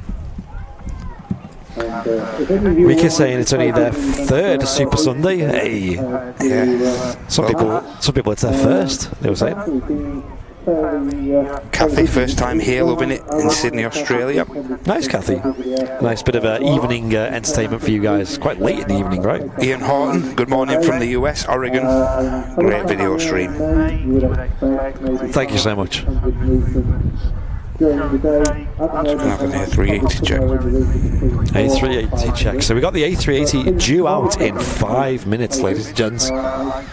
Sometimes it's a little bit late going out. It looks. If I pan the camera over, we can see the A380 still with a couple of ops going at the base of the aircraft there. So you got the cargo conveyor still attached. You've also got the jet bridge attached still as well. Yeah. But a lot of the bigger trucks, like the Menzies and the catering trucks and things, the small village, the small A380 village is receding. So they've all gone. It looks like there's I struggle to see it because the display is small, but it looks like we've only got one vehicle still attached, and then obviously the jet bridges as well. My estimation looks about 10-15 minutes maybe till that starts to move. Yep, Alpha Bravo on short final there. Oh yeah, let's have a look.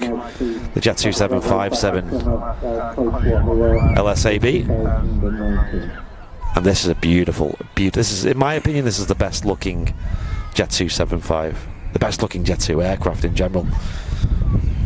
It's nice to see a 757 with this livery and the winglets, and it looks like she's slowing down nice and quick as well. Yeah. So we'll get the wonderful. Definitely going to make the rapid exit here. Yes.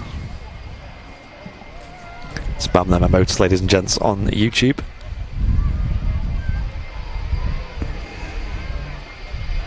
Great view there. Let's get the engines in shot as well. Lit up.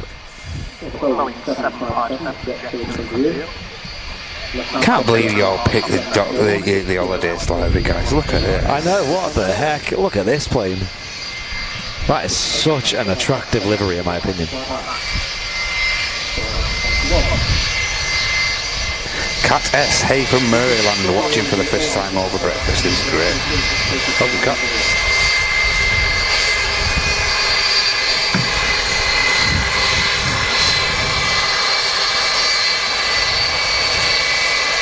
Jet2 Minorca. Oh, we got someone in the back there as well. Oh yeah, see that? Hey!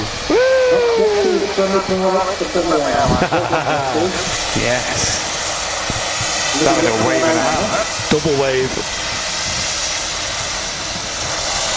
Oh, that was great. That was fantastic. Another member of the crew that was up in the flight deck there. That was great. Don't think they read switch chat. No, I don't read switch. Oh wait, I do. Q8 A320 Neo departing.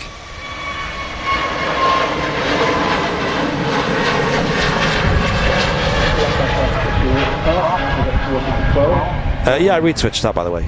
Don't worry, I got my eyes on both jets. I nip in on Twitch as well. I got both jets. Q8 A320 Neo on its way back to Q8 City. Q8 City.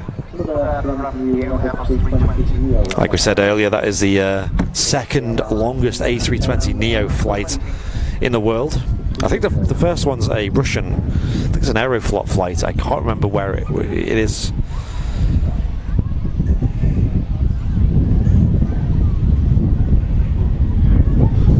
We stream here on Airliners Live every Sunday at Manchester Airport and every Wednesday at Manchester Airport.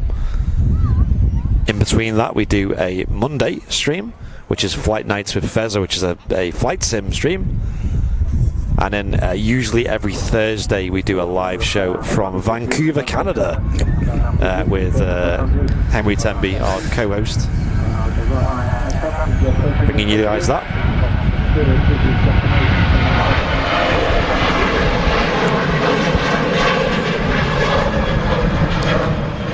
Wow, fast departure there from the Ryanair. Plenty happening on the ground at the minute. Nice. So Henry, I believe, is away. He's actually in the UK this week, down in Gatwick. I know why that EasyJet went round now. It's this one, isn't it, that stopped. I reckon it's had to leave the gate, and it hasn't quite reached its departure slot yet. Yep. So it's having to wait for that. And they've put hair on the taxiway there, out the way. I don't think any aircraft need to use that particular stretch of taxi at the moment.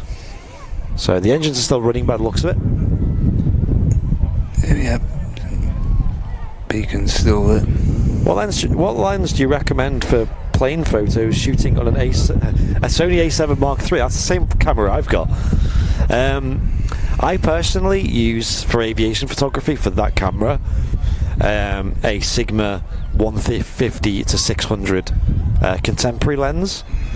Although I've heard Sony do a G Master 100 to 400, which is apparently perfect for aviation photography, and that's what Martin uses for most of his. And that has a Sony mount as well, E-mount. Otherwise, with the Sigma, like what I've got, you've got to get a converter to convert it to Canon mount. If you're coming down to somewhere like the RVP, though, 200, 300 mils well enough, isn't it? Exactly, yeah. You don't need 600 mil unless you're getting like some, flight deck shots and things. Yeah, or you're getting like the actual touchdown shots from the RVP, hence. Yeah. You won't need anything too big.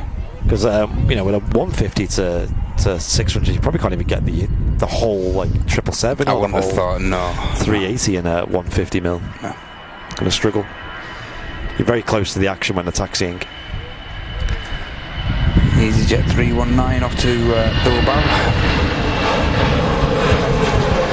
And we've got a Jet2 A330 just about to touch down from Faro. Flight of a time of 2 hours 25 minutes.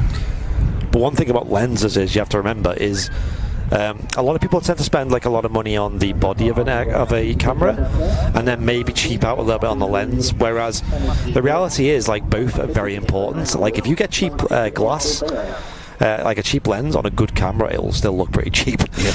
Because the quality of the lens really affects the picture. So I just recommend. Whoa, that was a hard landing. Wow. Was.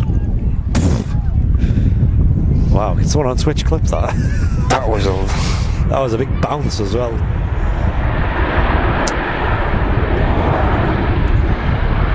Yeah, I just recommend spending as much as you can really on the lens, as much as you have available to spend. Just watching that back then, good grief. That was a gear inspection if I've ever seen one. Good grief. Matt's in awe. Are they going to make the exit? They're going to give us a wave? Yeah, they are. Check that landing gear, kid. I won't zoom too much into the flight deck. Both pilots like, nah, it was him landed, that was him. Both pilots with the face masks on and shades and everything. Yeah. Look, did a better job than I could do. That's it. That's it.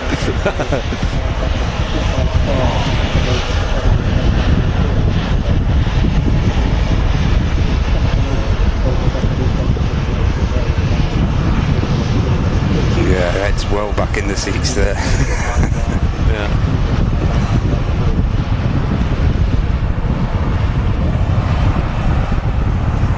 Is the can you see from here? Is the jet bridge still attached there, Andy, on the A380? We'll have a look at the 380 now. We'll just catch this Ryanair departing. Oh, right, okay. And, is it coming in? Or it's departing? Yeah. Yeah, it's departing. This is Milan flight.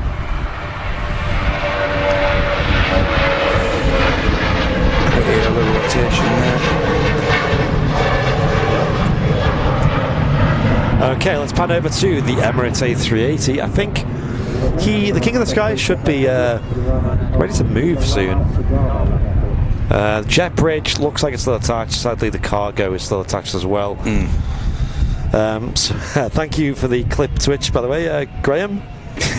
Appreciate it. Enjoy that clip. It's just put the name of the clip as "Whoa." Very explanatory of that clip. Whoa. Whoa. I have a Panasonic G7 5 camera. I don't really know much about Panasonic. I know a bit about Nikon. I know a bit more about Canon, but not much. And I know quite a lot about Sony, so I stick to I'm Sony. not familiar with thing, I'm not familiar. Pegasus Neo on the Istanbul service. Papa Charlie. Is it 1180? Oh, it is. Look, they're pulling the vehicles away from the aircraft now. That's good. And let's see if the jet bridge disconnects as well. Nothing crazy happening on the runway, just a Pegasus Neo departing. We'll stick with the 380. Let's see if we can see the jet bridge disconnect.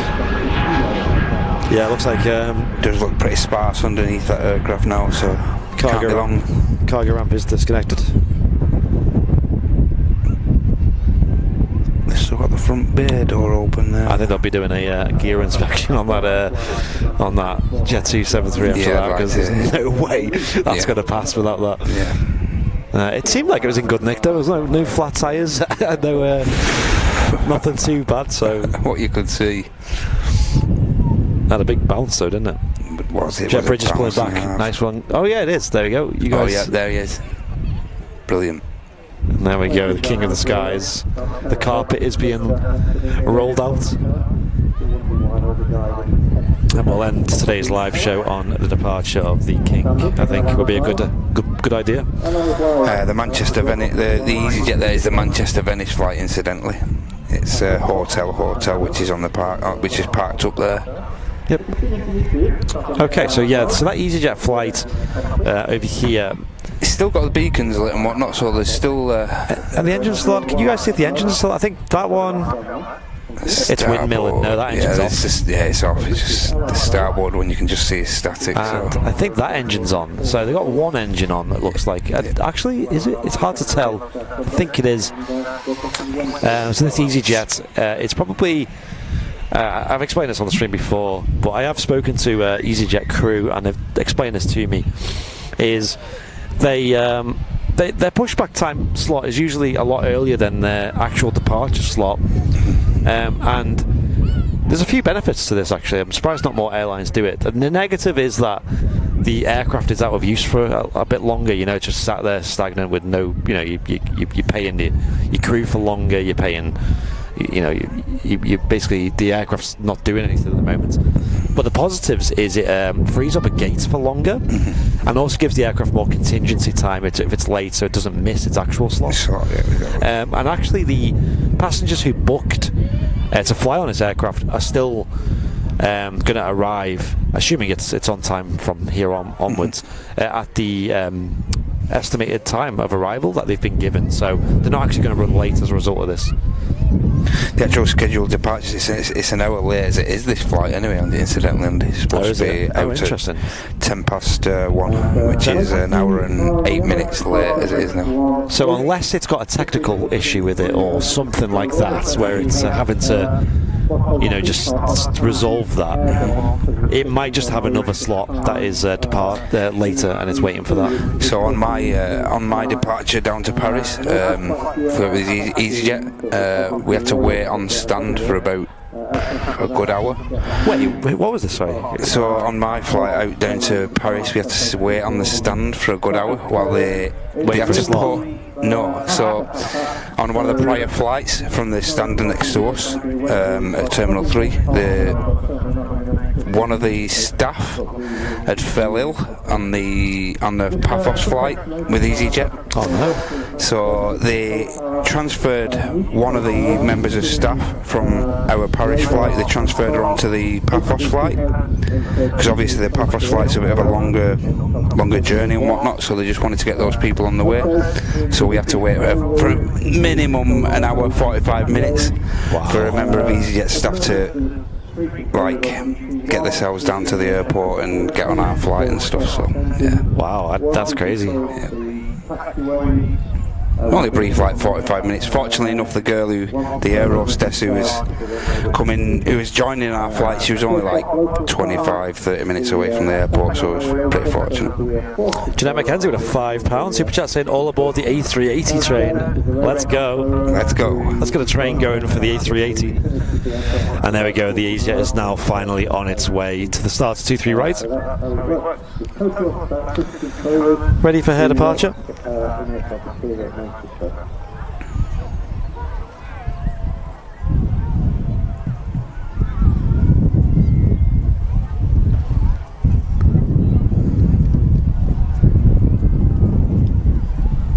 Sun's still out here, looking good.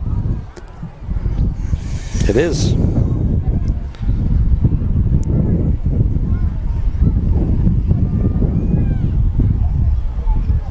One moment, just quickly adjust on something, and then I'll be right back in the room. I am basically here, actually.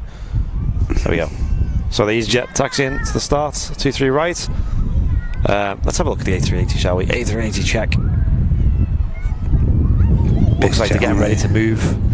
The King on the takeoff roll as well there. Also, the tail. The rudder looks like it's at full deflection right now. Yeah, it is, isn't it? And that is because it's got no hydraulic pressure to it, so it's just getting blown to the side, basically. So when that straightens up, that'll be a sign that it's going to move. Because they're going to pressurize the hydraulics that control that giant rudder. Oh, Laurie M, hello to you with a $10 US dollars, sorry, a super chat, saying join us on the A380 train. Laurie, thank you so much, I appreciate that. Morning, Laurie. Yes, good morning to you. Hope you're well. Hope you're doing all right. I'm guessing the temperature's getting a bit warm over there, right? Vision thing. Still live at 2:20 PM. You can tell Martin's away. Who said that? That sounds... Vision thing. Terry Edwards, vision thing, the guys are booking overtime. That's it. Make sure you fill your timesheet in, Andy. Yeah, that's it, yeah. Our departure slot isn't for another 15 minutes, so we might as well do a stream longer.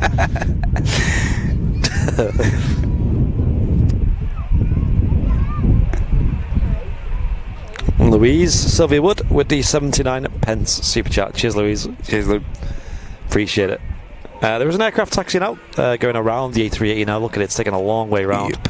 Is it, what could that be? EasyJet, I think, Andy. EasyJet, yeah. EasyJet Neo. No, it's the Sharklets. Oh, it's an A320. Standard EasyJet A320, this. On the flight to Bâle. Bâle? Yep, Switzerland. Ah. And another aircraft on the way in here. It's a Ryanair. Whoa. On the way in. Probably going to be a better landing than the 737. I don't want to be too harsh, so you never know. I remember when Martin went over to Lady Lane after one of the streams when they were on 05s.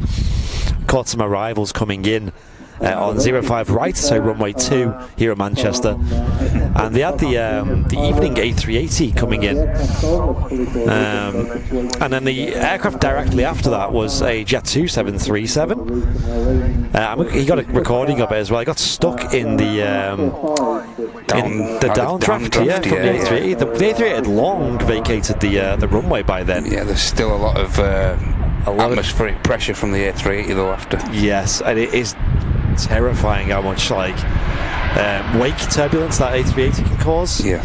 It is an absolute beast, and you've got to be really, really careful with it. It is like astronomical levels of power, and you could see on the recording the 737 getting sucked down as it was about to touch down. Absolutely, yeah. There's a nice controlled arrival and then a nice flare, and then it just goes doof into the ground, and you can tell there's a huge downdraft where the 380 had been, because it just gets sucked into the floor. So we've got a diversion on the way in here, Andy. Have we? It's the London Gatwick service to Isle of Man, and it's actually made an attempt to land at the Isle of Man by the looks of it, but due to fog it's unable to land at Isle of Man, so that's looking like the next arrival on the cards here. Interesting. We'll definitely catch that then. It should be in after this EasyJet vacates to Venice. Yeah, so there's a diversion. Interesting. Must be some serious pea soup over at the Isle of Man. What aircraft is it, sorry? It's just a standard A320 EasyJet. Oh, okay. Interesting.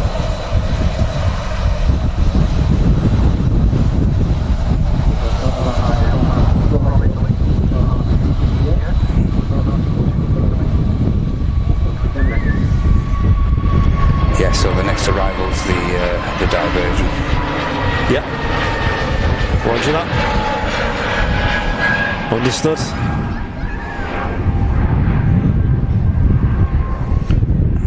Let's have a quick check on the A380, what's going on. Rudder still has a deflection to it.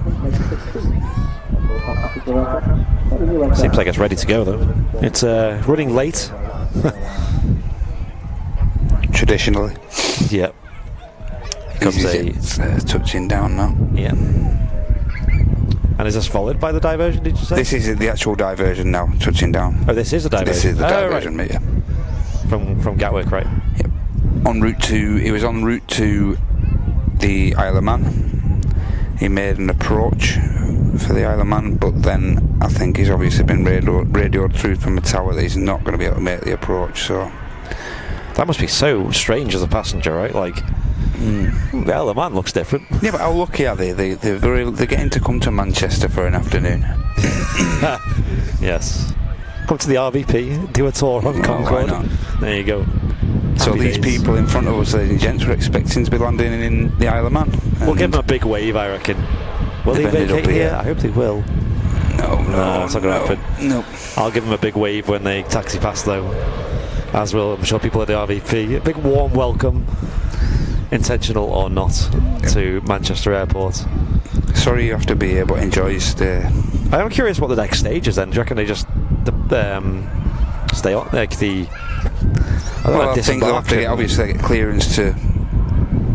Obviously, have to get a slot. They'll have to get clearance to land back over in Isle of Man. I suppose in a slot's not difficult to get over there, but they'd have to get a takeoff slot out of here and stuff, won't they? You see, so maybe while they're here, they can pick up some butties. Yeah. Since they haven't got any on board. Yeah, just grab a few bacon butties for morning service with you while you're here. Don't forget. Isle of Man is overcast at 200 feet. Yeah, that sounds pretty.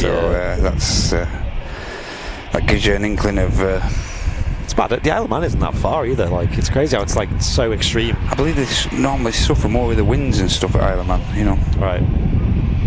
Side winds and stuff. KLM Embraer just rotating there. Yep.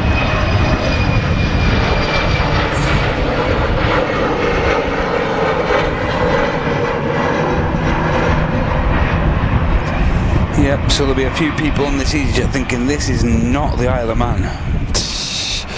I don't remember. I don't remember the Isle of Man having a big, like, big bouncy castle viewing area. Yeah. Right, let's give them a wave, everyone. Yeah, we've got a wave back as well. Anytime, mate. Anytime. Anytime, mate. There we go. Welcome to Manchester Airport, everyone. I know you probably don't want to be here. Probably got places to go and things to do and people to see, but come on, give it a wave. You might as well. You got nothing else to do. There you go. Another wave as well from the captain. Hey, I'm making the most of this little detour. Yeah. Welcome to Manchester, even if you don't want to be here. That's so funny. Ryanair UK. The UK race just touched down from Shannon there. Followed by an EasyJet A320 in from Rome. He's just going to be on his final approach in the next few seconds. That's good. Mike, that's a good one. The reg was Oscar Tango and he put it overtime. I like that one. That's genius. Mike, 10 out of 10. Big Engine Club asking, no airport pub? We tried to organise something, but maybe. Yeah. Need to get that back there simply to sample one of the Antonov burgers. That's what I need to. Yeah, it's a good burger that as well.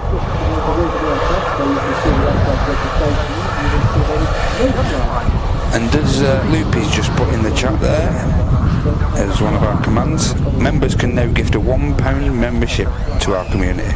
A 1 month membership. During the beta scheme, you can only gift on a laptop. Click the $sign and then the gifted memberships in the chat. The recipient has got to click opt-in to receive it though. So if you're intrigued about what it's about, give that a click.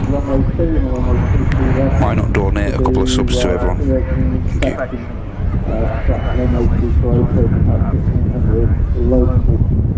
Another EasyJet on approach here. Short final into Manchester Airport 23 right. We're in the closing stages of today's show now. We've got the Emirates A380 as the last departure we'll catch. Big shout out to Matt for joining us as a co-host today. Looks like the runway inspection, an early runway inspection taking place over on 23 left there as well. Could you imagine every single time it goes out on 23 right? I imagine the one time we do a late stream, it goes on 23 left. Who knows? I have caught it before on 23 left since it reopened. It was really nice actually. And from the 1st of June, they're extending the hours to all day. So it'll pretty much go out on runway 2 every time on 23s. So it looks like the diversion is going to head to Terminal 1 by the looks of it, I think. Okay. Always heading to Terminal, it might be heading to a remote stand actually. I'd suppose that like all the gates here at the minute are chocker, so it looks like he's going to have to go and park on a remote stand, the diverted EasyJet. Yep.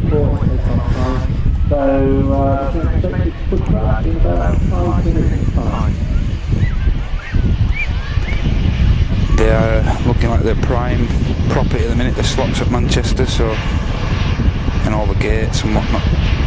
Indeed.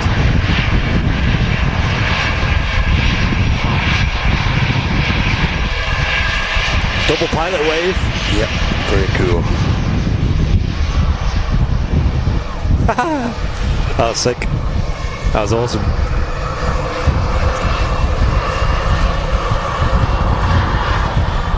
Rear rudder on the 380 still on the slack there. There's not much movement happening, so hopefully we'll see that APU is switched on soon. And yeah, it looks like it's ready to go. I mean, the air bridge has long been disconnected, so I'm assuming boarding is completed. yeah, And they do really try to get the A380 out as quick as possible here. With it being such a big aircraft. They diverted EasyJets, just gone towards like the cargo stands there, well out of the way of all the other airport traffic. They got a diversion and a remote stand. Yeah, because the EasyJet usually have jet bridges here. Yeah, correct. Oh dear, what a nightmare. Not at the best time, have they? Oh well, maybe some of them might want to visit here. Maybe they might have time to visit the RVP. There's all that ice cream stand here. I know it's moved to behind the Concorde hangar. I don't know. What do they do? Vegan ice creams there? If they do, I would happily have one. I'm not a vegan myself, but I can't have milk is the problem. And ice cream is. You're a secret vegan. Oh yeah. Yeah, that's why I like Burger King, yeah, because steaks. yeah. Exception for steaks. We'll see if this starts picking up soon. If it goes out on runway 2, there's not really much point in catching it. No. But we'll keep an eye on. Do a huge dart under the tunnels. Yeah, we could try.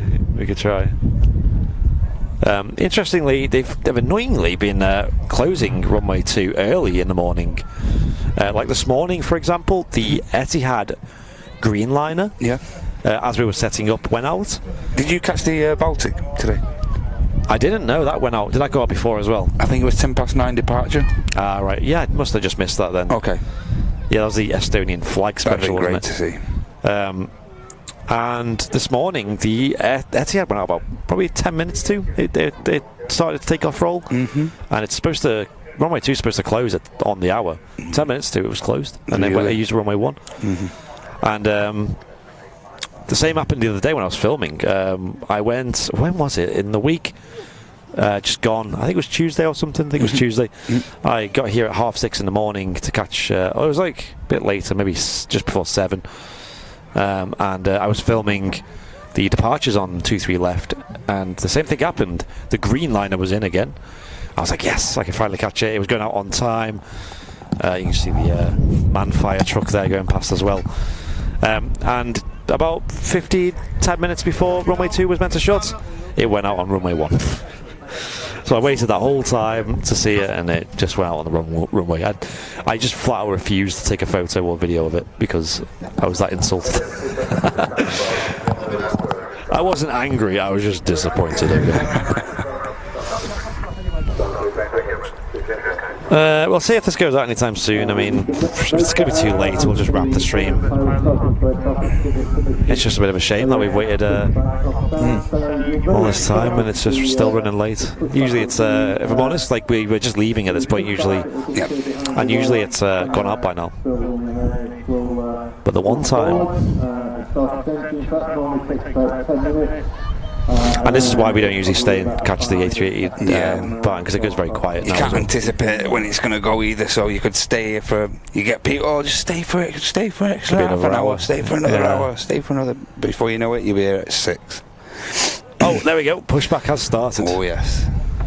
Rudder's still in the idle position there. Yeah, so. it must pressurise when it starts its engines. Yep. Brilliant. Here we go.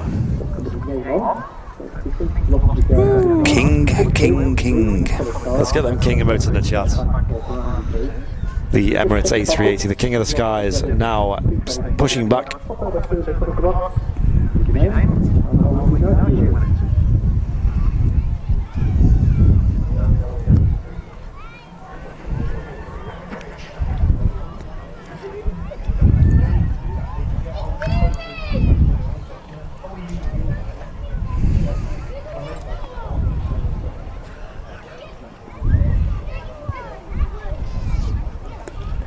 So we've enjoyed the Super Sunday show today, ladies and gents. Thank you for all the new members and all the new, all the super chats and things as well, and also those who have gifted memberships on YouTube. Big up to you guys. Yep. Sadly, you can only do it on laptops and tablets, but if you are watching on, laptops or PCs, so if you are watching on a laptop or a PC and you are a member of Airliners Live, you can actually gift memberships. There should be an option. I think you do the usual, you press the, I think it should be near the subscribe button. Yep. Or if there's a dollar symbol you can press as well. You can gift memberships, which is a nice way to make someone's day by giving them a gift of a membership. Yep. And also gets us one number closer to the next emote slot as well. I think we might have hit the next one. If you're familiar with Twitch, it's a very similar format to that.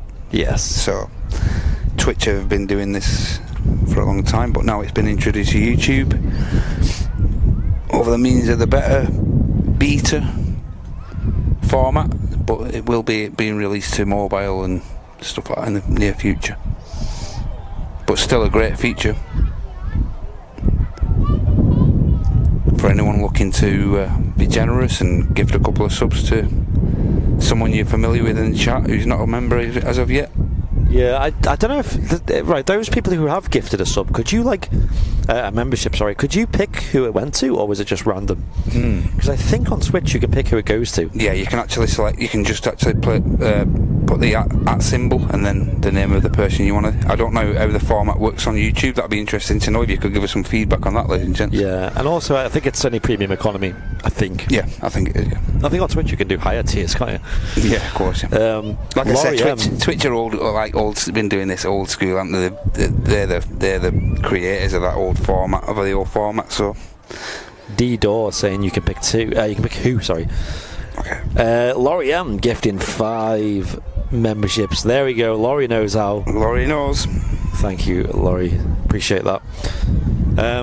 Yeah, thank you so much, Laurie. Wow, appreciate that. And of course, if you have been gifted a sub, just show your appreciation in the chat to whoever's gifted it to you. Yeah, you can see on the YouTube chat, if you scroll up, you can sometimes see who got gifted the subs. Appreciate it, Laurie. Thank you so much. You're a legend. If there's an incident on the airfield, fire engine has to be there. In the UK, it's within 2 minutes. Tugs to the tugs there to the 380. Yeah, it's got a nice zoom in there of the tug. We'll watch that be disconnected and we'll follow the 380. Not too much exciting going on. I think there's an EasyJet on final. Could be wrong. And then obviously that Jet2 A330 just taxied out. We'll let these guys pull this away. You can see it. The A380 is now ready to... Airport fire service waiting to cross the active as well. Swapping stations. I wonder if we'll see the gear pins being showed to the flight deck. Yeah, that'd be great. I haven't been paying attention really, so I don't really know what's going on. You got these 2 individuals here on the ground looking after the pushback at the moment. And what happens is they insert a pin into the nose wheel section, and that basically disables the steering on the aircraft, because obviously the steering has a lot of power behind it, and if the pilot even mistakenly moved the gear while the pushback tug was connected, it could be absolutely disastrous. So what they do is they put a pin in, so there's no way that could happen. It completely disconnects the steering from the actual wheels, and what they do is the pin has a big red sort of almost like a scarf, a big like a tag, yeah, big tag. Yeah, and it's like huge. You can see it, like you hold it between your 2 arms, and when the pins have been removed, they need to show that to the flight deck so they know it's been removed. So what they'll do is they'll grab it, pull it out of the aircraft, and usually travel a good few yards away from the aircraft, so that they can see them on the ground and then show them the pins, which means they can then initiate the taxi. That aircraft cannot begin its taxi until that pin's removed. Cannot go. Yeah.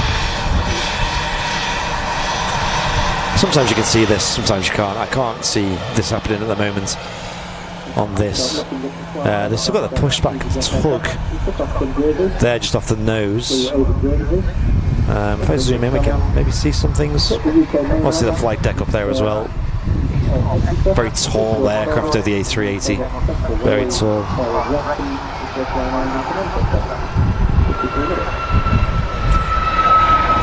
Ryanair Max taking off in the background there.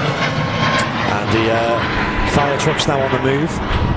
So runway 2 is about to open, so what they're doing is prior to that they are basing these fire trucks over on runway 2 so that the response time to runway 2 is nice and adequate for the operations to resume. Just basing 2 manned fire trucks over there. I don't think he's removed the pin yet. Yeah, what's going on? Like, what's happening right now? I know the engine start is quite a long process on the A380 just because of how many engines it has to start.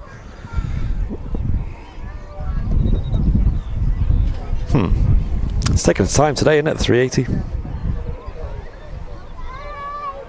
Take care, Gary. Yeah, take care. Is an emergency landing coming? No, we did have a David. Oh, there you go. Hang on, he's removing the pins. There he goes. So this basically allows the nose gear to move again in terms of steering. So here it goes now. He's about to remove the pin there. Should see the tag pretty clear. Yep, look out for it. It's a great view this, by the way, I will say. Big upgrade on the channel, moving over to the RVP control tower, which is a new addition. They used to have an old commentary tower which has been swapped. There he's got the pin in his hand. Might see him, it might just get cut off by the canopy there in the way. It'd be a shame if he does, I think he will. There he is, you can see the tag there in his left hand, ladies and gents. Yep, he's got it. And now he's going to represent that to the flight deck. Yep, and he'll get like a thumbs up or a sign from the captain, just so that they know they've visually seen that. Yeah, it looks like he's giving a thumbs up as well back. There you which go. means that the 380 is now ready to taxi. Obviously, it needs taxi clearance as well from the tower. Just got the thumbs up there from the flight deck.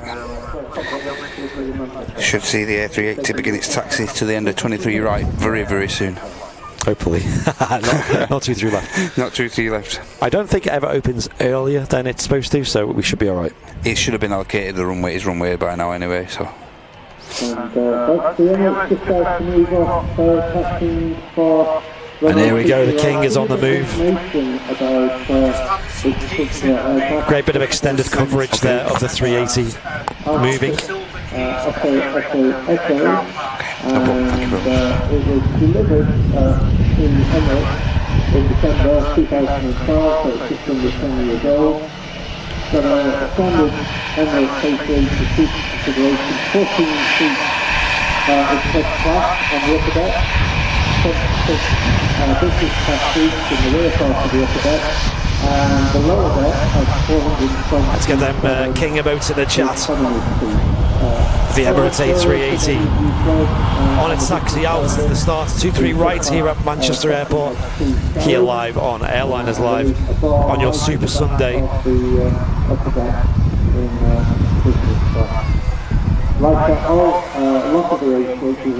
Aer Lingus A320 in the classic colours, taxiing in there. Shamrock flight from Dublin, that. Yep. End March 2020 until December, or October last year. So it was out of service for about 18 months. But now back in service. Now for the long taxi. It looks like it is going to take runway 1. Fantastic. One of the last departures on runway 1, it looks like. Jet2 75 on the. I know, I just seen that. Well. Okay, I mean, that'd be rude not to catch. Alpha Kilo off to Lanza. Alpha Kilo, another pretty young one, right, in the fleet? Yep.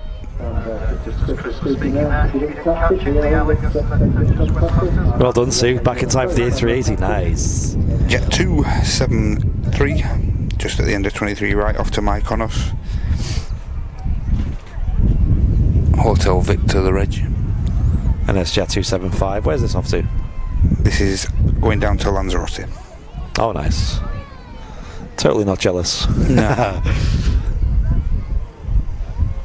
Yeah, that's something we still need to do on the channel, is do a Jet2 757 flight, and I'd ideally do it to somewhere like Lanzarote. Tenerife. Tenerife, yeah. That'd be good. Could do a stream from Tenerife, to be fair. It's not a bad airport. Just a bit far, though, in terms of spotting. It's not quite the Lanzarote experience.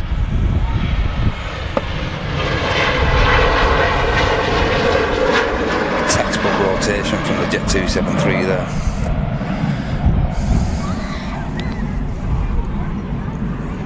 I heard a flare go off then, which would have been the wildlife prevention operations. Scaring off some birds. Yep. Integral part of the operation at Manchester, yeah, that.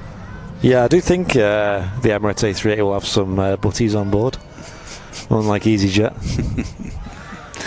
Some champagne as well, I'd have thought. Yeah. Some nice butties. Decent champagne, prawn sandwiches. Ooh.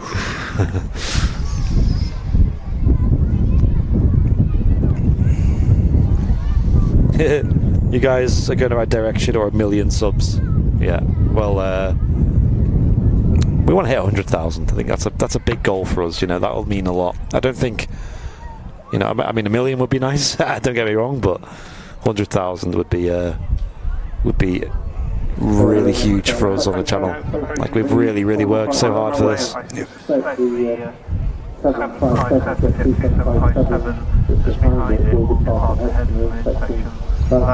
Skiathos is defo the place to go. Yeah. Yeah. So did Jet2 fly to Skiathos? Because I think TUI does from Manchester. EasyJet definitely do. Yeah. Imagine that on a 757. Oof. Yeah, I need to get to Skiathos. That's just one that's on my bucket list pretty high up. Skiathos, Madeira. Got a few in mind, me. Yeah, I'd pick Skiathos. For purely plane spotting, photography, frame of mind, yeah. There's a few on my bucket list. A few people say Corfu, but I'm not. It's good, but I'd rather go Skiathos. Yep. It's a bit busy at Corfu, though, in terms of an airport. I think it's just the approaches and stuff at Madeira and whatnot. Exactly. Just special.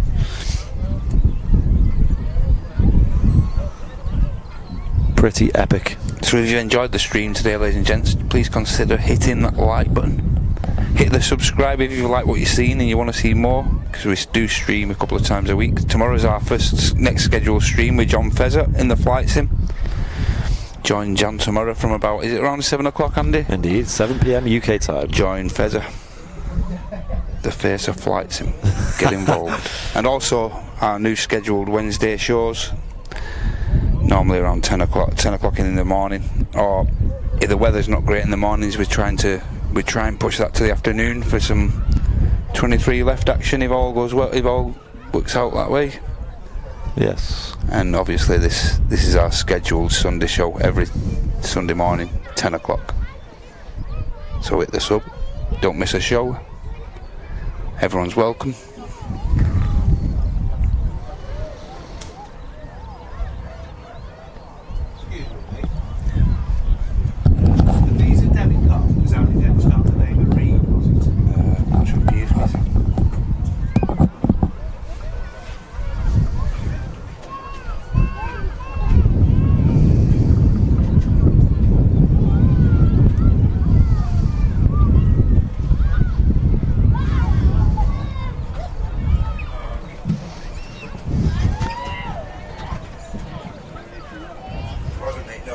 It's a female name on there. Right, brilliant. I've got my dad's wallet, you see, and he always keeps his card in there. So just waiting for the departure of the Emirates A380 down there at 23 right at Manchester Airport. Just holding for something. Maybe there's an arrival coming in. I can't see anything visually. It's definitely taking its time, this A380. There's Jet 273 on the approach. I think he'll get in before the 380 departs. Kolua Kolula, sorry. Welcome to Premium Economy over on YouTube. Brand new VIP. Welcome, welcome. Last chance to sign up to become a VIP on the stream here. Hit the dollar symbol, then click join on YouTube or on Twitch. Hit subscribe. Helps the channel out a lot. Or just click the link I've just put the command to there. 5 miles, which is the Jet277 from Saudia, but I'm not even sure what Saudia is. I'll have to just go to my colleague. There's a Jet2 arriving, is there? Yeah, that's the Jet2 there. I can just see. I mean, I suppose they want to leave a lot of time for the A380s to get out at least. Thank you, James Sadler, saying thanks again for another great stream. Cheers, James. Paul Cullen, greetings from Texas. Yo, Paul. Welcome. Mick Vick with the 380 Australian dollars super chat. Great stream today. Thanks, Andy and Matt. Cheers, Mick. Thank you. Cheers, Mick. Thank you.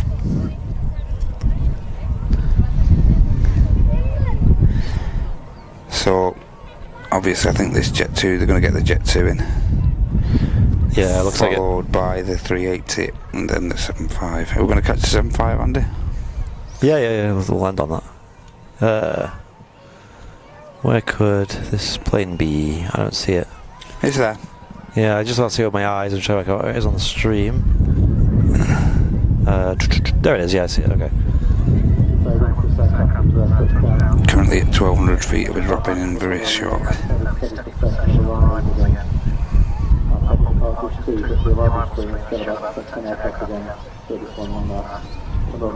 Oh, get me on that Jet275 to Lanzarote. Go on. That'd be wonderful. Nice 4 hours on a 75.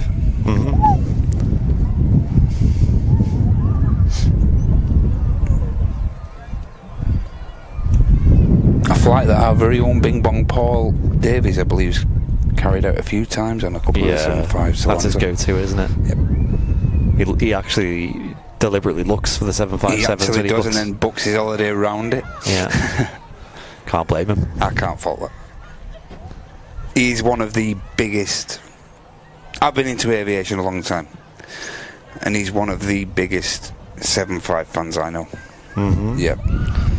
We also have 757 merch coming out soon, ladies and gents. We got a brand new, really nice design. Oh yeah. You guys probably seen it on our feeds.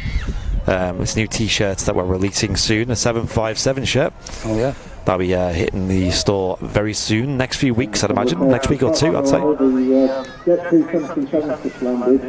There we go. The 7-3 is now down on the ground, which I don't know which will be out next. It might intersect the 757 a little bit earlier than the A380, which would make sense for turbulence management, because obviously the wake turbulence of the A380 is pretty huge, and it looks like they are going to do that. The 757 will be out first. Yep. 75 taking the intersection there, as you said, Andy. Yep, and that'll be followed by the Emirates A380, which, like, in these sort of situations, it would have been smarter to just open runway 2 early, I thought, but it's better for the stream anyway to have them on runway 1. Keep it closed while we're streaming, everyone. Yep. 5 minutes to the opening of the second runway by incident, ladies and gents. It'll just be a regular short sleeve t-shirt. It'll be a good quality one as well. We use Gildan t-shirts, which have a nice quality to them, and good print quality as well. We generally only sell items of clothing and things that we would wear ourselves. So, you know, good quality, last a while and things like that. To promote the quality of the merch, I've still got stuff from donkeys ago. And it's still in good nick, you know. Yeah. Really good nick. All still kept the colour and everything. Brilliant. Yeah, so the main goal with merch is, although it does support the channel a little bit, it's mainly just so you guys have good quality clothing that you can represent the channel with. Yeah, rep. Jet275's on the roll. Yes, here we go. This should sound pretty cool.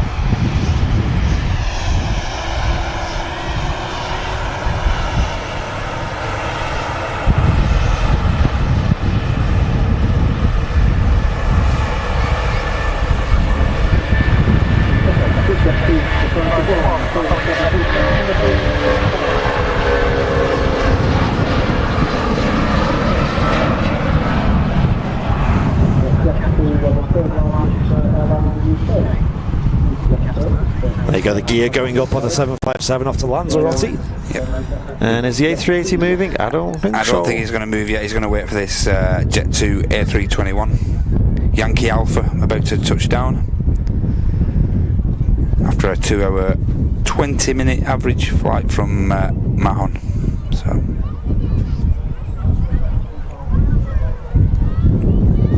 and I would suggest he'll definitely get out after this.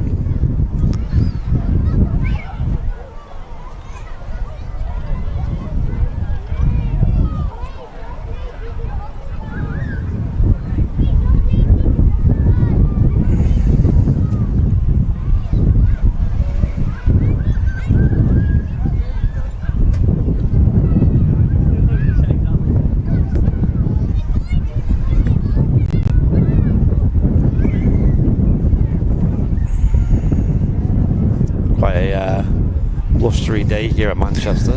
Might be an interesting landing, this. Some aircraft have been blown around quite a bit today, some not so much. This looks pretty controlled. Yeah, he's got this. I'll have to watch that 737 landing back when yeah, you got to see that back. That'd have been interesting to see at Jet Park. Yeah. There we go, nice controlled landing from the Jet2 A321. Yeah, he made it look very easy there. And now, ladies and gents, let's see those king emotes, because the A380 is about to get onto the active runway. Indeed.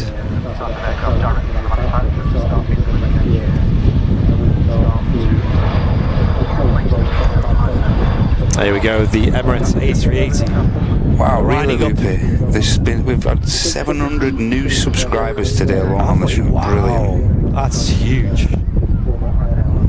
Thank you and welcome all to those who are new here on Airliners Live. Yeah, huge thanks to everyone for getting involved. Thank you so much. Our next Manchester stream will be Wednesday morning, 10 AM. Also, we'll be streaming on tomorrow evening in the flight sim at 7 PM. So make sure you tune into that. Hit the sub. A380 is primed and ready. Well, let's go. Let's record this as well. Yeah, let's record.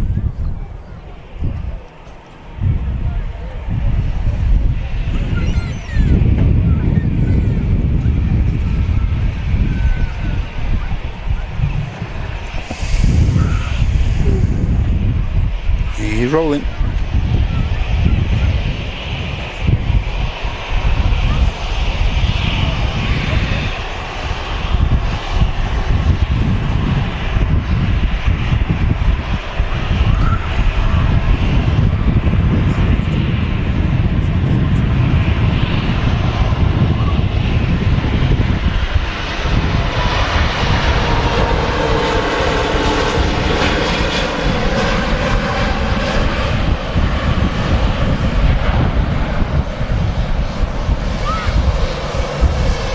Stunning.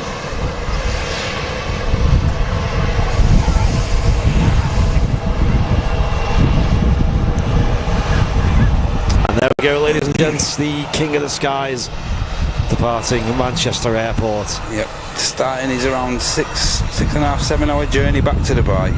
Fantastic views, well worth the wait. And that takes us on to runway 2 reopening. Good timing. You can see that Ryanairs waiting to cross over to runway 2 for departure on 23 left. Ladies and gents, thank you all for watching today. This has been your Super Sunday here on Airliners Live. It's been a good show. Thank you, Matt, for stepping in.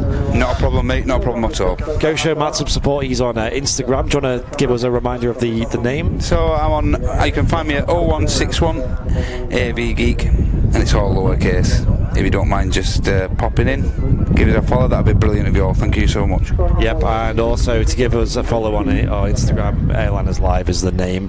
Yep. Head on over to the web store now is the best place to go. shop.airlinerslive.com. I want you all to go and have a look at the fantastic merch we offer. Yeah, check out the badges and stuff, ladies and gents. I think you can pre-order those now. Yes, so they are running out fast. If you don't want to miss out like the last batch, get on there, get them pre-booked. Yes, so we're selling high quality. This is the second batch we've ordered. High quality logo pin badges with the Airliners Live logo as well as the VIP logo for those members of Airliners Live. We obviously sold out within 48 hours the first time round. Yeah. So now we've ordered 100 more and then they're all gone. Once they're gone, they're gone. We've allowed pre-orders for this one, so they're not in stock yet. They'll be in about 2 weeks' time, I'd imagine. Last chance lottery if you want one, order them this time round. Otherwise they will sell out. Once they hit 100, then they're all gone. So go get yours ordered, support the channel with your purchase. And thank you all for watching. Welcome to anyone who's new. Make sure you subscribe, like, and hit that bell icon as well to be notified. That's when we go live. Just signed up. Look out for the VIP lounge over on Facebook. Yeah, so, the VIP lounge is an exclusive group for those paying members of Airliners Live, and the team as well are all in there. And we're starting to upload a lot more bonus content. So the value of VIP is going up all the time. Absolutely. And the price is staying the same. So get yourself signed up, ladies and gents. I hope you had a wonderful stream. Have a great week. We'll see you tomorrow evening on the Fezzer Flight Night stream. And we'll see you all soon. Thanks for watching, guys. Take care, everyone. See you now. Bye-bye.